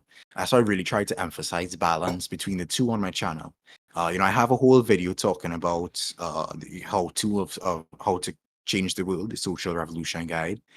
And I really think that when you do one without the other, you're falling short. If you're just burning energy fighting the system, but you have no alternative to work toward or to defend, you're just going to burn energy. You're just going to burn resources, burn time, and maybe extract some concessions, maybe extract some reforms. But as we've seen, the workers of the 20th century, they gained reforms, they gained protections, they gained, the 8-hour workday and that kind of thing. But the system as a whole was preserved. And the result of that is that we are now seeing, years later, decades later, a lot of those protections and assurances and workplace guarantees and all those things that were fought for a century ago in many countries are being stripped away, are being lost. I don't know how many people still even have an 8-hour workday anymore. A lot of people are working 10 hours, 12 hours a day, working multiple jobs. And a lot of protections that even do exist, because it's not in the ruling class's interests to educate the workers and what rights and protections they have. You have entire generations of workers who did not fight for those protections, are not aware that those protections exist, and thus are being exploited and having, like their wages stolen and having their hours increased and all kinds of different things that they should not have happened to them technically because the law is in place about them, but they're unaware. And because they're unaware and because they don't hold any of the cards right now, they're not organized, the ruling class is able to get away with it. But my whole thing is, why, a lot of people emphasize unionizing and fighting for your rights. And I believe those things are very important. Things like raising the minimum wage, things like, fighting for worker protections, paternity leave, maternity leave. I agree with, extending all those things. And I think that fight is important in the short term and in the interim. But the amount of effort it takes, an organizational effort it takes to reach to that point where those gains can be extracted, I really think you should just take the whole cake. It's like we reach that point, we build up to that point. Why stop there? Why stop halfway? Might as well put in the extra effort, go all the way, and not just fight the system as it is, but build a new structure, one that can challenge it and overcome it, so that we no longer have to beg for scraps every couple decades. Does that process of looking forward and seeing about not just resolving conflict, but pushing through to have a better world, or having a, not abundance, but what's the word? Like flourishing rather than just living. Do you see that in your own life in terms of, like, I don't know, friends, family, relationships, the things you're getting up to? I feel like just personally, it can be easier to conceptualize a better future if your own life is, I sound like Jordan Peterson a little. If your bed is made and your own life is in order, and you've said it in straight, but like I guess I like the concept of the personal is political. Do you ever think about that connection between your politics and your own life and the future? I do. I think I try my best in my personal life. I never really get too personal on my channel. But and for those of you who are asking about my accent and everything, I'm from Trinidad. Trinidad and Tobago. It's close to Venezuela. That's a whole story in itself. But in my personal life, in terms of what I deal with, how I try to navigate, I'm a really big fan of routine. I really try to maintain certain habits every day. A certain morning routine, certain evening routine. I try to stay off social media. Um, I try to read a certain amount each day. And I really try to prioritize what's most important to me in my life. So my loved ones, um, and of course, certain comforts, certain creature comforts here and there. I'm a bit of a matcha lover, so I do put in the little investment. It's a bit pricey, but I do put in the little investment to get my matcha. Um, I try to go to the gym, take care of myself, take care of my body, take care of my mind, try to eat healthy. I again stay away from social media, and I think that combination of things really helps me to maintain a healthy mindset and to avoid, some of the spirals of doom. Not to say I don't experience that, because part of my job is research and those kinds of things. And of course, I have to acknowledge the privileged position that I am in. That although it's not the only thing that I do, that YouTube is, one of my main sources of income. That I've been able to have the time to work on these projects, to think about these things, to do the level of research and reading about these ideas that I do. Um, it's not to say, of course, that the work that I do as a writer is any less valuable. or worth any less than other forms of work, because it is intellectual labor. But I think that because of the flexibility this kind of work affords, my life style sort of reflects what I would consider close to what everybody's kind of approach to work should look like, in terms of the variety of work that I do. I do intellectual labor, I do like yard work, and for a long time I was doing like power washing, but nowadays I only do that around Christmas time. But none of the types of work that I do, and I do other things too, but I don't want to divulge too much into that. But all the different forms of work that I do, I'm not tied to any one of them completely. So you have that kind of variety where you can be one thing in the morning and one thing in the afternoon and one thing in the evening. As Mark said, I'm butchering that quote, of course. Close enough. That's the And I that's the think, gist. yeah, that's the gist of it. I think that it's not perfect. I still have the constraints of meeting my cost of living needs. I can't just do whatever I want. And I still have bills to pay and that kind of thing. So it's not the complete level of flexibility that a world of common ownership and library economies and that sort of anarchic social life would look like. But I appreciate that privilege, and I really want to use that privilege to put as much effort as I can into communicating these ideas to others, so that people are not stuck in that sort of capitalist realism, statist realism, hierarchical realism, that this is the only way that things can be. Hmm. And it is hard, being exposed to some of the information that I'm exposed to of what's going on around the world. It can be really disheartening. I will, it's what I appreciate is that at least I'm not alone in recognizing it.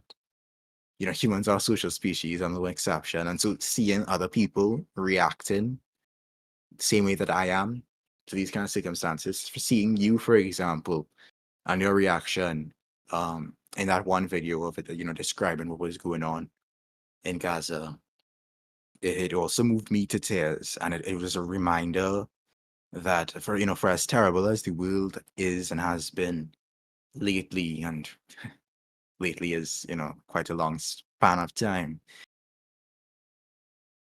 at least people can recognize that something is wrong.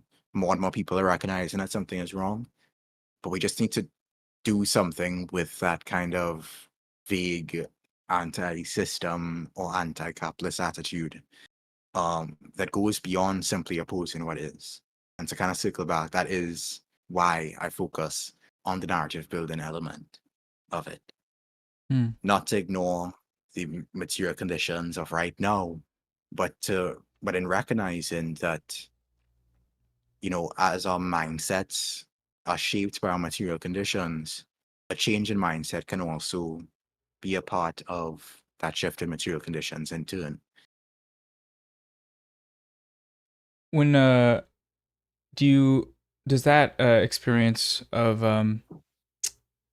I guess experiencing like solidarity among people that are recognizing similar problems, how does that extend into, I guess, people's engagement with your work and, like, I don't know, people commenting on your videos and talking about the things that you're writing? Like, um does that fuel you? Does that make sense?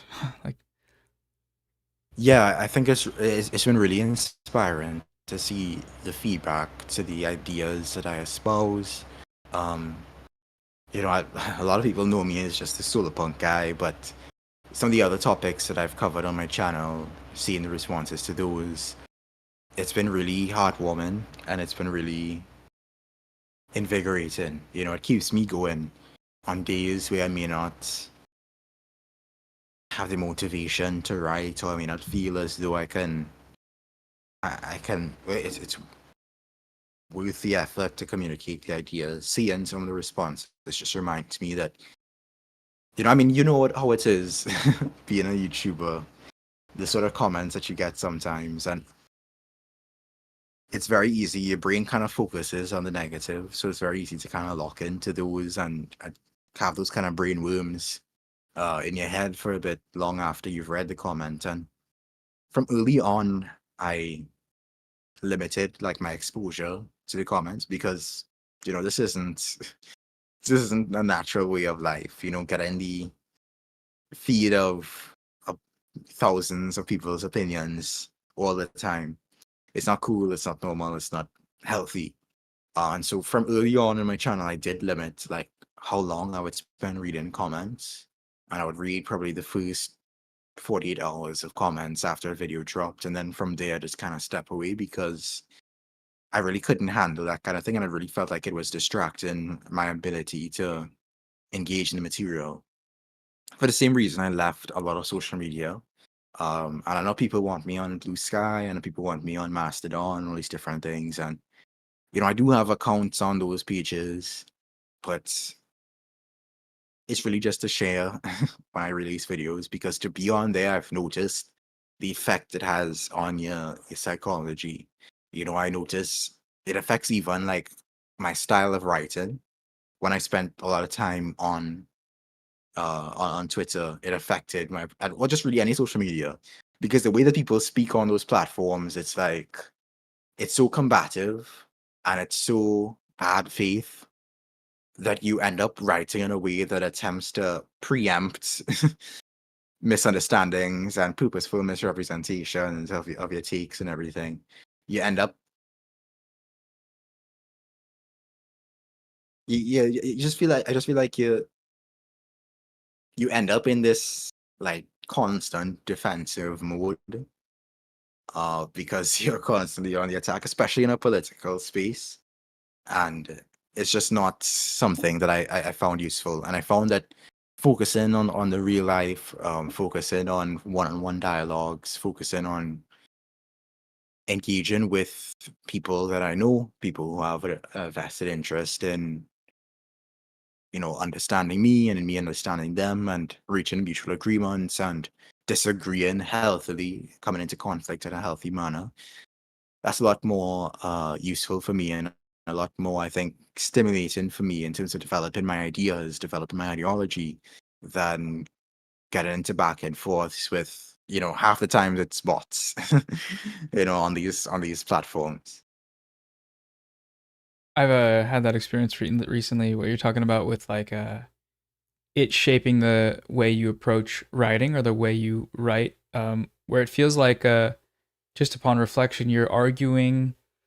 You have to facilitate what you're saying by arguing with like a made up angry guy that isn't in the room and only exists online in your quote tweets. And that just sucks, that definitely I guess lowers the just creates an inhibition in what you're trying to communicate. It feels like, and that is then extended onto people that are consuming it and people that are trying to learn from what you're saying, to where it's just bad all the way down. So that's good advice. Unplug for a little bit or for a lot, especially from because you think like Blue Sky, Twitter's bad. It's even worse now, and Blue Sky maybe is a better place, but it's still a lot of the same, because it's essentially the same like platform technologically speaking. A lot of the same patterns persist, and I don't know, they could just be very unhelpful. And it sounds like getting in the way of the goals you have with what you're trying to communicate. So I'm glad you brought that up. But what are some of your favorite authors when it comes to doing the opposite of that, in terms of like do you read any very much fiction or anything like that, or does a lot of that come from political texts? It's it comes in phases for me. So before I was doing YouTube, just before I was doing YouTube was when I started like doing like political theory reading and that kind of stuff. before then, I spent most of my childhood and young adulthood, as most people do, reading fiction. Um, I mean, like I devoured books growing up. I spent days in the library. Was just I read every book and almost every book in my house. We had like this encyclopedic set that my parents had gotten in a garage sale. Um, and I used to just like flip that open and just like read through that. And so, other than those, and those kind of big book of dinosaurs, big book of world history, those kind of children's books that you get for Christmas on your birthday and that kind of thing. I used to eat those up as well. But as I got older, eventually I got into, well, of course, young adult fiction as well. But then as older than that, I got into some of the political theory. I read the two books that everybody gets told to read, The Conquest of Bread and The Communist Manifesto. I actually read that at a job that I hated. It was the most mind-numbing kind of work that you could imagine, just scanning and sorting documents. Good timing then. And the experience of that just reminded me that I could not be in that kind of environment. And so that's when I started reading that kind of political literature. And then for a while, I was just reading nonfiction, political literature, political theory, that kind of thing. And I was getting burnt out for that because I was doing it for YouTube. I was doing it on the side. It was just a lot. And so I rediscovered reading fiction after some time. Went back to the library and just picked up random books. And that's how I got into reading Ursula K. Le Guin, because they had some copies of her books in the library. Um, and then also I used to get recommended fiction books and nonfiction books all the time in my comments. And I think that's how I got into Octavia Butler and The Parable of the Soul and The Parable of the Talents. Um, and then besides that, when Dune came out, I mean, I had put Dune on my reading list from before the movies were even announced because I was told it was like one of the greatest sci-fi ever. But that was on my reading list for a really long time, and I never got around to it. And then the Dune movies came out, and that motivated me to get into the series. And so I have the collection. I haven't read all of them. I don't have the fourth book in the original 6 books yet. I have the 5th book. I don't have the 4th one, so I'm waiting to get the 4th one so I can read it. And I really enjoyed Frank Herbert's kind of style of writing and world building and stuff. And yeah, I mean that's pretty much me where fiction is concerned. What did you think of I the really movies? like Butler and what's that? I said, what did you think of the Doom movies? Or did you watch them yet? Right, but I read the books. I read the books after I watched the Oh, movies, okay. Yeah. and I just thought they were amazing. I really, really, I felt like how I'm sure uh people felt when they saw Star Wars, like the original trilogy, in the theaters for the first time. I felt like that watching Dune in theaters. Yeah, I know a lot of people that didn't really enjoy it that much, and for the reason that I guess they hadn't read the book, and I had, and it was like, oh, this is the greatest movie of all time because you're seeing something you experience. The more nuanced parts of the story and the more detailed parts of the story. So it's almost like making at least the first one is kind of like it becomes like a visual auditory representation of something you understand. And it sounds like you did the reverse, which is you saw the movies and then read it, and it probably had that sounds like it could have a similar effect of like, I don't know, 2 different mediums taking the same story and I guess combining them in your mind and combining them in the experience. That's like I don't know, that's a cool thing. That's the only time I've ever done that with a book and a movie, and it's highly recommend. I think if anyone saw that and didn't like it, go read them, Oh, I just actually saw somebody mention a book in chat. Um, they recommended Babel by R.F. Kuang. I read that. That's another really good read. If you're interested in like anti-colonial fiction that also covers the topic of linguistics and also has a bit of a magical element to it too, you should definitely check it out. Sweet. Thanks, chat.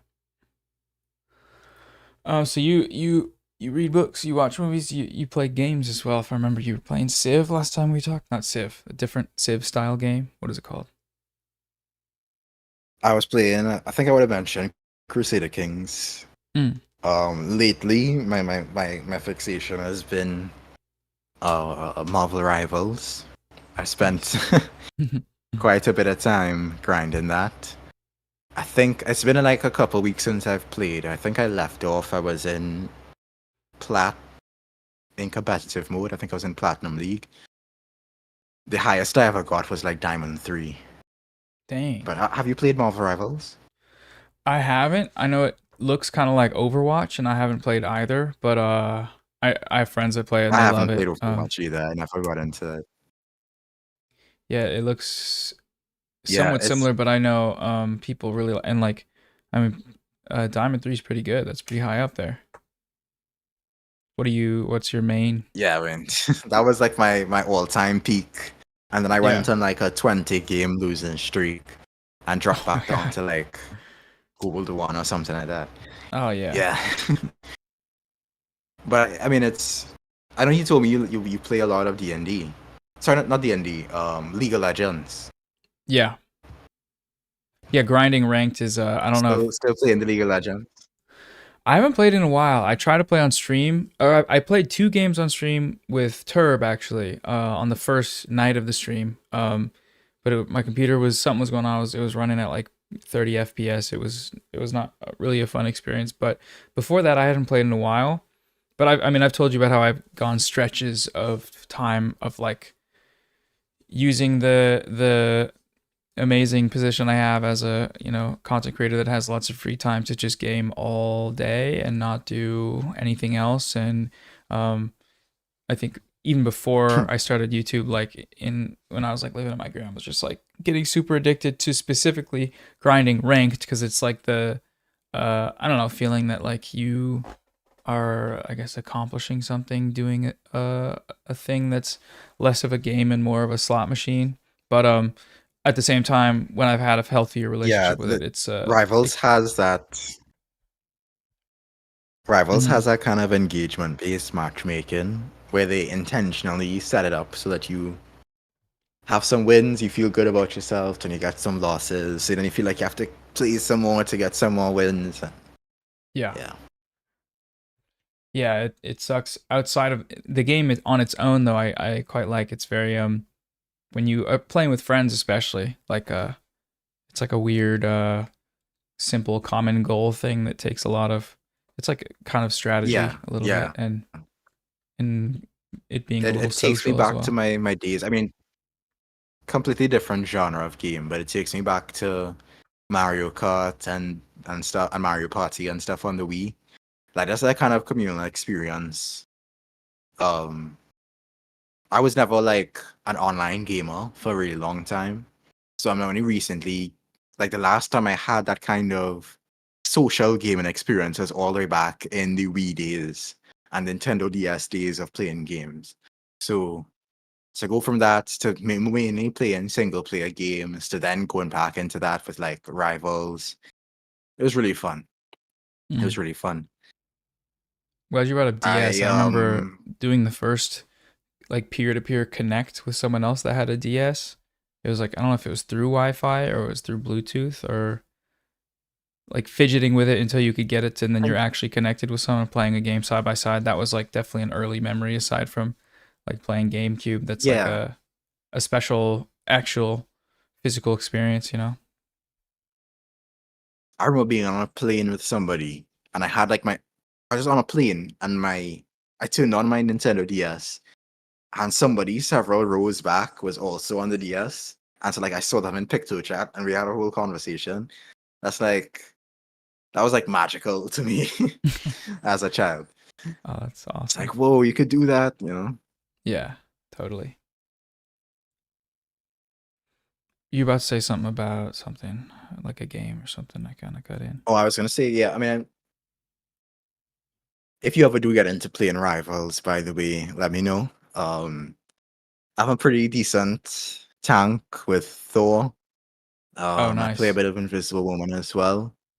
So I don't know what kind of style of play you would like in terms of games, but I'm sure we could find like a hero for you I like being that's like a like sneaky little captures guy you. doing sneaky stuff. Okay, if you like being sneaky, Is there a you sneaky might guy? like Black Panther. You could be Okay. the Ryan Gosling of of Marvel Rivals. Wakanda You could forever. also Yeah. play Psylocke. Mm. Who else is sneaky? Loki is kind of sneaky because he could Oh kind of yeah. go invisible and do that kind of trickery and stuff. Oh, that's perfect. No, definitely. I'll need you to carry me because I want to get the juicy star of whatever the plat and diamond logo. Does it like do a cool like whoosh, you're blue now, you're satisfying transition to being good type of thing on like diamond or whatever. I need to get carried. Oh, Jack Saint is in chat. He's asking Oh me shit. if there's a kind of TF2 engineer equivalent. I never played Team Fortress, so I don't know what the engineer does. Second question, can I teach you to play Marvel Rifles? Yeah, absolutely. My internet connection sucks, so it will drop from time to time, but Yeah, I bet the ping would be still crazy, play but when it we works. could make it. Put together a squad. Oh, Yeah, for sure. you mentioned a tier list. What would be a fun thing to do for a Yeah, tier we list? could do that.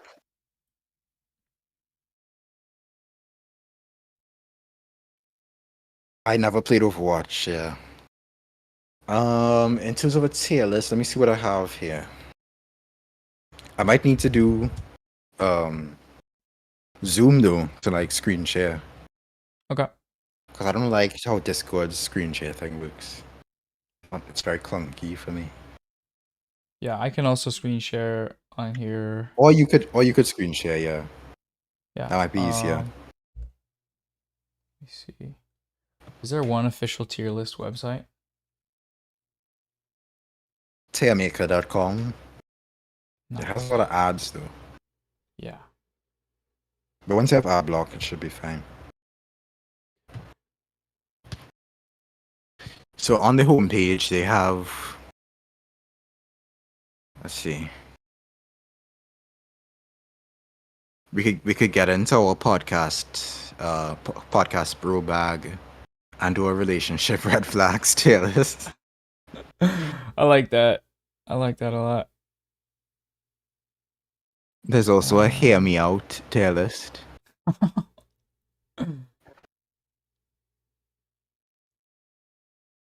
Yeah, we could. Oh, okay. That's I'm crazy. seeing anime characters that are almost certainly underage.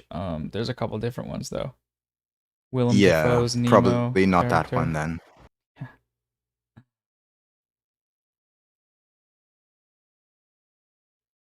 I don't know, what does the chat want us to rank? Let's see. Yeah, let me see. How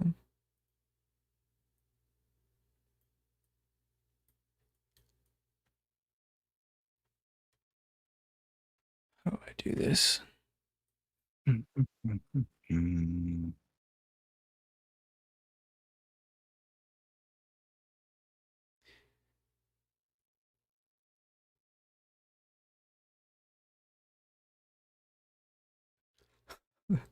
The Hear Me Out one is like it's like 100 characters. Starting with Kermit the Frog holding an Yeah, something like that. AK-47. Ultimate I think we YouTuber have, tier list. we have like a childhood overlap, right? In terms of our, I mean, not to reveal ages or anything, but Yeah. I think we would have watched some of the same shows growing up. Yeah, I think that's We could always do probably something like that. that's probably true. A nostalgia ranking. Yeah. Gender tier list chill. Best anime. Do you watch Oh. anime? You know, it's funny because I would never consider myself an anime fan, but I've watched more anime than the average non-anime fan. Mm. So I guess I should call myself an anime fan, but I haven't watched a lot of the main ones. So like I haven't watched Naruto or Dragon Ball Z or Bleach or My Hero Academia or One Piece. I haven't watched any of Attack on those. I haven't Titan. watched Death Note. I haven't watched Attack on Titan. I have not watched that. Whoa. What I have watched is like and don't judge me for this one because I watched it when I was young. But I watched Sword Art Online, One Punch Man, Mm. Baki, what do you call this show? I actually just watched it. Solo Leveling, I watched that. And probably a couple others. I love One Punch Man. It's so silly. Yeah, it Seeing if there's cracks me any up. good Dune related ones.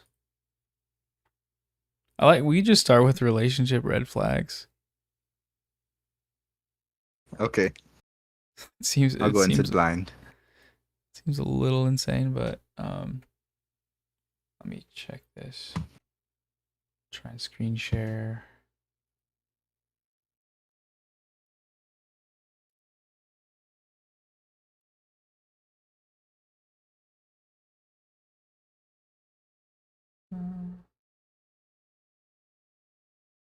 Okay, do you see that?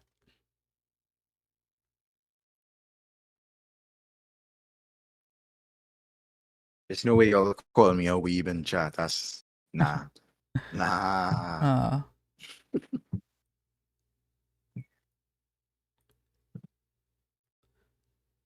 I like that. Like I don't watch anime. I just watch niche, really good Yeah, I'm not an anime. anime fan.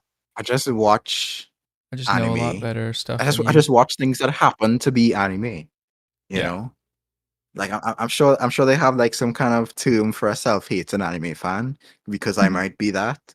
But to me, it's to me it's just a matter of if I like the premise of the show, I'll watch it. But I'm not Mm, like specifically looking for anime to watch. yeah.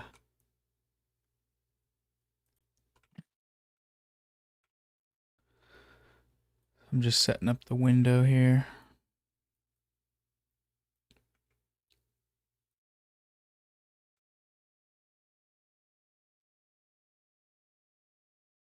Oh, I also watched what do you call that again? The one with the spirits. Okay, that describes a lot of anime. Jujutsu Kaisen. I watched that. Oh yeah. I watched Chainsaw Man as well. Yeah. Oh, of course, I watched Samurai Champloo, and I watched Cowboy Bebop. Oh nice. Yeah, Samurai Champloo is probably my favorite, I think. I just rewatched that. And the creator just made a new show, Lazarus it's called. It's still being released right now. It's really good. Where is this thing?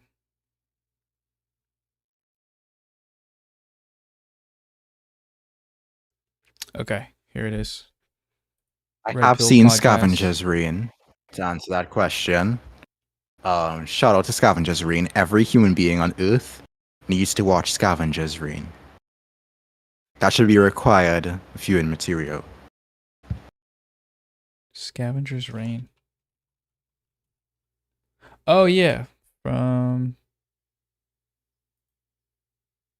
HBO.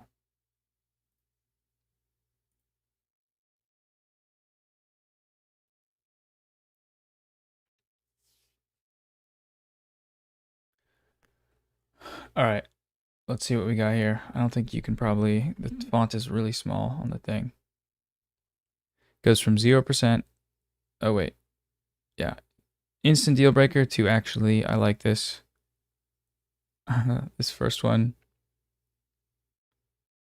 Different political alignments. Are you a very political guy, Andrewism?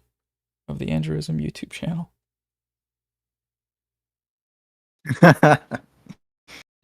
That's not a big deal. Whoa, that text is really small. I don't think I can read it. Let me see if I can. If I zoom in like that, Okay, I it's can see super it. small. I'd have to open up the entire. I have to open it up on Discord and full screen, and then I can't read YouTube chat. Oh, okay. You can pick one that's not tiny text and So- just photos.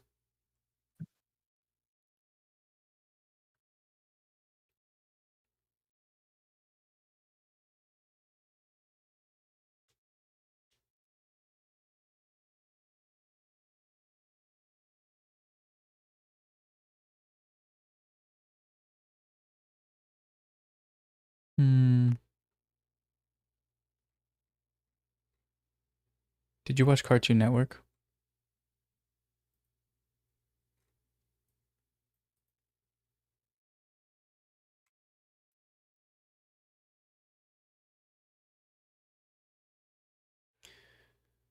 Hello? Oh, it's frozen.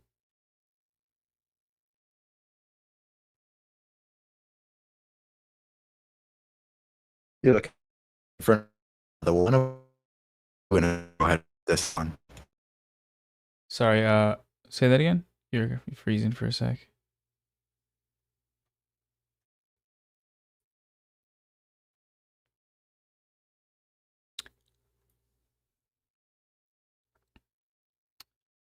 Loading, loading.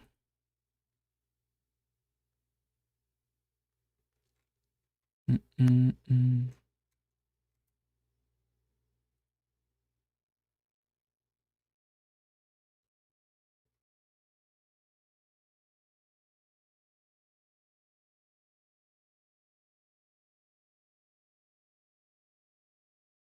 Hello? Okay, I think I'm back. Cool. Can you hear me?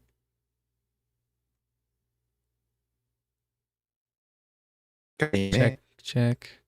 I can hear you. It's a little robot-y. Can you hear me? Yes. Can you hear me?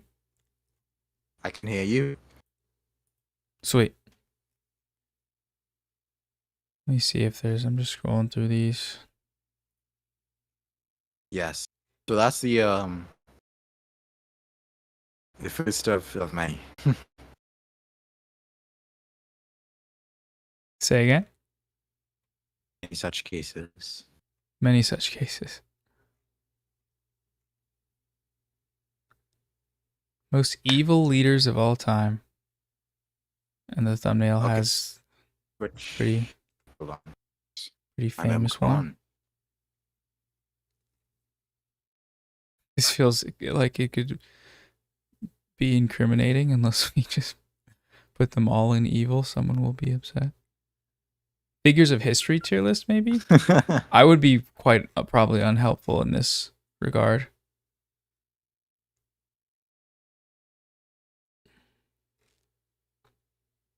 Let me see if I could find some as well.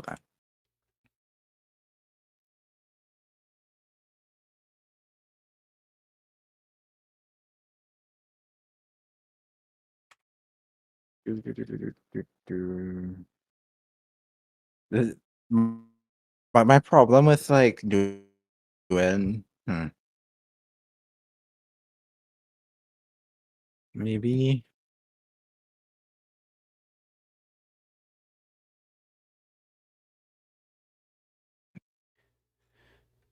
British English monarchs. Wow.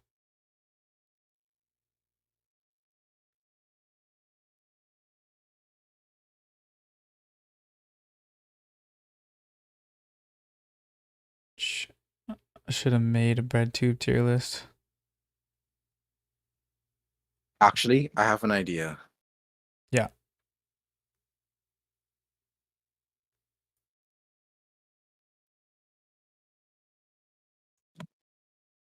I feel like a bread to tier list might not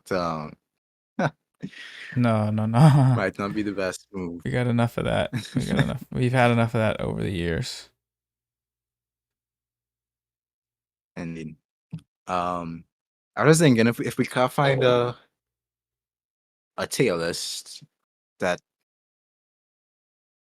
makes sense for us to do,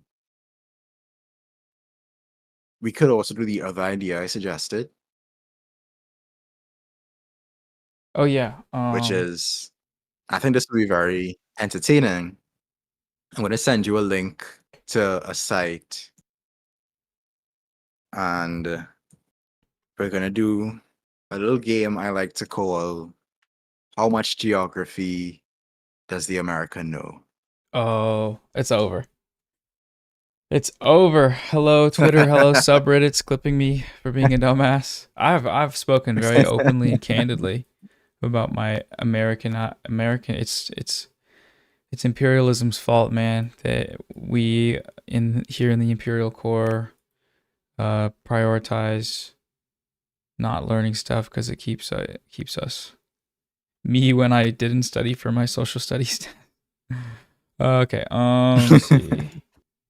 Yeah, link it. Let's do it.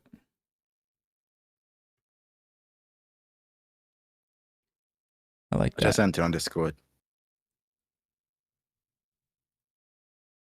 Sweet. GeoGuessr.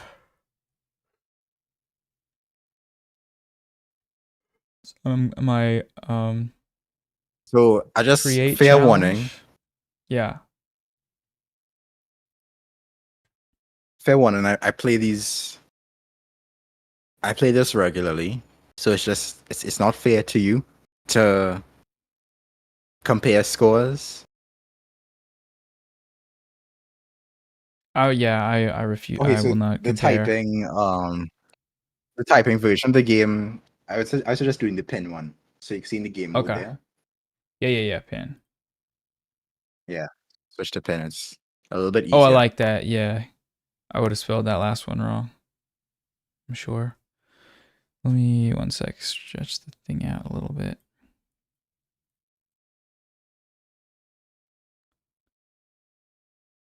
Okay. Romania. It's over. It's literally over. Also, what's up? Doxing myself actually right now. Too late.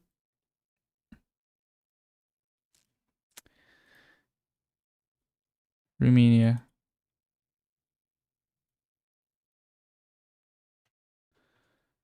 I kind of know where Romania is, so we could start in that. How do I zoom in also? After you make a couple wrong guesses, it'll tell you where it is. Okay, cool. Chat, this is fucked up, chat.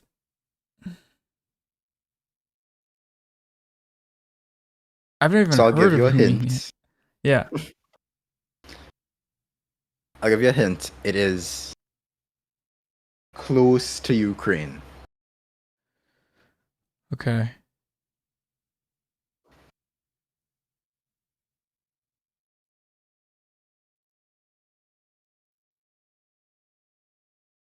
Okay, a little bit to the left. There we go. Just go warmer. Nope. You're very hot right now, but you're not quite there. A little bit to the right. Okay, it's the big round one that you keep passing over. There we go. Nice. Thank you for the help. Is that not? It's Romania? It was just spelled Romania? Am I tripping? It was spelled Romania. Do you know what I'm saying? I don't know. I didn't see. Okay, it's giving me a different spelling for the website or something. Not my fault. Nothing is my fault. Okay. Wait. Holland. Hold on, scroll up. Is it supposed to look? Wait, never mind. Why is your website in this language? I don't know, man. Because I was like, Romania is like a fake place. If it's in it says Romanian. English up there. Yeah. I think it should be. This one's spelled Holland. How I remember Holland being spelled. So. All right. Okay.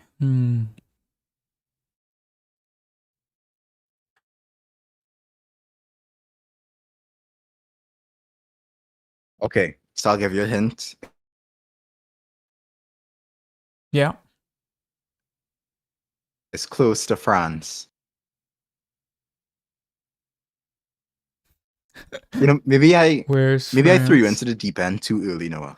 I feel like naming 193 countries might be a bit difficult. The issue is it's not even 193. It's 2. That's what we're at so far. Smartest American, I'm saying. Let's see. Let's just say there. How about there?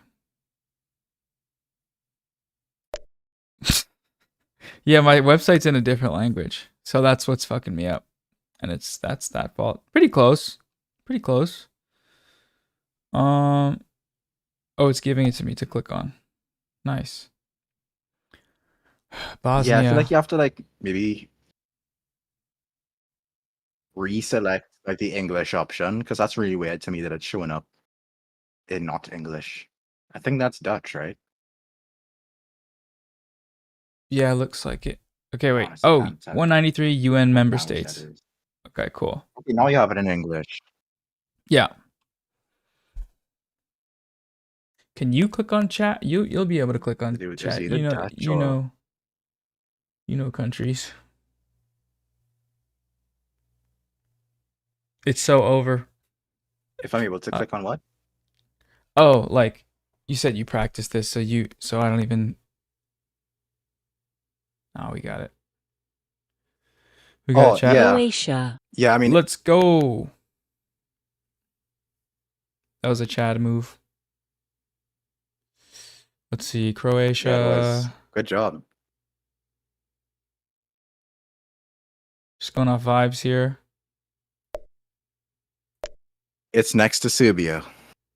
Whoa, Croatia's so Sao little. Tome and Principe.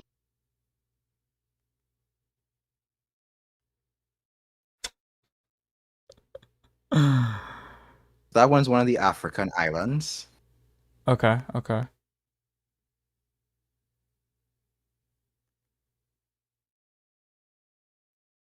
I'm feeling right here. How about there? Nigeria. Let's go. There we go.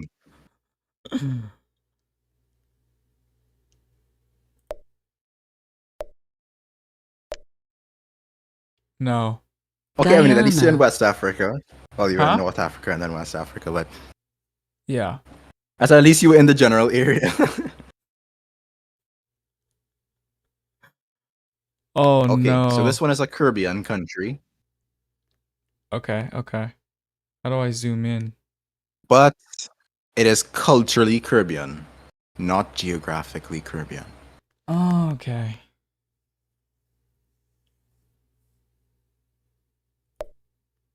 Wait, I already clicked that one. Okay. We're good. No, not Africa, the Caribbean. So it's actually on the it's on the South American continent, Oh, okay. but it's culturally Caribbean. Hmm.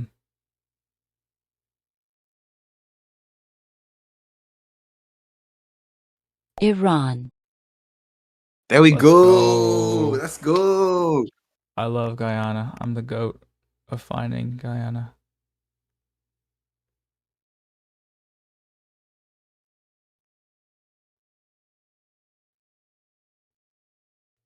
It's so Jover.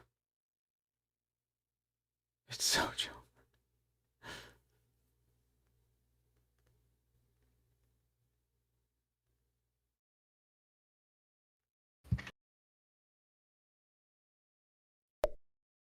Russia. Okay, second try. Iran's so big. Not bad, not bad. East Timor. Let's go.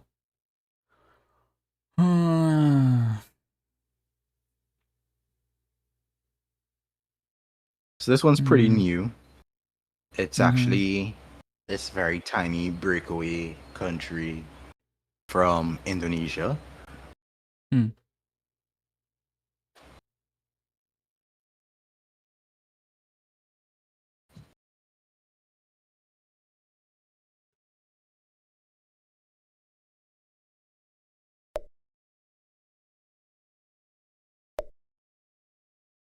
Oh wow.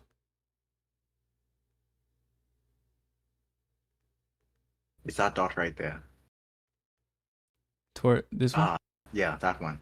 Niger. Nice. I'm learning so much. Wow, I haven't looked at a map in so long. So, Niger is actually north of Nigeria. Okay. No, there's a river.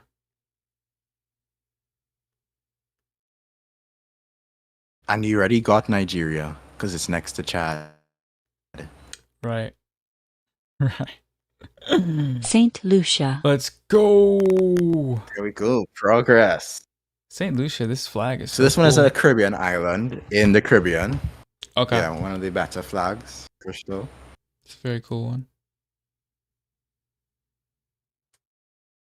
Really tiny clicks here. Yeah, so you could actually go on the map in the bottom left corner. Oh, yeah, yeah. So it's still gonna be Okay. tiny, but you know, at least Yeah, you could. yeah. That's helpful.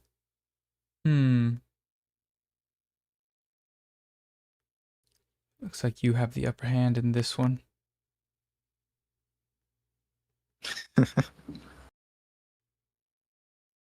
One, two, three, four, five, six, 7, 8.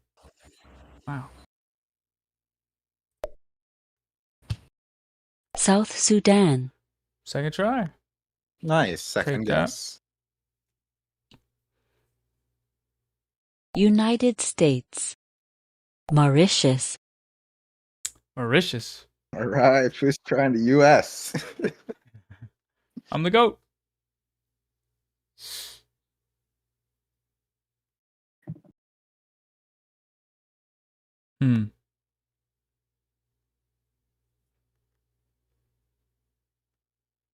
Do you know where Mauritius is?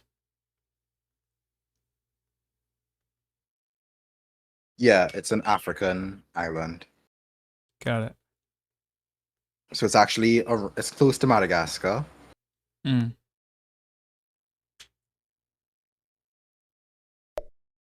Philippines. Nice. Georgia. Where's Georgia?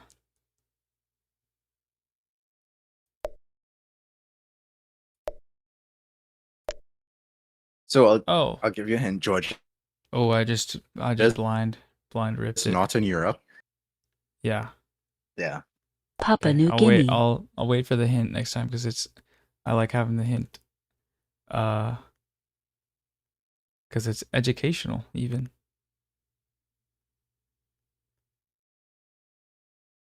So Papua New Guinea is above Australia and Mhm. next to Indonesia.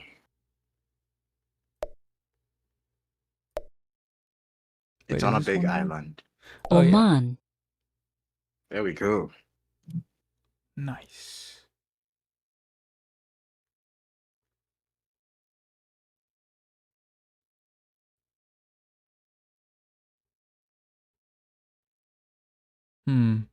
Oman. Okay, Island? so Oman is actually a really old country. It's not an island. Mm. It's next to Yemen. Oh, I should know that. Paraguay. Nice. Boom.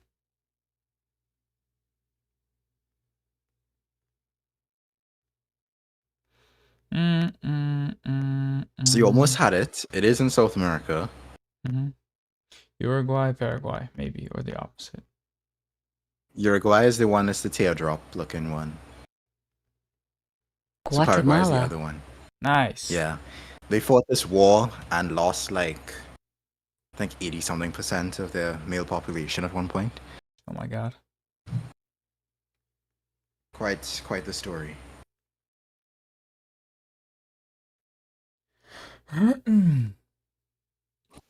Italy. Guatemala's in Central America. There we go. Armenia. Armenia is close to Georgia. Oh, that's Armenia? Sweden. And this know might those ones over insult the Armenians in the audience, but I often can't remember which. When I'm playing this game, I can't remember which one is Armenia and which one is Azerbaijan. Sweden is one of the Scandinavian countries, so it's really far to the north in Europe. Norway, Sweden, Finland. But it's not north of Norway, so it's the other one. I think it's wait. It's not north of Norway. What did I just click on? Yeah. You just clicked on Norway. Okay. Republic of the Congo. It's the big one. Ding Nice. ding. I have no idea where the Congo is.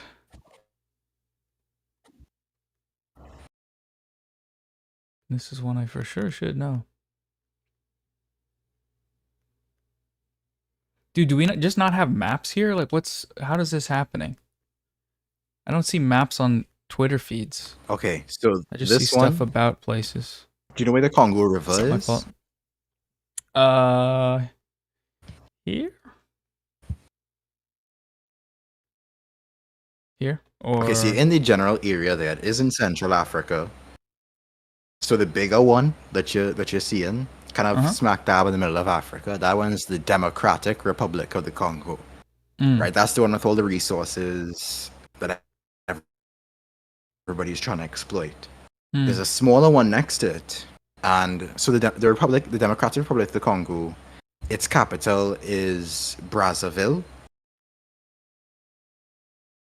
Sorry, its capital is Kinshasa.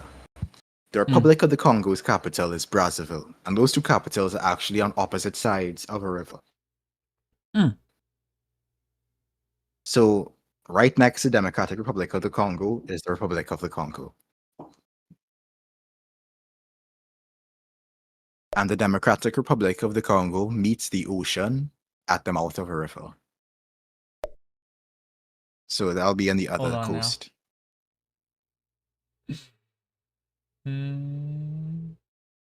Guinea. Nice. There we go. Very good. I think I'm gonna get a map tattooed or like maybe hang one behind. That's actually a good idea. Hang one. Guinea. Papua New Guinea. Yeah, Guinea is in West Africa. Oh. It's actually there's two Guineas. There's Guinea and there's Guinea-Bissau. And so Guinea-Bissau is north of Guinea. Okay. And Guinea's the larger one of the two. So that one that you're hovering over right now is Ghana. The one to the left of Ghana is Cote d'Ivoire. The one next to that is Liberia. And then you have Sierra Leone next to that. And then next to that is Guinea. Yeah, that's it. Oh, no. Oh, wait. Below that. Switzerland. Nice. There we go. Nice. So not Sweden, Switzerland. Sweden, Norway, Switzerland? Yeah. Finland. No, Norway. that'll be Finland. Switzerland is actually north of Italy because I didn't even they see speak three languages in Switzerland. They speak Italian, French, and German. Well, they speak a version of German in Switzerland. Okay. Wait, right here. Wait, no. I'm so cooked, chat. We're so cooked. Ugh. See you guys on when I quit doing politics on the internet. Honestly, I feel like putting you through this should be the $500,000 reward for that. Yeah, I think it'll just a humiliation ritual that takes 5 hours. I love it. Okay, the next one you have is you have to click on Switzerland. Pakistan.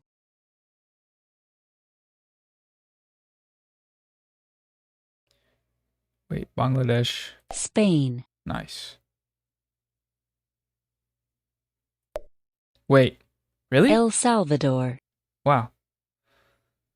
Right, El Salvador. That's a fun one. It's fun. I like fun.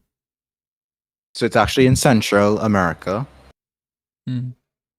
It's a smaller one. It's next to Guatemala, which you got already. Trying to see if my mouse would Ghana, cover it. Nice. There we go.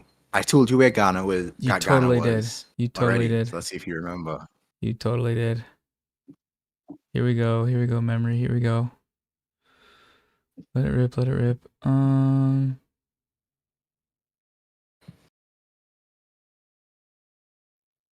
I know.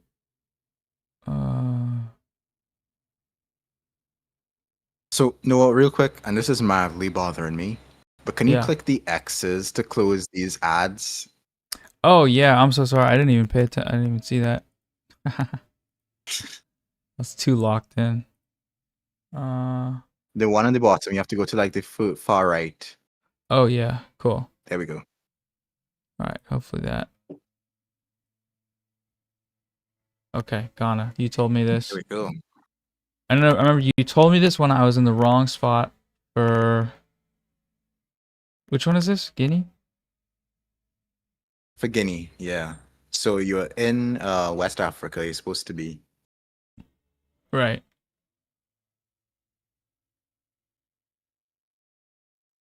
Somalia, Nice. We did it. Somalia is on the Horn of Africa. Hmm.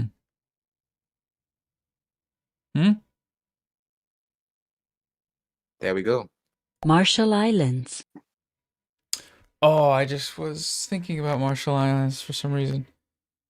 Okay, so I cannot help you at all with Oceania. I'm so sorry. No, that's okay. I haven't mastered it yet. Have you mastered the rest, you think?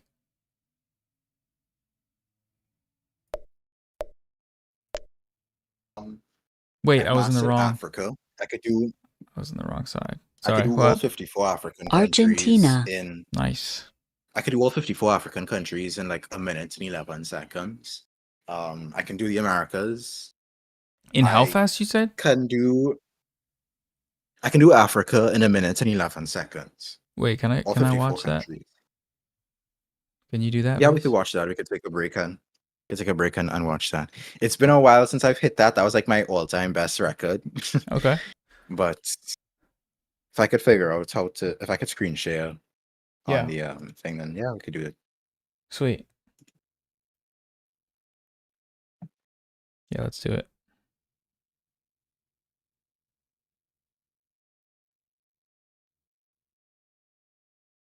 Okay, just give me a second. Let me set it up. Mm-hmm. What do you think, chat? Isn't the world such a big and beautiful place?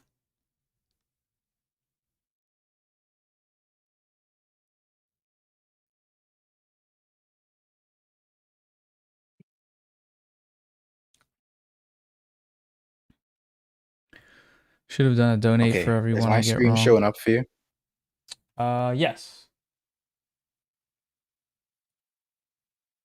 All right, let's do this. Hold on. Okay. One Let's second. run it. Let me restart Yeah. it.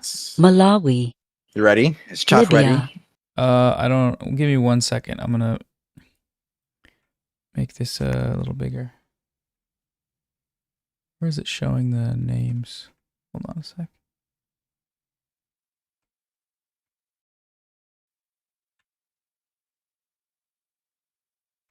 Okay. Adjusting that. Okay. Bro, I cannot get rid of these ads. That's crazy. Is it because I'm I've got using the them guest cropped tab? out If I was on. using like a regular tab, I'll just use ad block. Yeah. Nah, you're good. ¿Dónde está Noah Samson?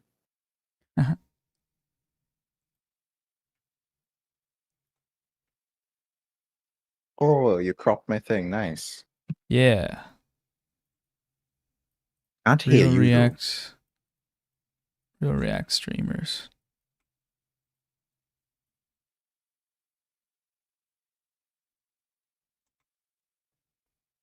All right. Ready to go.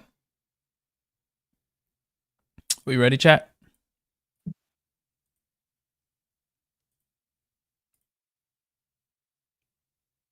Chat says they're ready.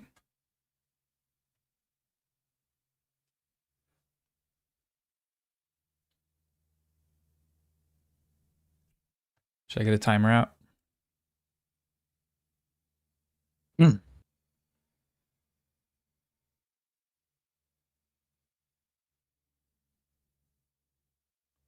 Are you there? Hello? Can you hear me?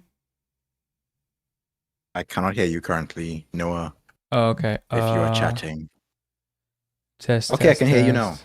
Oh, nice. Cool. Magnificent. To answer the chat question, I don't have a cat, no. I don't have pets. Okay, so let's jump right into this. I'm gonna restart it. Algeria. Are you Yeah. ready? I'm ready. I'm gonna mute this because I don't want to hear the lady. Okay. Maybe okay. that's an accessibility thing. I'll read it out myself. Okay. Nah, because I might not want to. Restart. Let's go.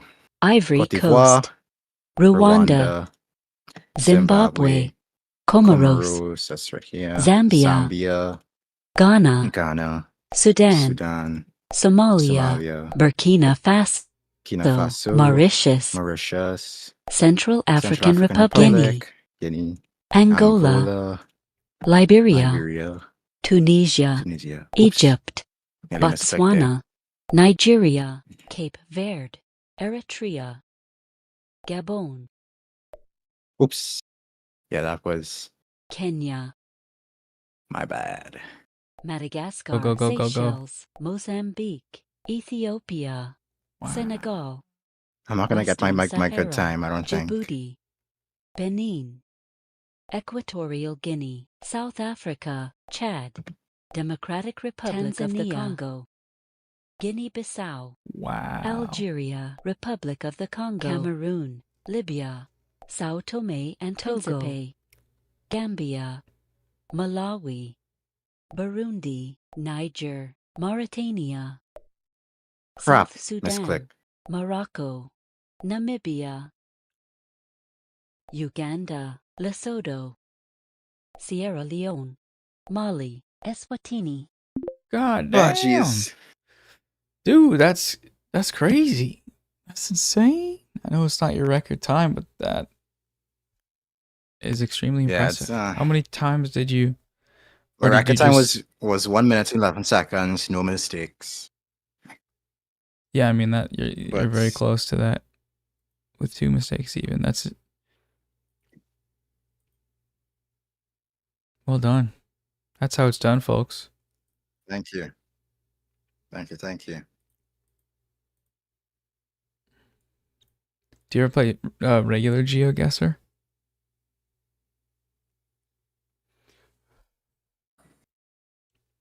Like regular GeoGuessr because you don't have to be smart. You can just go off vibes. No, I could do Asia as well, if you'd like. Yes, please.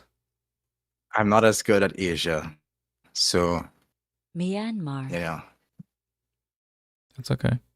Myanmar is this one. Afghanistan. Afghanistan is Russia. here. Russia's here.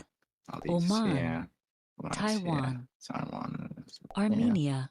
Armenia is this one. Thailand. That was a lucky guess. Uzbekistan. This is where I Nice. have trouble because I don't know the stands. Kuwait. Hmm. Oh, that was a good lucky guess again. Kazakhstan. Kazakhstan. I know Bahrain. Kazakhstan is the big one. Bahrain is one of these two. Iraq. Yeah. Iraq. Malaysia. Malaysia. Singapore. Singapore. Brunei. Brunei is this one. Nepal. Nepal is East up here. Timor. East Timor. Saudi Also known as Arabia. Timor-Leste. Saudi Arabia. Kyrgyzstan. Kyrgyzstan is Tajikistan, Bhutan, Okay, that was really lucky. I don't usually get Vietnam, those first try. This is crazy. Mongolia, You're fully streaked. Philippines, Laos, North Korea, Cambodia, Turkey, Sri Lanka, Qatar, Georgia, South Korea, China, Syria, This is impressive, man. Lebanon, Crap. Azerbaijan, Hold on. Japan, Right.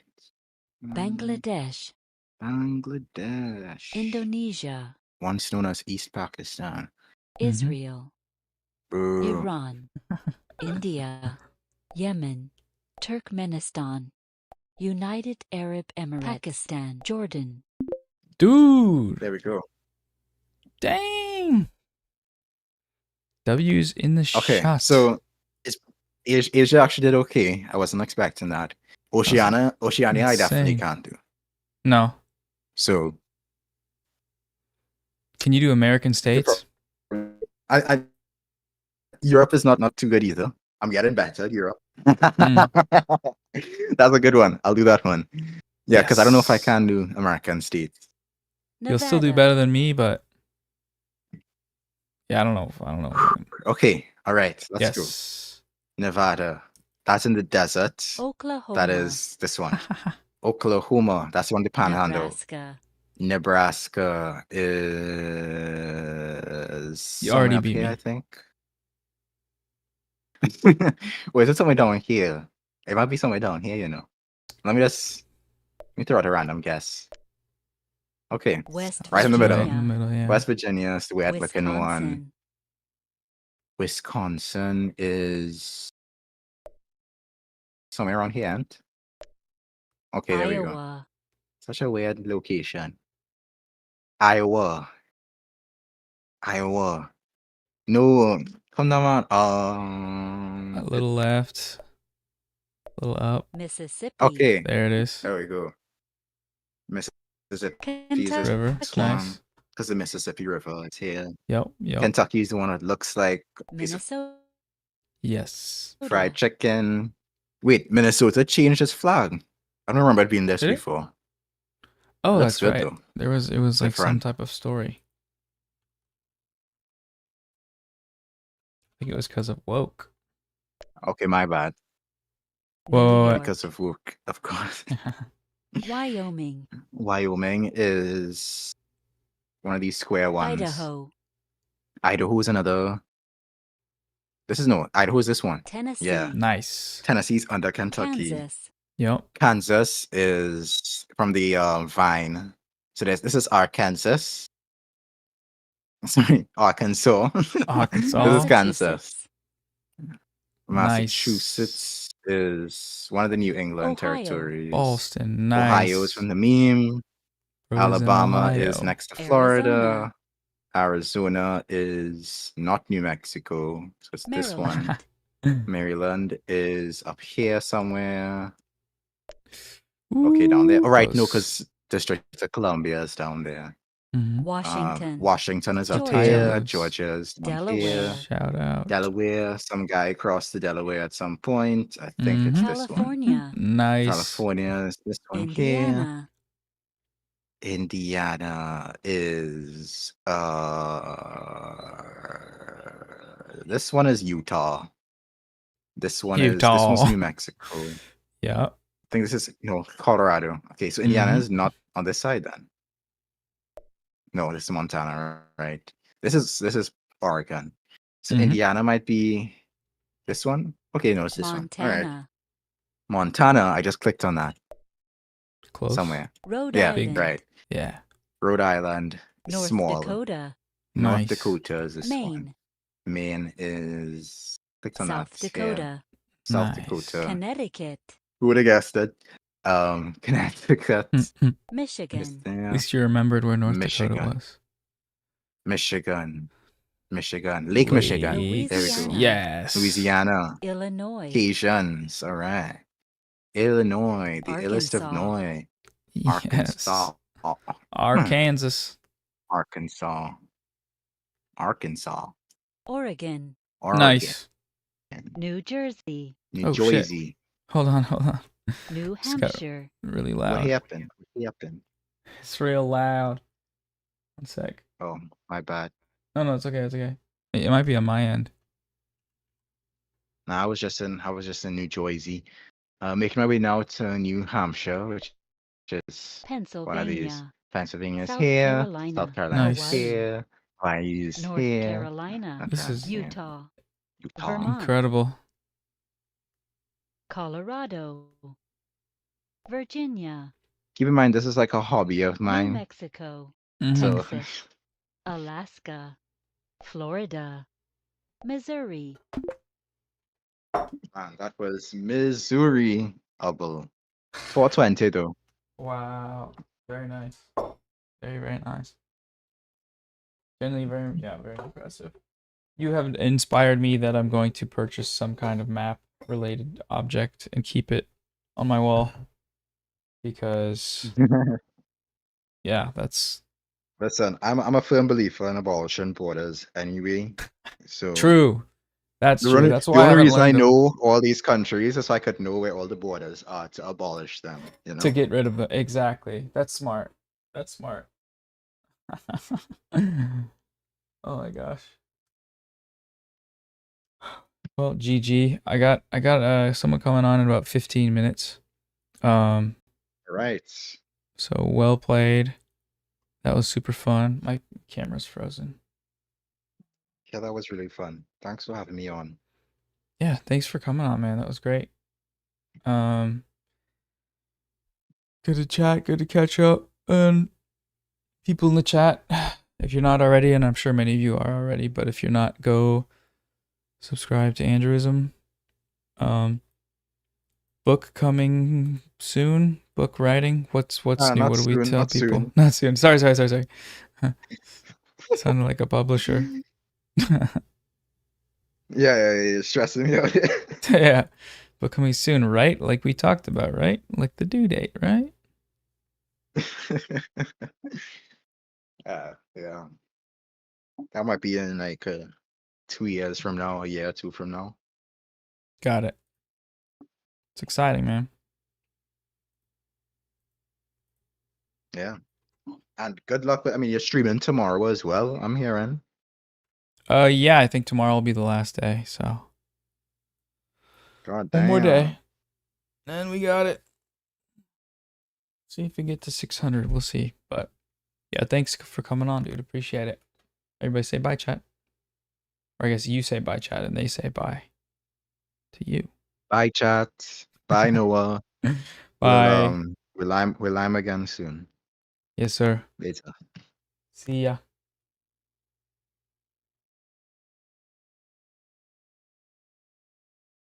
Oh my god, what is this? Okay, my camera died. I don't know where the battery is.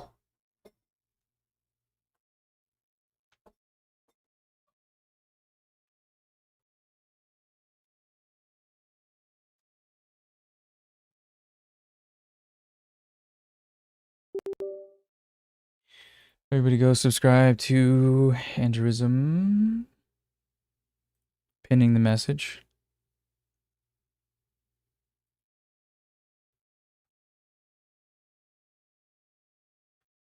Thank you for coming on to watch the stream. Stream viewers.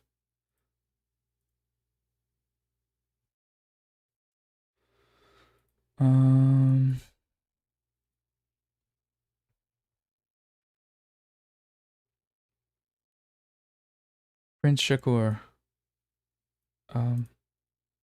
Yeah, send the contact.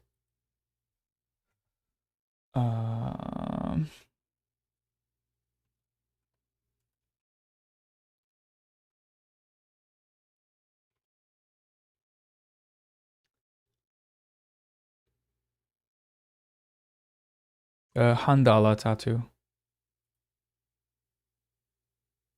Mandela tattoo would be cool. Let me be clear.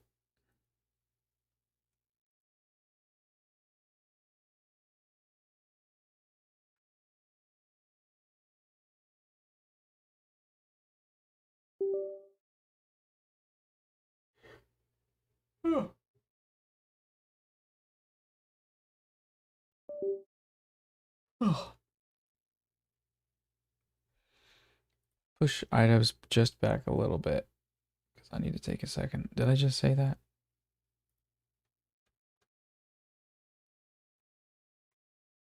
p.m.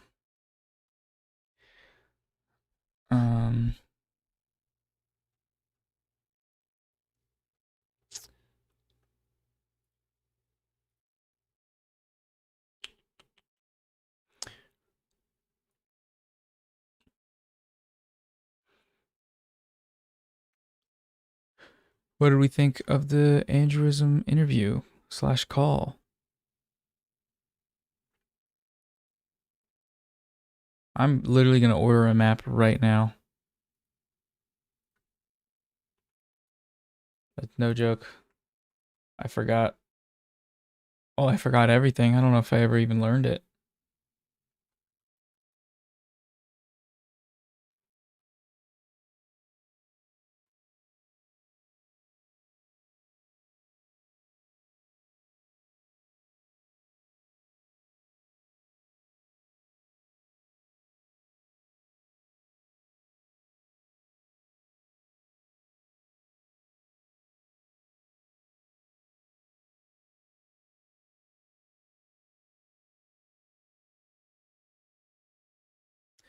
Taking naps and buying maps. God, that was a nightmare. I mean, doing the actual mapping was a nightmare. Watching aneurysm rip through it was awesome. Every country in Africa, 100% success rate in 1 hour. 1 hour and 1 minute and 22 seconds.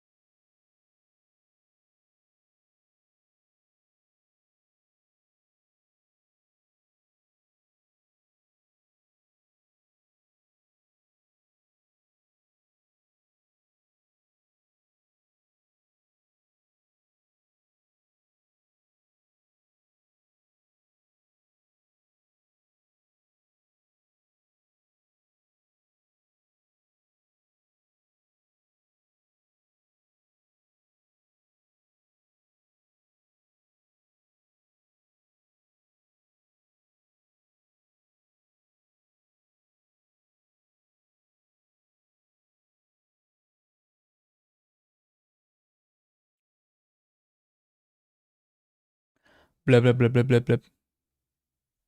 Get it? Is low key off the table? Oh, absolutely not. That'd be awesome.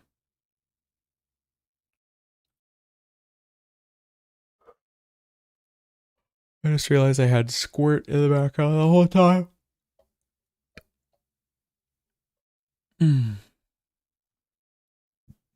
Oh.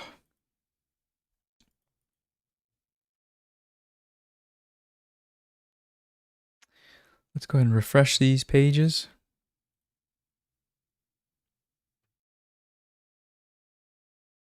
Somebody do the math. Please, please, please. I'm going to run an ad maybe. Should I do that now? Does that do anything?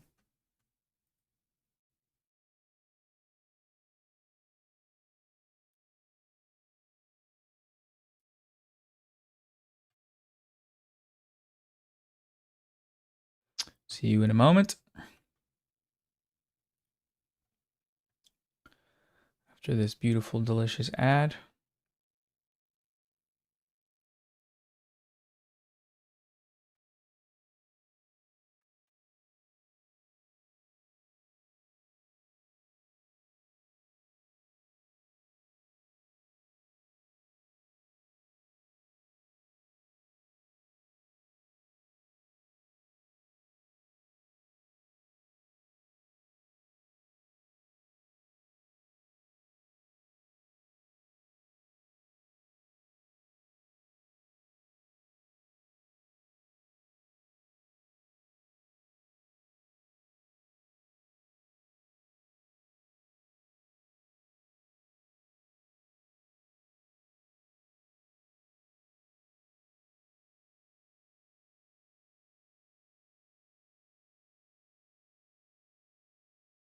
Da, da, da, da, da, da.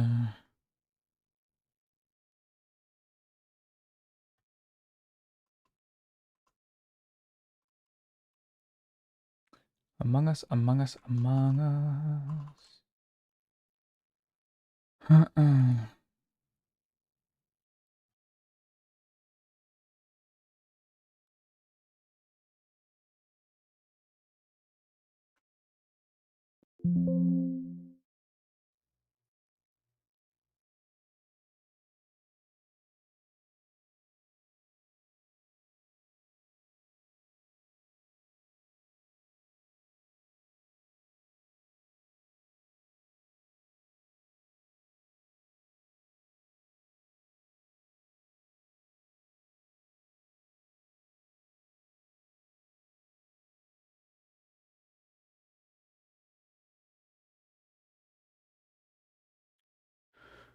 What should I ask iDubbbz, everybody?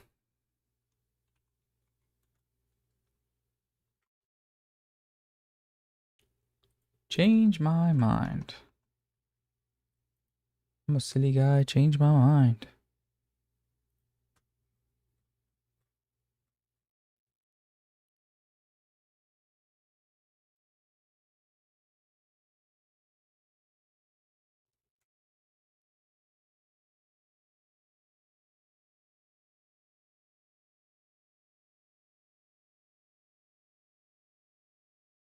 Why he got rid of the mullet? That's a good question, because that's something I ask myself every day. Not every day, fairly often. All right.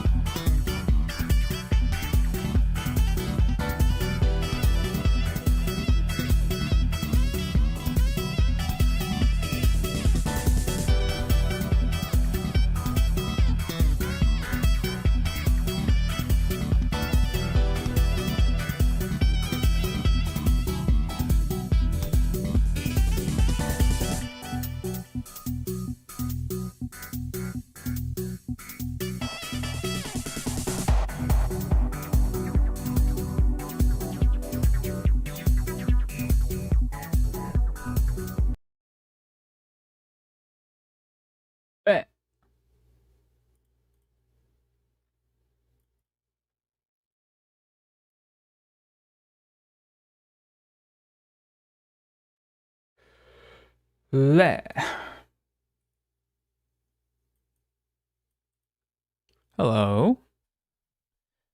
Did FD end up coming on that day? And if so, is there a VOD? He did. It was on the third day. Maybe VOD 3 or VOD 4 towards the end.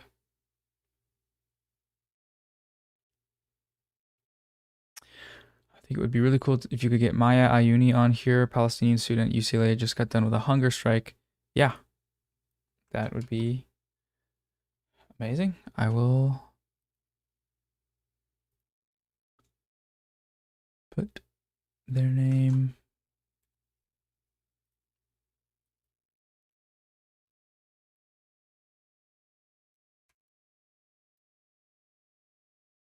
Let's see if I can message them. Oh. What's up, chat? What's up, mods?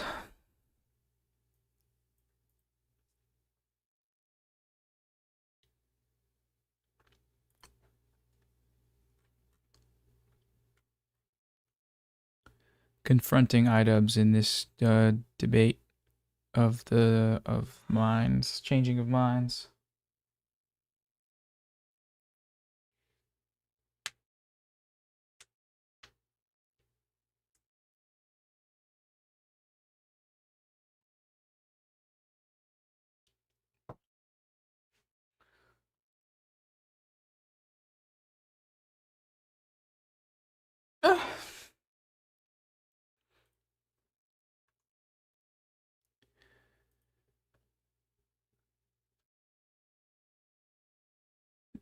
Just in case you didn't know what. Oh. Thank you. And that's just where Andrew was. Now it's gone.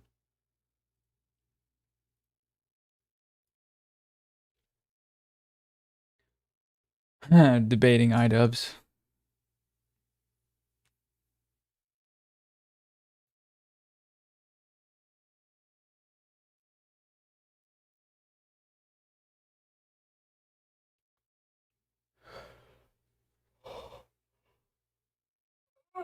Oh my god, dude.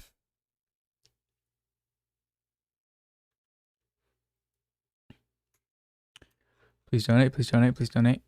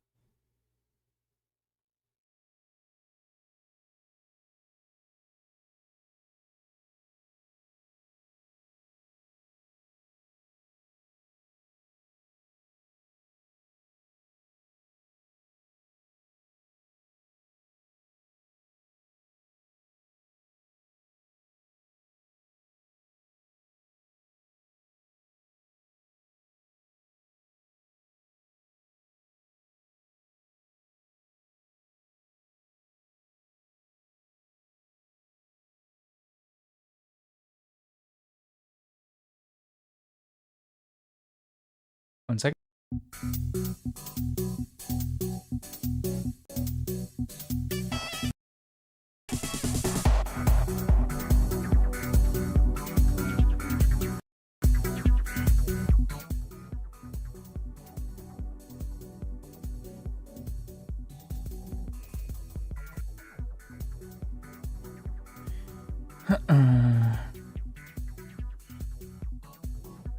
I would advise you speak with your content lawyer before you speak with a content cop. True. True. What do you guys think of the Andrewism combo? You're debating iDubbbz. Yes, I'm destroying iDubbbz and owning him online. I'm a legend. Parker, thank you for the donation. What's up? How you doing? How we doing, chat?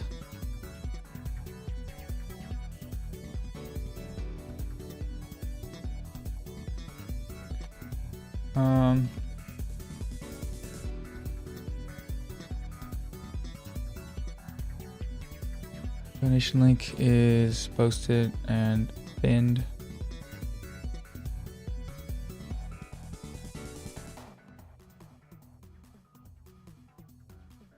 Keeping the music on. Just for while we're chilling. Elle, good morning. Are you ready to Are you ready to watch the Rumble? Are you ready to see? I don't know what's going on. I wanted to take it out. It's 4 o'clock. First one was at 9.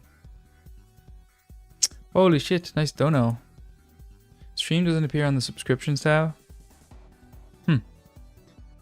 That sounds right. Sounds strange.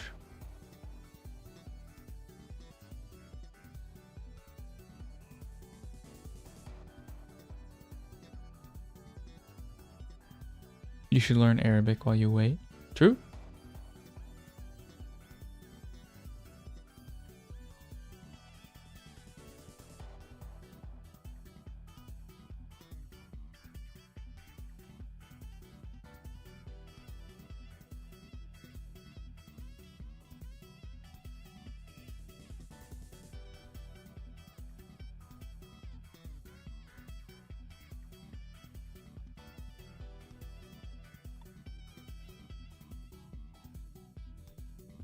I'm alive and well. How many days have you been live now? This is number 6. I'm literally just being a normal streamer. Aside from the sleep streams, I'm just streaming all day like streamers do. And it sucks.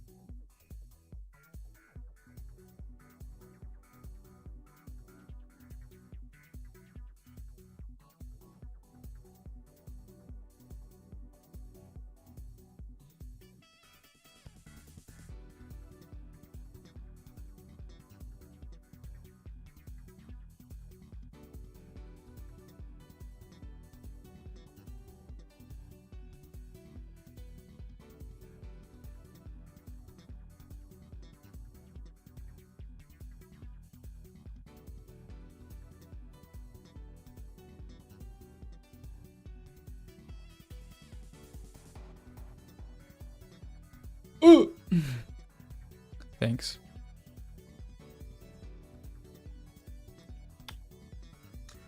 Nisa going to be here, just Ian? I don't know. I think it's just Ian.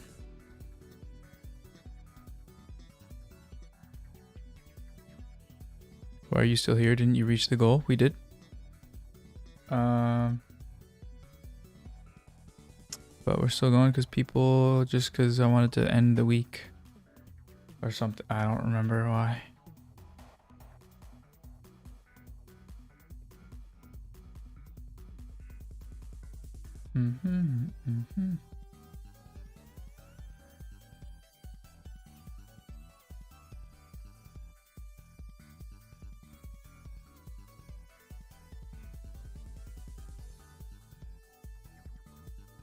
Wait, that's not right.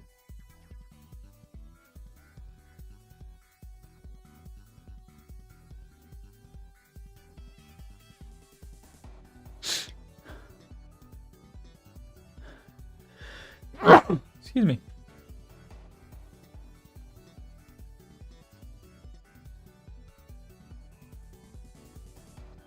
Do the math, do the math.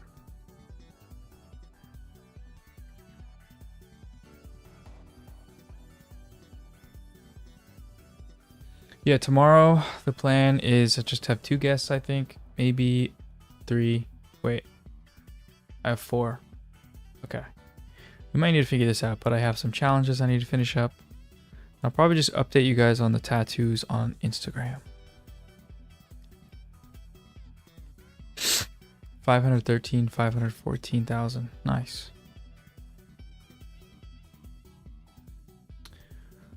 iDubbbz counter is at 10 minutes. We already made 500, so we do need a challenge for that. Still.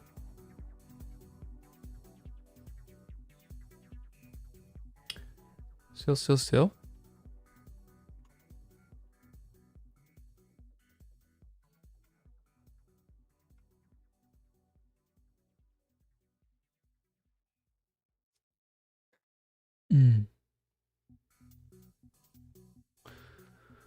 Bum, bum, bum, bum, bum, bum, bum, bum, bum, bum. What am I trying to do here?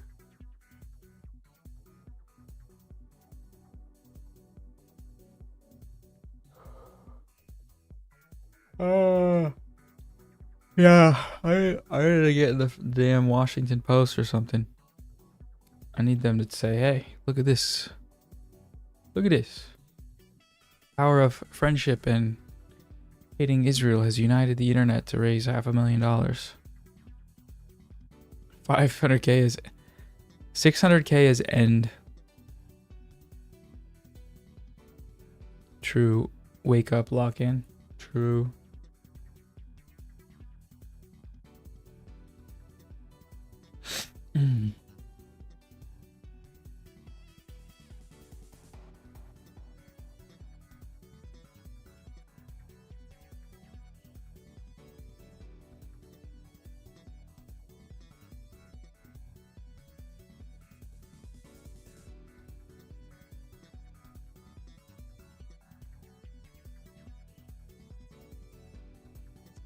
iDubbbz, I think, has 1 hour, so we get him from 4:30 to 5:30. Elite channel at 600K. That'd be sick.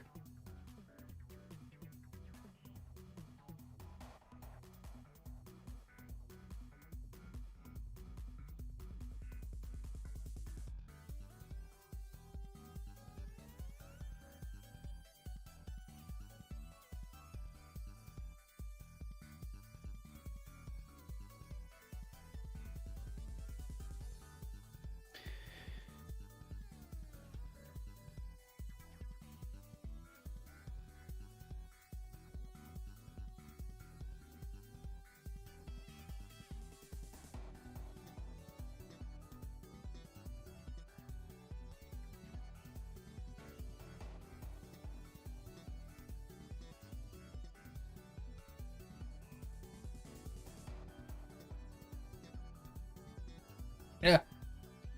Cancel gym membership at 600K. No. Can't do that. Amon Animations is in here? No shot. No way. Excellent work with this. Thank you. Excellent work with your videos. I love your videos. Make an animation of damn. I don't know. A big pile of beautiful money going to Unrwa.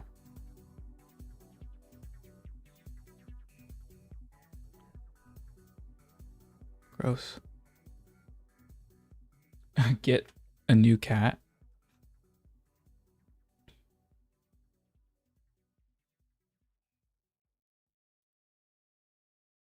Ah.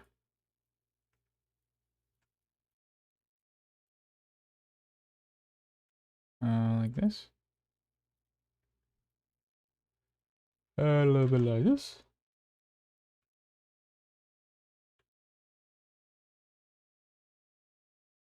I always forget how to spell it.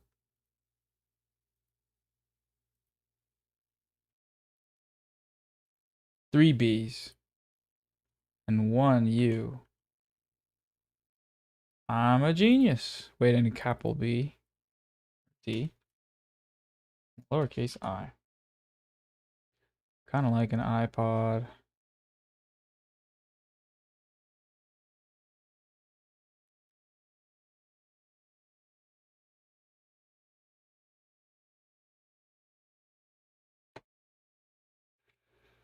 Mm-hmm.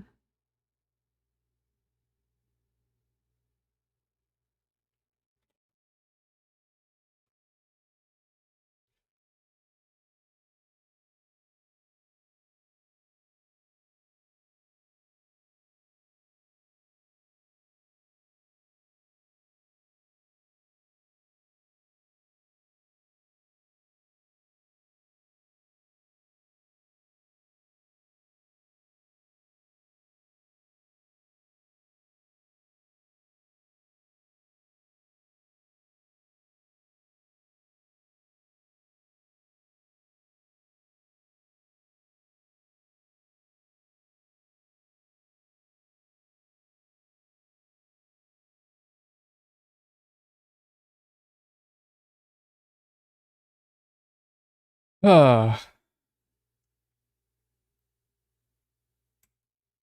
Bum bum bum bum bum bum bum bum bum. I should take this out.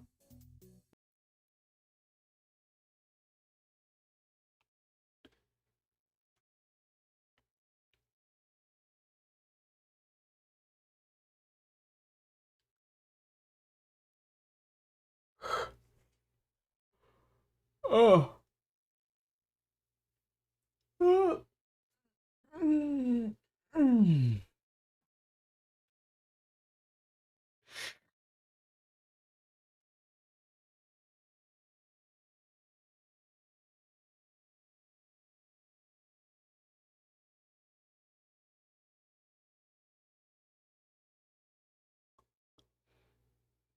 Night, L.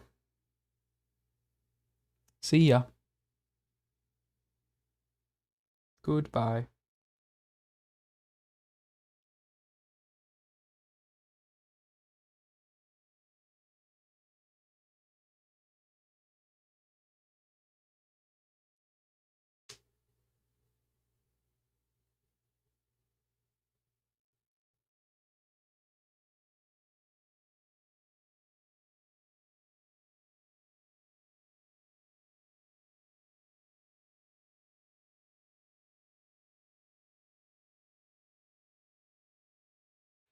Whew.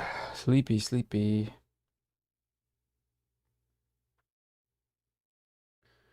Ba-da-ba-ba-ba-ba-ba.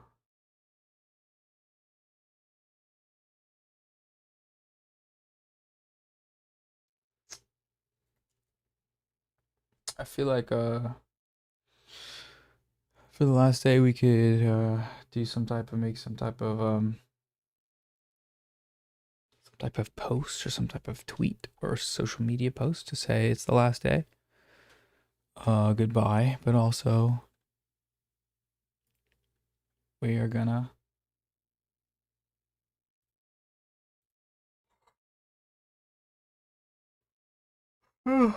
make something repostable to stories to say here's what's going on.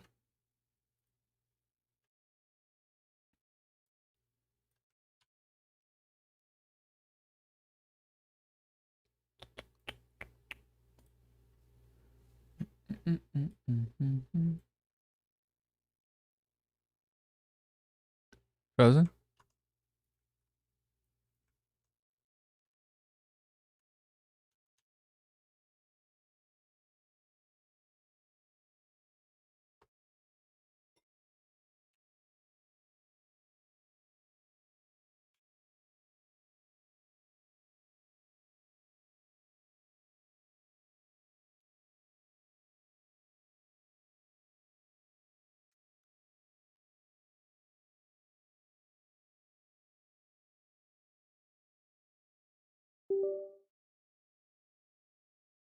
I'm back, don't worry.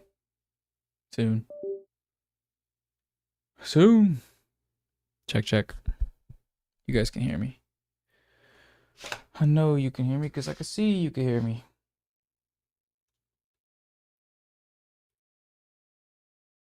There. Very still, very demure. Oh. Oh.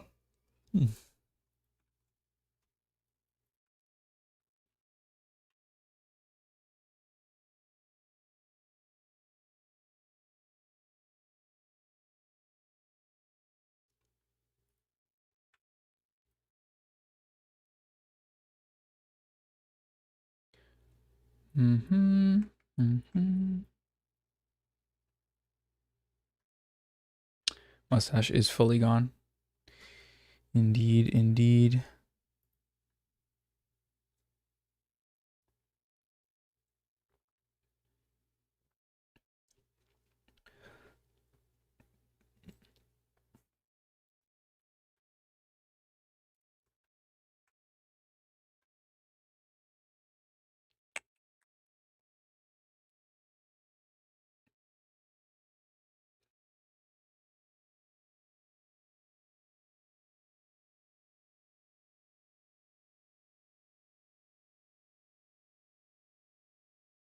Mm.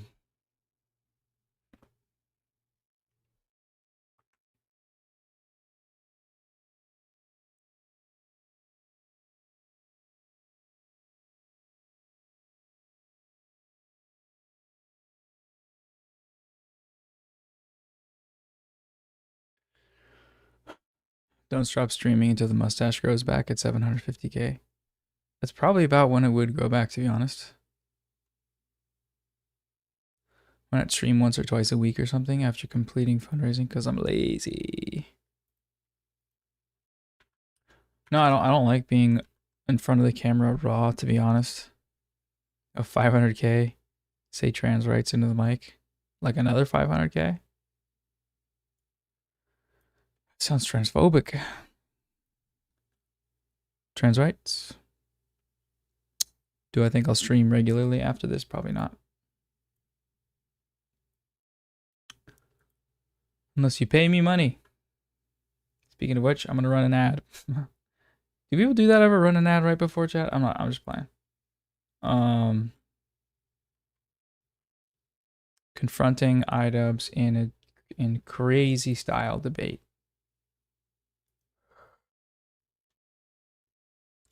Oh. Top of the hour ad break. Halfway the hour ad break.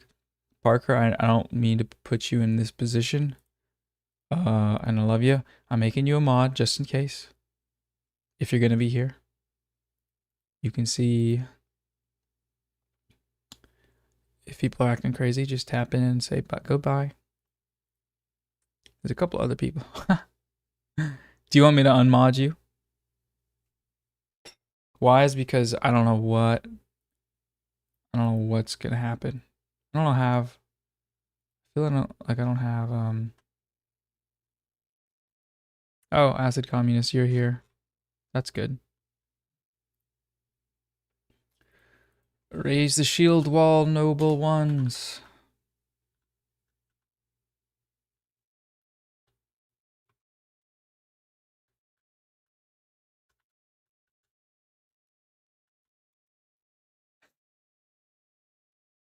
It has been pretty chill.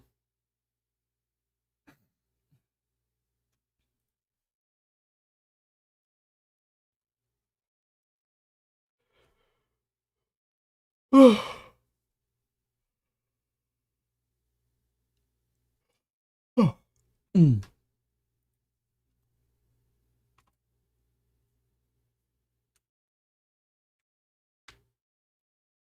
Mm, mm, mm, mm, mm, mm, mm, mm.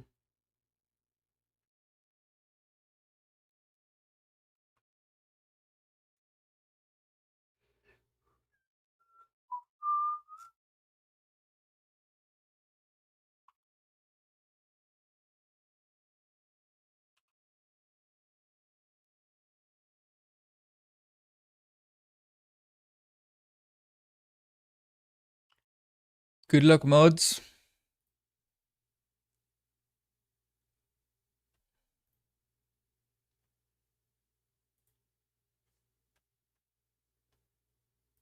Bada boom, bada boom. Hello? Greetings. What up? Can you hear me? I can hear you. Nice. How's it going?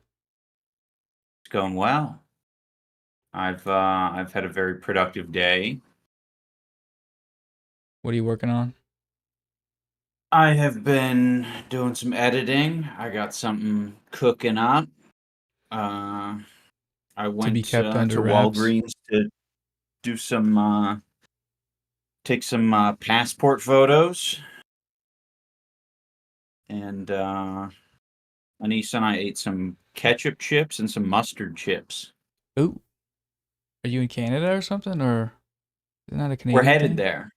Ah, so you're Yeah. warming up. Yeah, we're warming up. No, there. If anyone sees the hot mustard Doritos at the store, give those a shot. Pretty good. Very good. Nice, man. Um, we're live, yeah. Yeah. Sorry, I keep forgetting to mention that to my guests. No, but I mean it kind of it should be obvious. I just felt for some reason I felt the need to ask. always good to check. Yeah, we're live. This is day 6 of the stream, and I'm glad you were down to come on. You were a highly requested guest. Because we're Of gonna course. Fucking farm awesome, dude. drama and debate and all that. Yeah, I mean, is there anything you wanted to talk about in terms of the internet? Not really. I'm open to anything. I saw you're playing some of those geography games before this, and fucking, I like that shit. Play a little GeoGuessr? Yeah, I'm super down. I mean, I'm also, I'm good to debate. I'm good to talk shit. I'm good to, you know, just talk about what's happening on Twitter, elsewhere. What is We happening can on talk Twitter? about fucking we can talk about Ethan Klein's Instagram stories. We can talk about uh, the Palestinian plight. We can talk about what my dog was doing today. All sorts of good topics. I guess we'll start with something small like the Palestinian plight. When you're talking about it in the, I guess, video, you brought up the topic of like Israel Palestine in kind of through the lens of what Ethan was saying about it and how this group of creators were talking about it. I was wondering if there was much in that more political vein that you wanted to say and perhaps didn't talk about in the video intentionally, given the target audience, or like if that even was a an intentional choice, or just to keep it focus more on the I guess the stuff with you and Ethan specifically, if that was like more the Yeah, goal. that's a good question. Yeah, I think I'm still kind of trying to find my place on the internet, and I think I want to be productive, and I want to do things that and speak on things that I care about. But I also know there's like different ways of doing that. I see videos like that you make, and a lot of the people that you've brought onto your stream, and something that I've noticed with a lot of your guys' stuff is that it's so information dense and it isn't drama. It's like, it's a little further down the funnel. And I feel like, I might be a little bit more top of the funnel. And I really don't mind that. And I kind of want to, I think it's fine to be to say free Palestine and also roll around in some of the drama slop. And, I just think for some people who are a little bit more like, I don't know, apolitical or just like not really engaged, that a video like mine might be their first exposure to it potentially. And so I know that, to not make some people fall asleep, it being on something that people obviously care about, a little bit more, I don't know, casually. It's the drama stuff. So that's the main reason. Is just like I want, you know, and oh, that's another reason as well. There's so many like well-educated people to speak on this, and I feel like, you know, I don't necessarily want people to get the uh, you know, the full scoop and the full bread from me. Just like an intro potentially. Yeah, I could see that. I think a lot of creators have that same feeling as like post October 7th, where it's like the feeling where you should be speaking on this and the kind of moral imperative to speak on it, but also not having a necessarily a firm background or academic background on the subject can kind of cause apprehension, I think, and that's understandable. I think the way you brought it in, I'm glad you brought it into the video, especially under the circumstances of like, this is what Ethan's saying.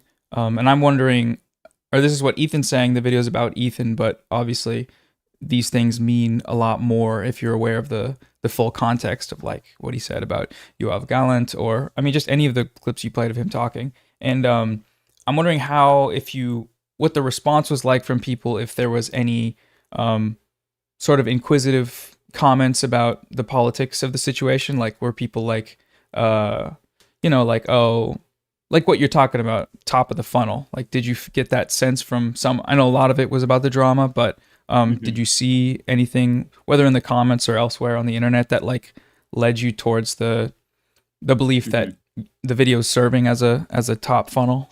Yeah. As I give you my answer, I just want to say, while you were talking, it sounded like the mic source switched to like your webcam or something. I'm not sure. Okay. Just so you know, I can hear you just fine. Okay, cool. But yeah, it's really hard, right? There's a lot of comments, and it seems like I got, like, from what I could tell, like a pretty even mixture, 50-50. Like some people are like, "Oh, this is way too like into politics." They thought there's a lot of people who thought the video was too centered around Israel Palestine. I was like, well, that's, in my mind, that's crazy, because I felt like it was just the smallest touch of that. And then there were some people who said the exact opposite, and they were like, "Oh, this is just like, this is something that should have been addressed behind closed doors. Like, this is way like personal. This is your personal gripe or whatever that you're, you know, making public." So I got a little bit of both, and I'm pretty satisfied with that, because I feel like that's probably the sweet spot. You know, if people can say both of those things.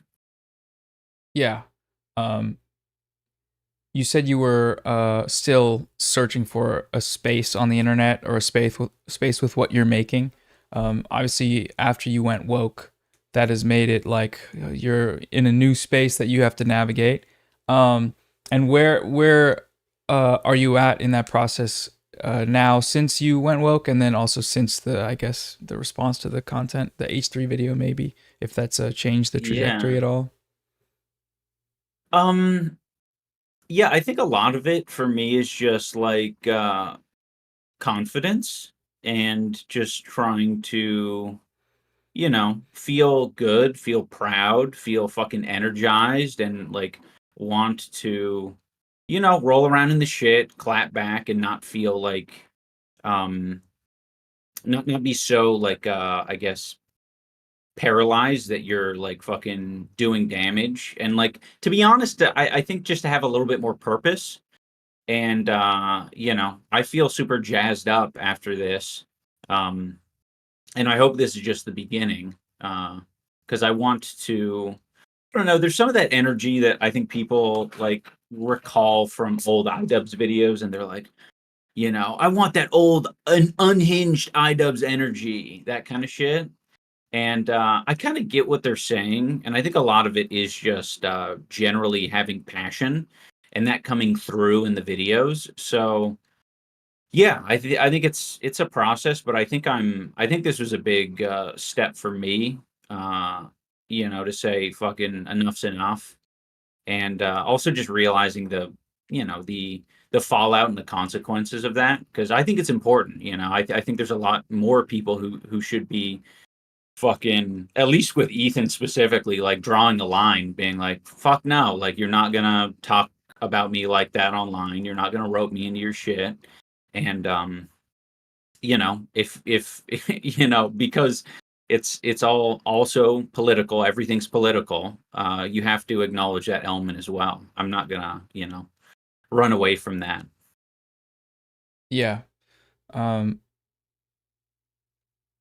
When it comes to someone like, I guess I don't want to talk about Ethan too much, but I had a question about that. Sorry, I'm forgetting sometimes.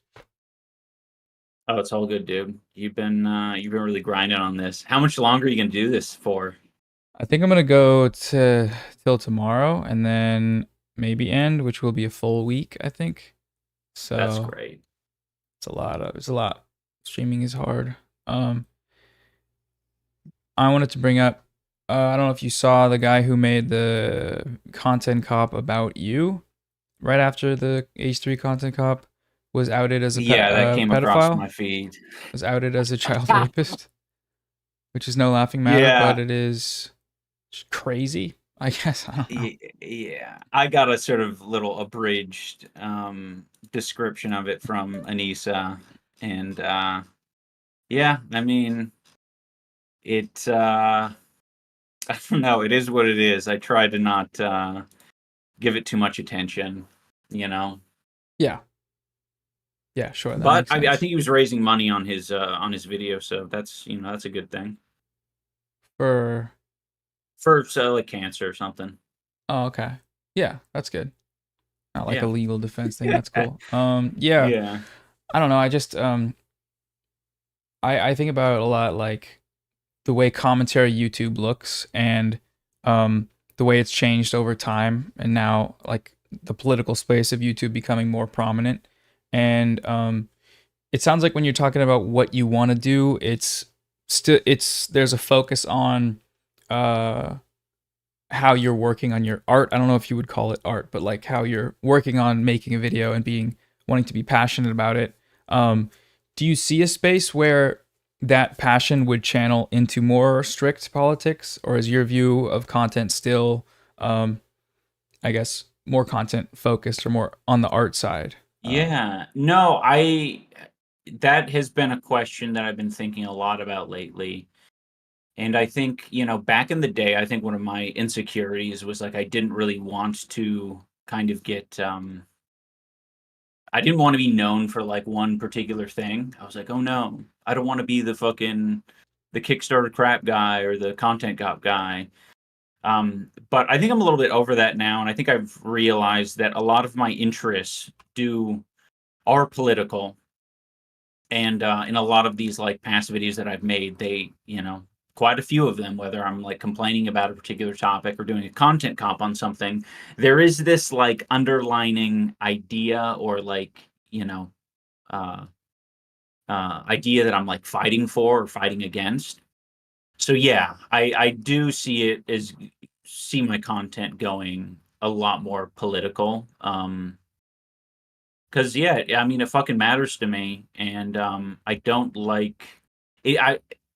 I like what I was doing in the past in terms of like being able to be more top of the funnel, but it felt very like immature and kind of like you know, what's the word? Just kind of apathetic, I guess, you know, and that is like the name of the game when you're doing like kind of slop tuber commentary. It's just, you know, pretend that it's all, you know, you're above it all, I guess. Yeah, I mean, that's true in some sense, but also there's a moral element to being a slop tuber and shitting on someone that's doing something that's fucked up, that everyone can see is fucked up, and building it up and then shitting on them for doing fucked up stuff is exactly what an audience wants, because you know you're communicating that to them, like you're I guess setting a precedent on a social mores about like, oh, if you act like this on the internet, somebody's gonna shit on you and it's gonna get a lot of views. And you know, I think that was one of at least when I remember watching them and saying, yeah, like that's there's like a broader thing going on here. And I know as you're making things, you probably don't think about it like that, but the the structure of YouTube and YouTube commentary is kind of like, it feels like that. Find a target and critique them, and that can be used for good, obviously, and it can be used for bad, like, you know, lol cows ending up killing themselves and whatever else. It's a I don't know. I think I try to relate it back to politics and think like, does that structure of like looking at an Ethan Klein and saying like what he's doing is harmful in a lot of ways, is that connected, do you think, to this this old approach of like finding a target, even though it might have felt like childish at the time? I mean, that's still the fundamental structure of what a lot of YouTube is, right? It's criticize, it's find something, criticize it, and then depending on how the audience takes it, go from there. Like they might, critical videos get shit on sometimes, and they get, you know, they run. Yeah. A creator gets run off the internet because they made a bad dunk video. I mean, you got a lot of backlash for the content, the latest content cop, I know. So you can handle it, I know, because you've been doing it for a long time, but a lot of people can't. But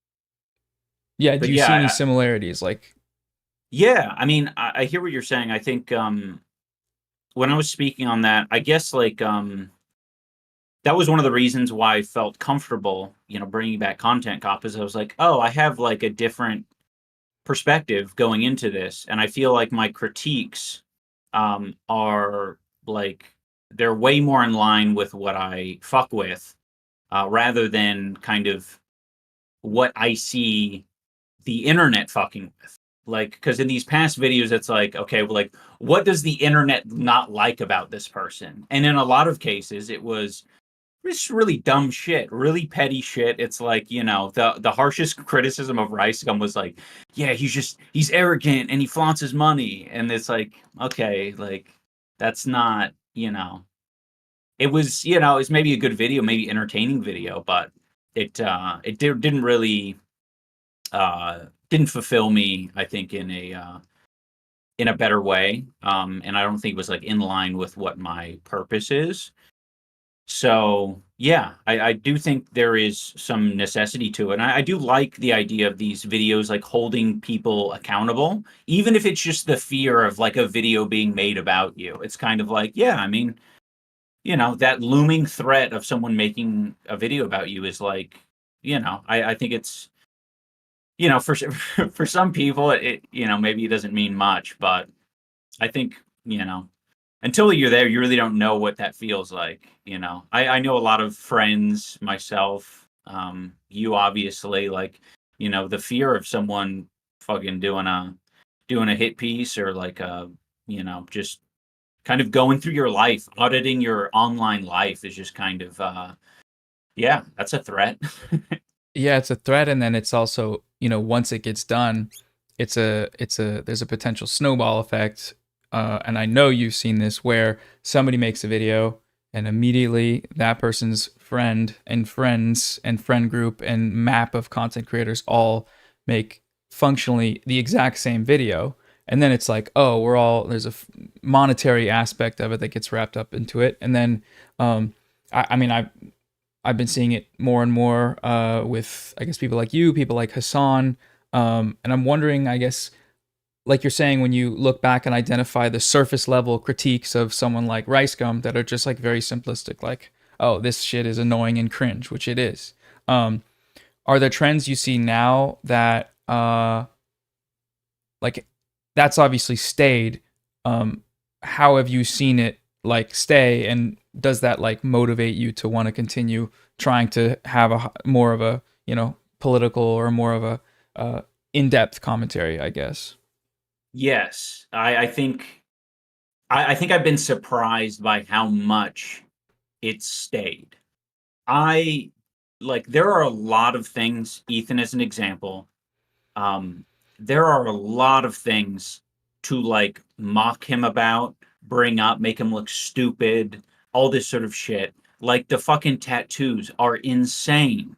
Like I really like wanted to goof and rag on this guy, especially in the first video, but I'm like, this is so not like what I really care about. It just feels, you know, mean spirited. And I held back a lot. I deleted a lot from my fucking timeline where I'm Oh, I like, bet. this really is not it. At least for me. I know that a lot of people who dislike Ethan would probably be like, oh, you're deleting the gold, the juicy stuff.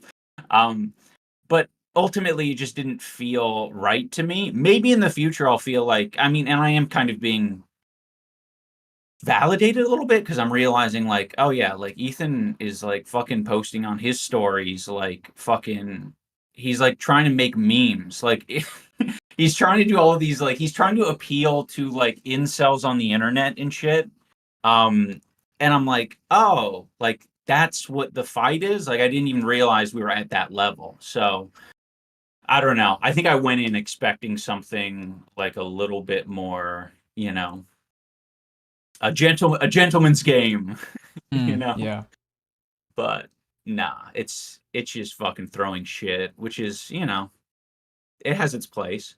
Yeah, I mean the fact you're talking about the instinct or you pulling back on your more surface level, more like edgier and less substantive critiques, I think that speaks to a certain level of growth where you make that video 5 years ago, it looks way different. You're talking about that fucked up tattoo for way longer than you would need to talk about the politics of the situation. And it does feel great to do that. Like when you're writing something, shitting on someone for something that's an easy dunk for the crowd that wants you to talk about it, and for yourself it just feels good. But then obviously you made a more mature decision, even though the video itself, I don't know, you can talk about the intended effect, because we talked a little bit about it before when you reached out for like commentary on the end of it. But I think probably for your intent, I don't know, he shit on the video for, I don't know, 12 hours and made a lot of content off of it. And I don't know, it seemed like not much of the points made any contact, which, it's like, okay, if that's going to happen anyways, what's the point in even trying to be civil about it? Yeah. But also, you did that for a reason. It sounds like you're standing on it because, that's, it's not as important, and you know that. Yeah. I don't know. I want to be part of change, and I think part of my thought process in making a video like this is like, well, I could fucking take heat from Ethan. Like I've been getting it from slop tubers for the past, I don't know, since Anise and I got together. So like I don't mind being a lightning rod or being an additional lightning rod for like Ethan's ire. But I think I didn't really I don't know. I guess I just didn't expect I don't know, the commentary community as a whole to be so like fucking, I don't know, maybe they just don't think that there's like much in the way of views to get out of it, because I don't know, I look like there's so much fucking content coming out of that podcast and I'm just like, yeah, this could literally be like an infinite back and forth. Like there is so much fucking footage to sift through. There's like and I can't believe that, the space is just like not really that interested in it. I don't know, it just surprises me, Where do you think that Though I was gonna ask, where do you think that comes from? Because it was kind of an immediate coalesce around Ethan kind of thing, and I know there's a lot of like, you betrayed the community, so we're gonna shit on you no matter what you do. And with each new thing you do, you're woker and more cringe and cucked than the last video. So that's gonna be their thought, regardless of what you say. That's gonna be thought process, but it still, in some sense, surprises you that they're, or not surprises, maybe the word, but it's disappointing almost, or like boggles the Yeah. mind that the low hanging fruit of the stuff he's saying is just being completely ignored. I think it's probably, now that I'm giving it more thought, I think it's just like what the audience looks like.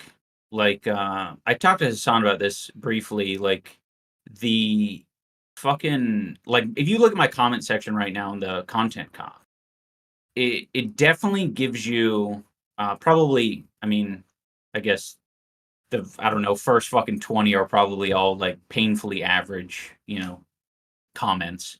But if you get into, like, if you're trying to like get an opinion, like what does the internet think about this video, you sort of by newest or whatever you want to do, you're gonna walk away thinking that like the internet hates it. Like everyone hates the video. All the points were bad. I betrayed my friend. I want to make a quick buck.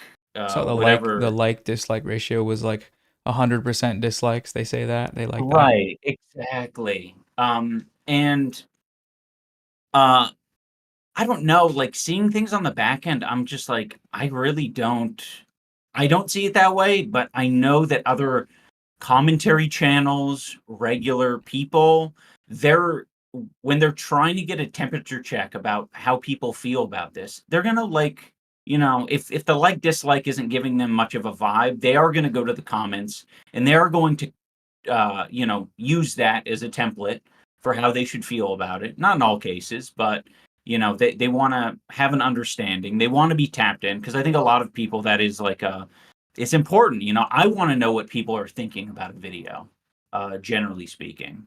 But I think we're in kind of a new era. Like this might be, just maybe a left versus right in commentary or something.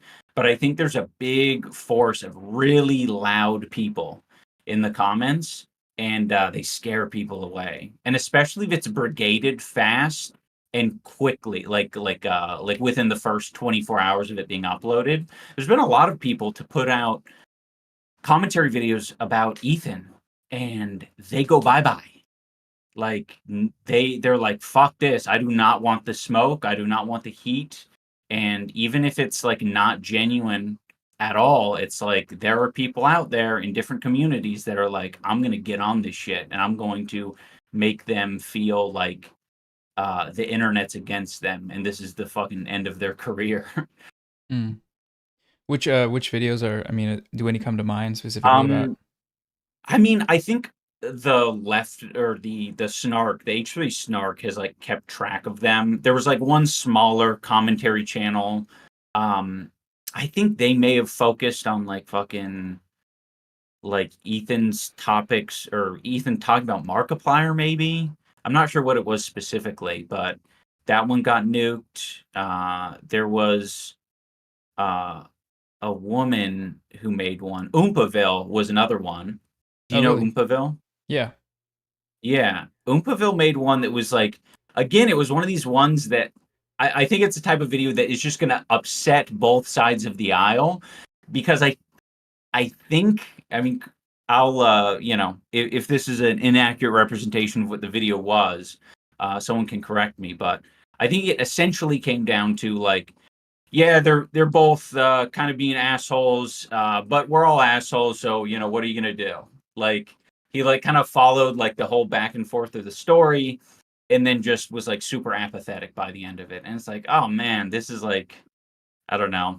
It's fair if you just want entertainment, but I think people very quickly from both sides said like, this video fucking sucks, and he privated it or deleted it. I'm not sure. Yeah. And I think there was one other one that was like of a medium to big size creator. But yeah. I'm seeing a lot of right now the kind of the opposite, where he's been saying enough stuff and people are starting to talk about it with these videos that are starting to get more and more views, and it's like basically viable to talk about the shit he's doing. At least from my vantage point, these videos are all more political in nature, and I guess I haven't really seen like a full commentary like, this is what this guy did video. I'm sure they're out there, but I mean, I see that because obviously due to the political element of it as a positive change, and it's a positive change in the vein of free speech as well.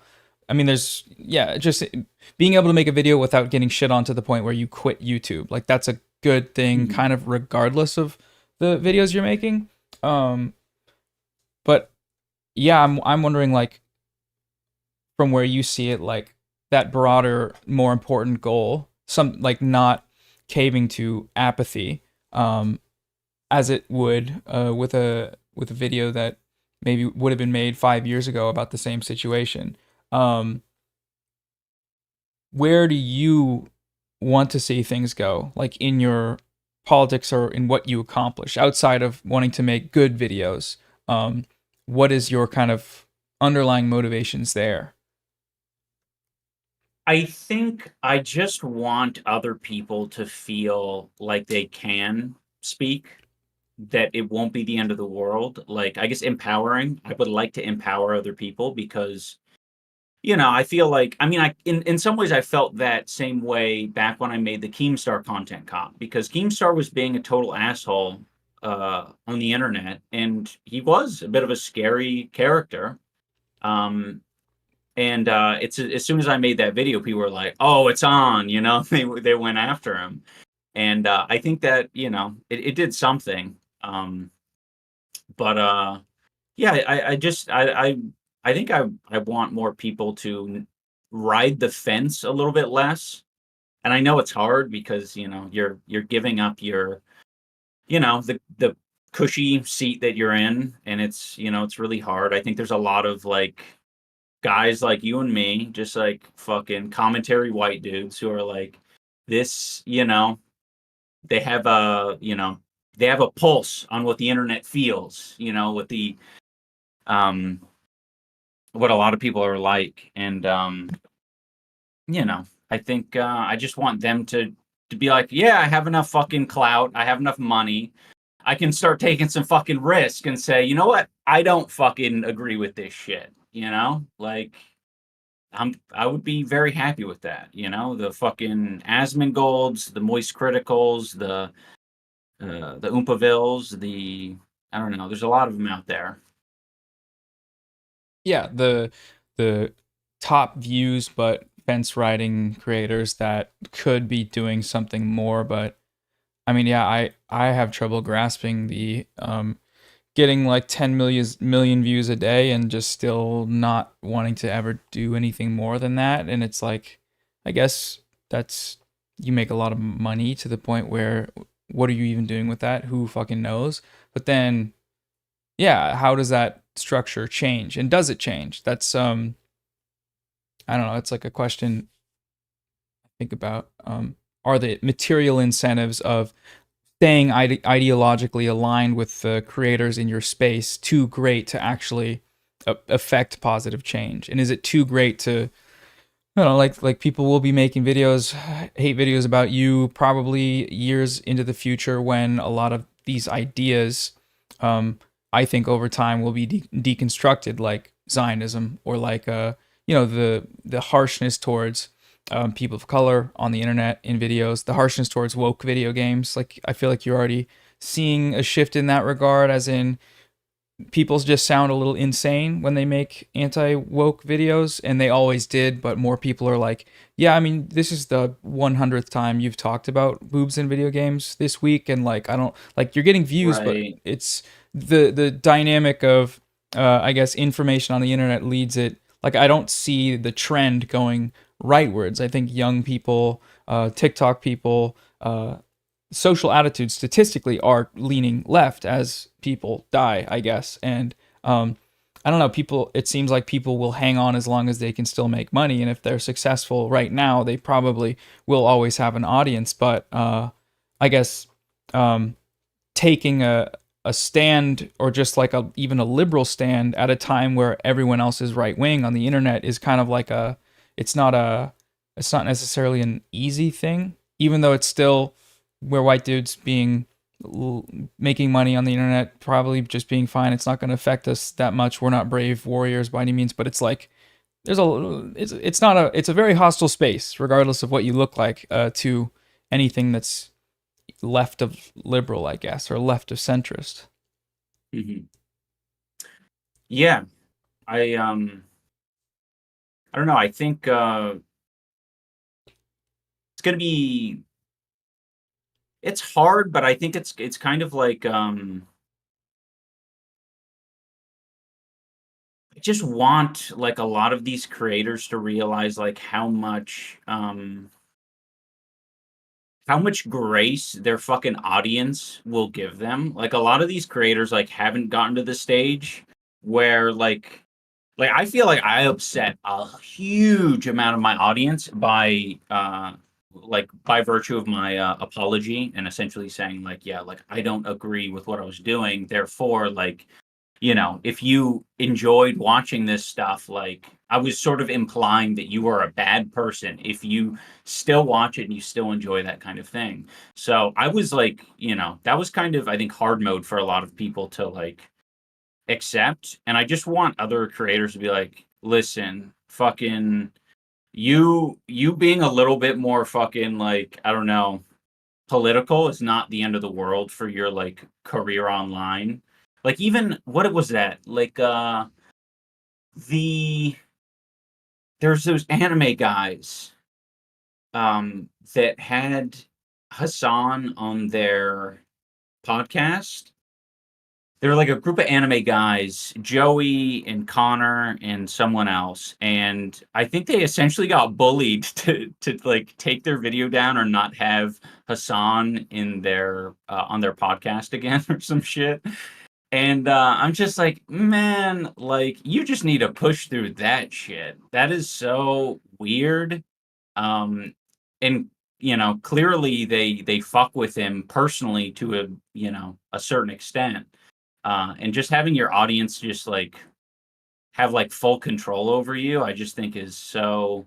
I don't know. It's not freedom. It's not what I think. A lot of them think that they have the freedom to do and say what they want, but I think they're some of the least free creators. Yeah.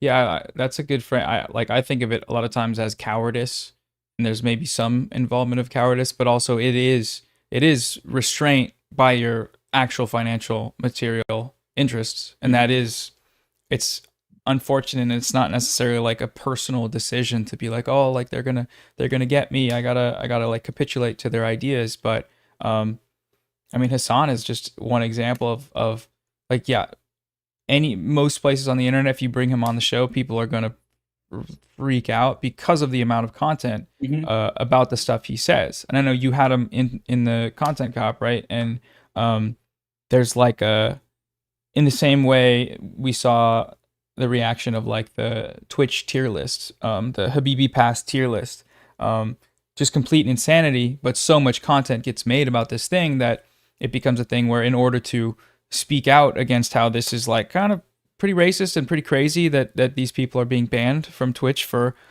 just joking while Arab. It's rare that people were even talking about it on YouTube, especially, and that's I don't know. I like that saying, joking while Arab. That's what it was. Literally, it was like Yeah. joking, like That's saying. great. No, you're right. Yeah. Yeah. Oh God, I was gonna say something. Oh, that was another thing. Yeah, like the choice to have Hassan in the video. That's another thing that I noticed in the comments is I think there are so many people like that was a very active choice on my part. I was like, I feel like I think a lot of people are like, "Oh, you're such a bitch for having this guy in your video." And I'm like, "No, I think I would be a major bitch if I didn't take a fucking stand and had this guy in my video." Because I think a lot of them come from this place of like you need to appeal to the most like you need to cast your net so fucking wide. And I think the expectation was like be on your own island. Do not like, you should be afraid of associating with these people. And I didn't want to do that because I think that is like that's super weak in my mind. I'm like, no, I fucking agree with a lot of the things that these creators have to say. Like to disinclude them would be just a fucking wimp move in my mind. So I think I just want to say that because there are a lot of people who think like this taking the centrist approach is like, the ultimate win. And I just couldn't disagree more. Yeah, it's the centrist approach, and it's the I don't like this guy, and the politics comes secondary because he's left. I'm now centrist kind of factor. Yeah. Where like I'm sure many comments of people saying like Hassan included L, like you are now anything from communist to terrorist to like just cringe. And I don't know. I think a lot of the conflict that's happened in the last 6 months to a year, it seems like has been from people that kind of maybe they care about things and they want to make things better and they have convictions, or at least they try to, and people that don't and either want to make money or are very stupid and don't care at all about the things they're talking about and about the people they're criticizing.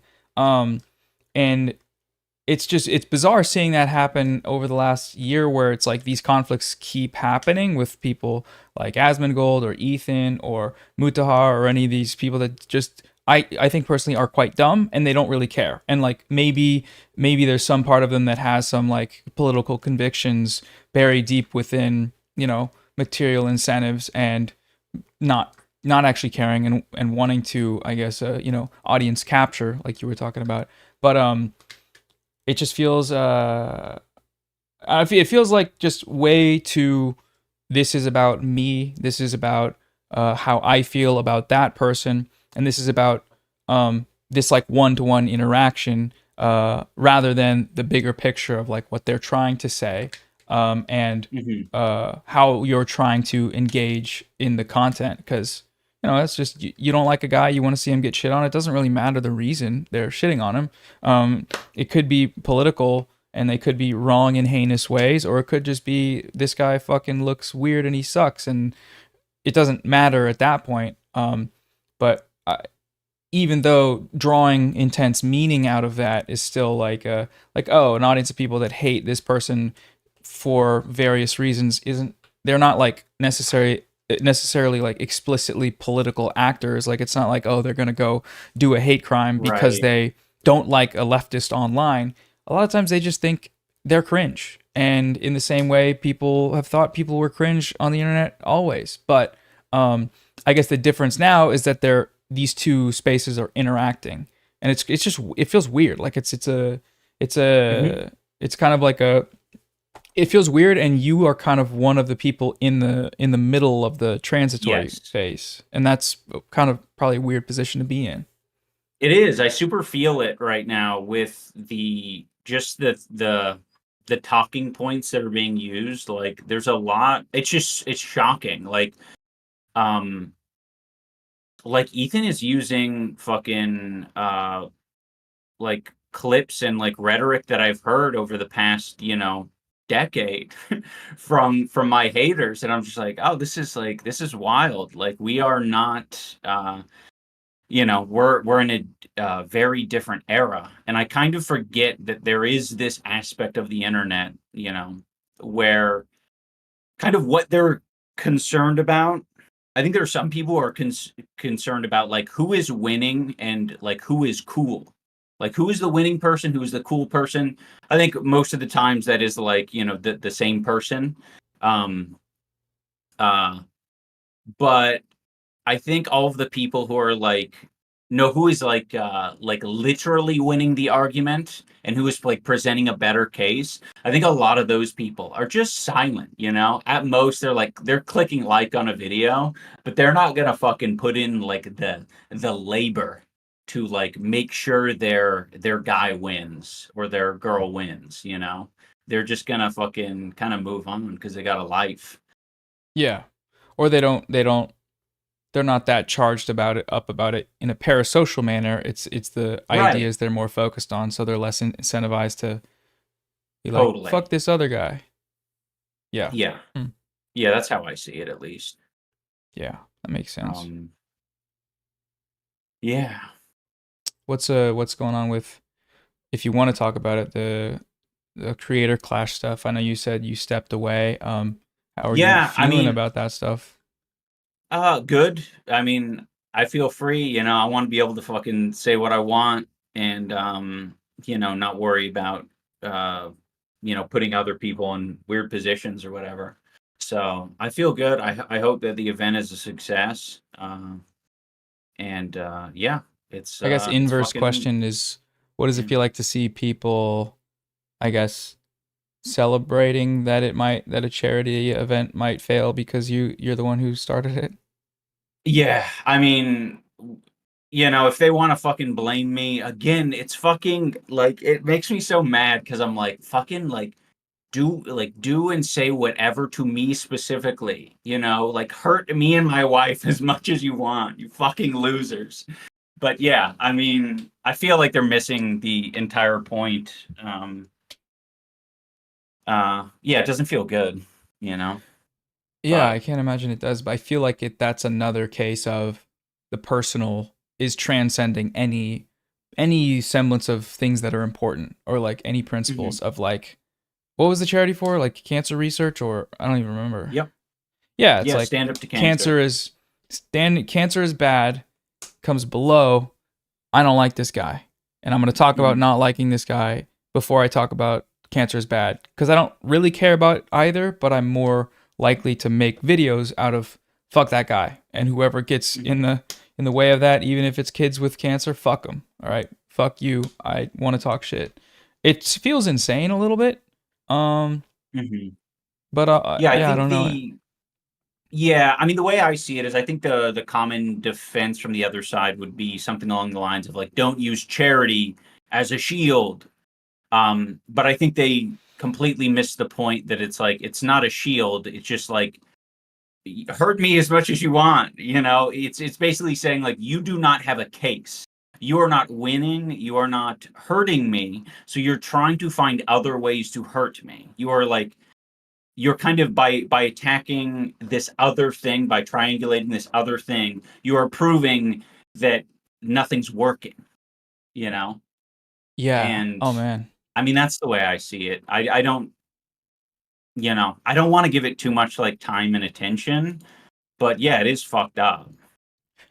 Yeah, I mean, I see a through line of what you're talking about using something as a shield, when the shield is a good thing, but Israel Palestine using a genocide to deflect from criticism. Like, stop doing that, because you're using it in a way that like you don't actually care about it. You're only doing this thing because you want to protect yourself, or only doing this thing because you want to get away with being naughty online. And it's like, how, for the average person, how fucking insane do you sound that you're going through making some type of big charity event, or going through and just like advocating against the most obviously immoral thing that's happened so clearly in front of all of our eyes in a very long time, just saying that that's bad and that the people doing that need to be held accountable, is somehow these people are able to frame that as like, oh, you're just talking about that because you want to be, you want to like, you want They're to mad because wear, yeah, it's a yeah, you way like, to defend yourself. Like in their, I mean, it's a bit of projection, right? Like I think it kind of exposes their way of thinking, where it's like, yeah, it would be really fucking handy if I had like a genocide to use as my defense or whatever. And it's like, not like that's not that's not where other people are coming from. They're coming from this is bad, and I'm going to bring up the important thing that should be on the front of all of our minds. Like, how can you not? yeah, and the inevitable result of, don't talk about this thing because I'm mad at you for some other insignificant thing, is getting people to not talk about the thing. And that's just, that's how you end up supporting a thing, is by, when it needs to be talked about, just shutting people up. And yeah, I don't know. That's been the frustrating thing that I've seen. But Yeah. well, I like what the hair, else? by the way. I think that's a Oh, good thank you. look. Yeah, it was a challenge for the stream. I think it was for like 100K, 150K, and we ran out of dye, so I only got half. But I kind of like the half and half. I don't know. I think I'm gonna keep it. That is good. I've seen there's a lot of creators, a lot of women creators who got the half and half. I think we need to start repping it. Yeah, you could do. You think you will? Will you ever dye the buzz? I could do that, yeah. When I was younger, it was a big fad in Southern California to bleach your hair, and I think I want to go back there, especially with the buzz cut. It'll look crazy. Yeah, you look like Frank Ocean, man. Yeah. Although my hairline's kind of receding a little bit, so I don't know. I'll be like some of my hairline will disappear even more if it's bleach blonde, I think. It's a little too It's similar to my skin color. Yeah, I respect that, because I'm worried about my hairline. It's already high up, but rocking a buzz with a receding hairline. It's it looks good on you. You know, it sounds like it would be very scary, but you rock it. So I good need to job. go lower. The problem is, you know, you let this thing go for a week and it's like visible, but yeah, I just need to go super low on the cut. I'm Yeah. trying to go Fusi route. You know, Fusi's got that like really tiny little hairline. I think he initially tattooed his hairline, but I think it's a normal hairline now. I'm gonna go for that. Shout out Fousey Tube. We love you. I know you got to head out soon, so don't want to keep you too long, but It's all if good. there's I've enjoyed it. It feels good to speak on some of these things because it's you know, don't have too many opportunities to do it. I'll slave away in my videos to try to make a point, but there's too many points to be made. yeah. Yeah, it's a good opportunity. I don't know, chatting with people, especially because I mean, you have a podcast, right? And Mhm. I don't know how We've taken it frequently. offline though. We're just on Patreon now Oh, nice, exclusively. smart. But that's a. I feel like when you're just dropping videos, it's hard to. People will form a perception of you based on a condensed version of the things you think and arguments and video edits, and that's a. You know, it can lead people to have perceptions about you that you're not like a person that has complex thoughts and thinks things about. Yeah.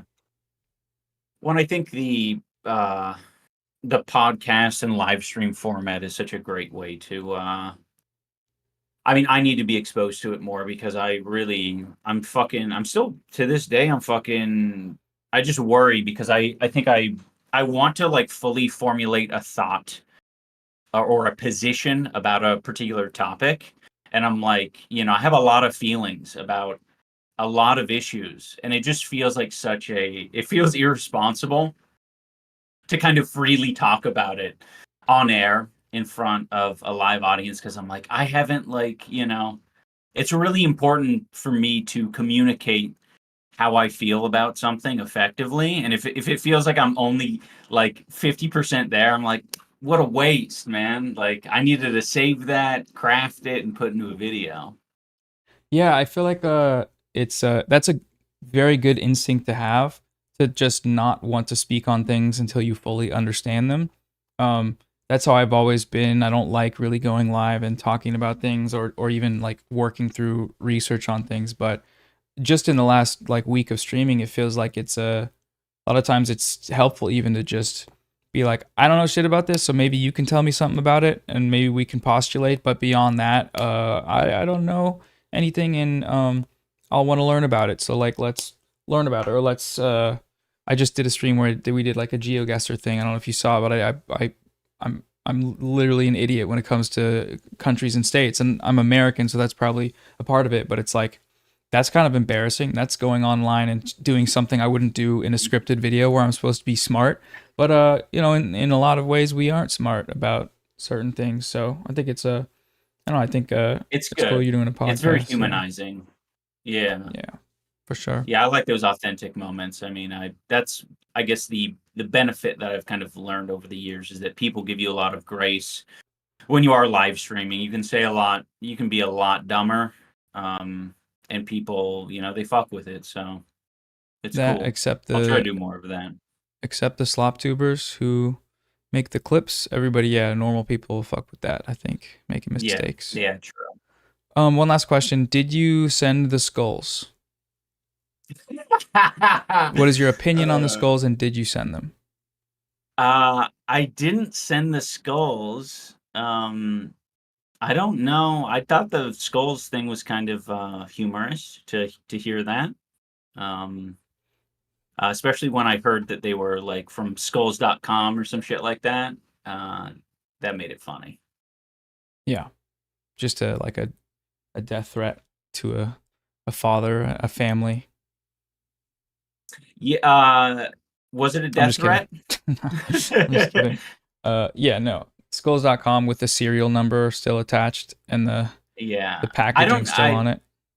To be honest, I didn't know anything about it because I think it was linked to as like was it a response to my content, Kyle? or was that before? I don't even remember. Do you think But he yeah, sent the I skulls mean, I himself? don't. Let's put it this way: I don't endorse sending skulls to anyone's houses, What if they especially Ethan ordered? Klein's. What if they ordered from skulls.com?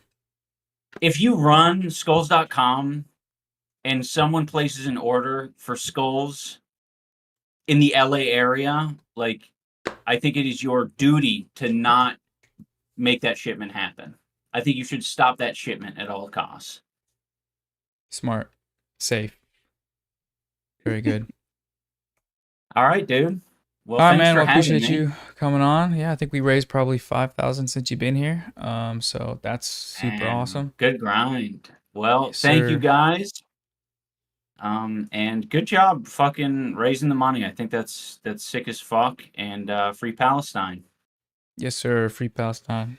Thanks for coming on. of course. Bye. Bye. Skulls in the chat. Skulls in the chat.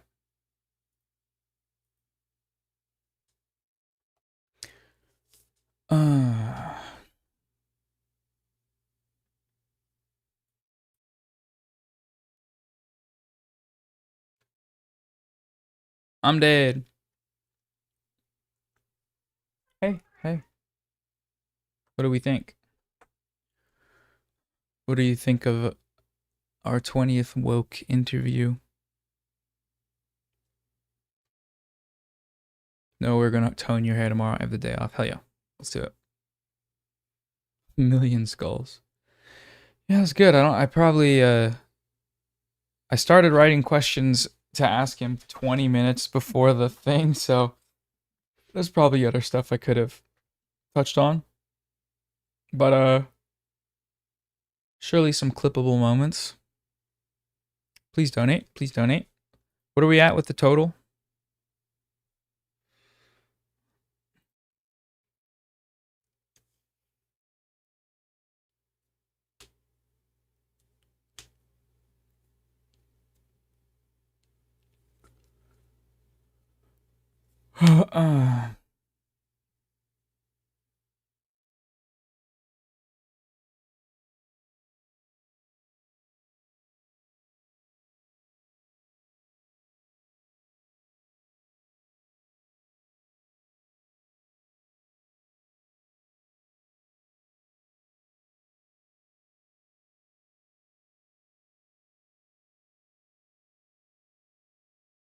Bleh. Oh, what do we think?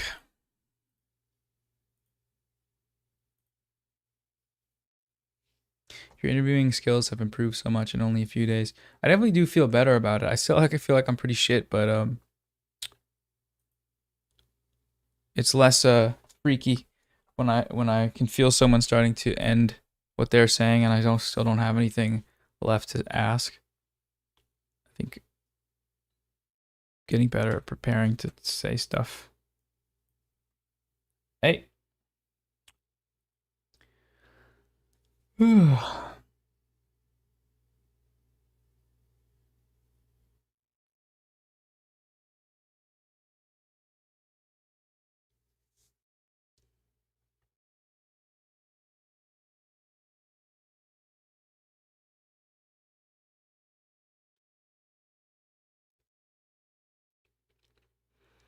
Mm-mm-hmm-mm.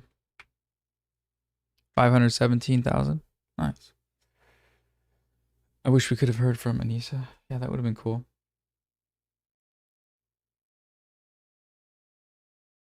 I didn't really ask.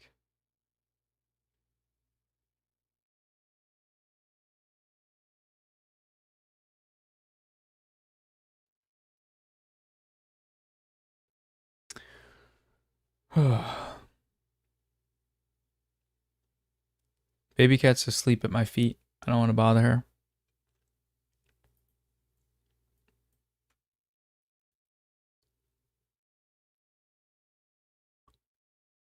Past live streams are visible. They're linked in the description.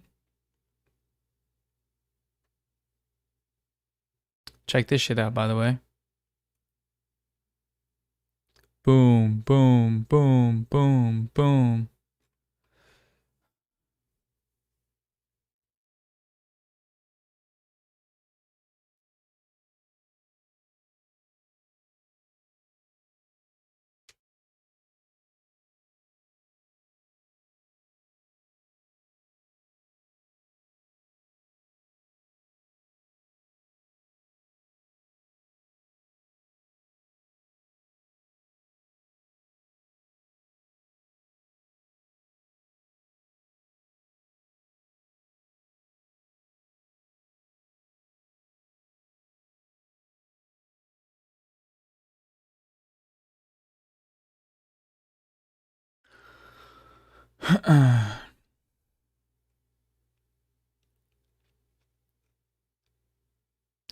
Noah, how do we free Palestine in your opinion?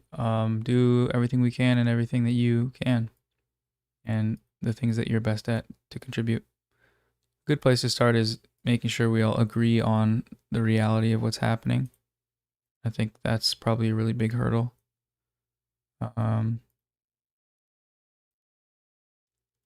Like talking with the Zionists, you can't talk on the level of solutions if we're not in agreement about what the reality is, about the genocide and about the history. But the tide is turning.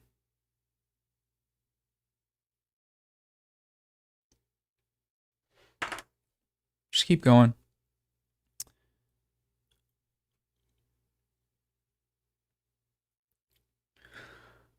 I'm gonna go lie down and shit like that.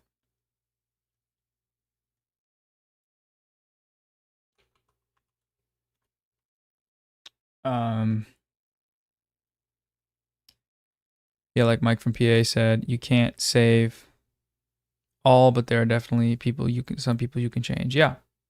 I like that conversation. That guy had a lot of good stuff to say.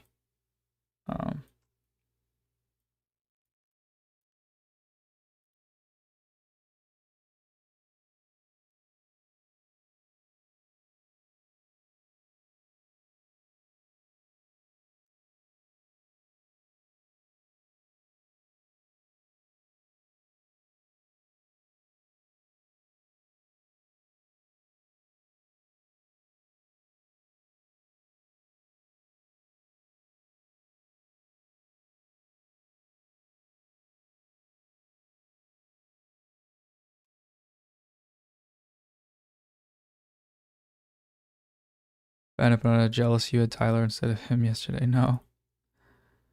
I think yeah. I saw the post stream. I saw the clips of the things he had said about Rashid and about the Houthis. Pretty concerning stuff. I called Banapanada after I talked to Rashid and he didn't pick up. So I'm the one getting ghosted, really.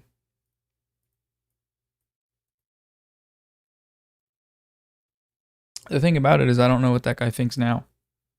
And from what I've seen, I should probably just ask him, but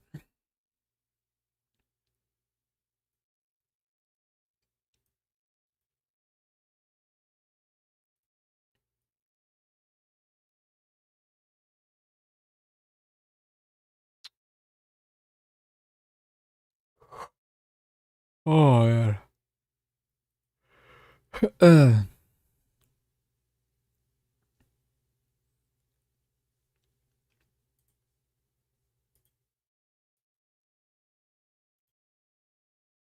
What's the worst that could happen if you have him on?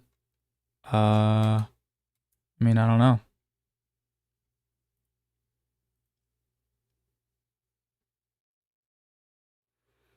I don't know, but I am tired as shit.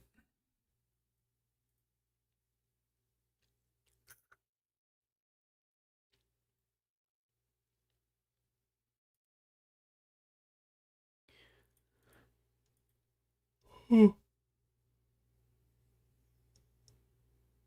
I think I first learned about Oh yeah. Go donate. I'm gonna go to bed and wake back up.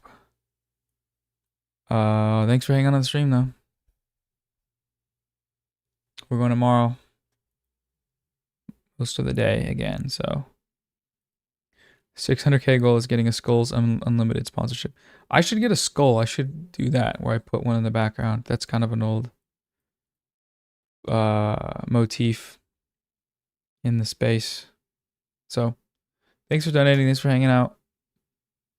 Thanks for getting woke with it by hanging and watching me and iDubbbz be woke. But yeah. Hearts and skulls, hearts and skulls. Bye bye. Thanks, mods, also. Love ya.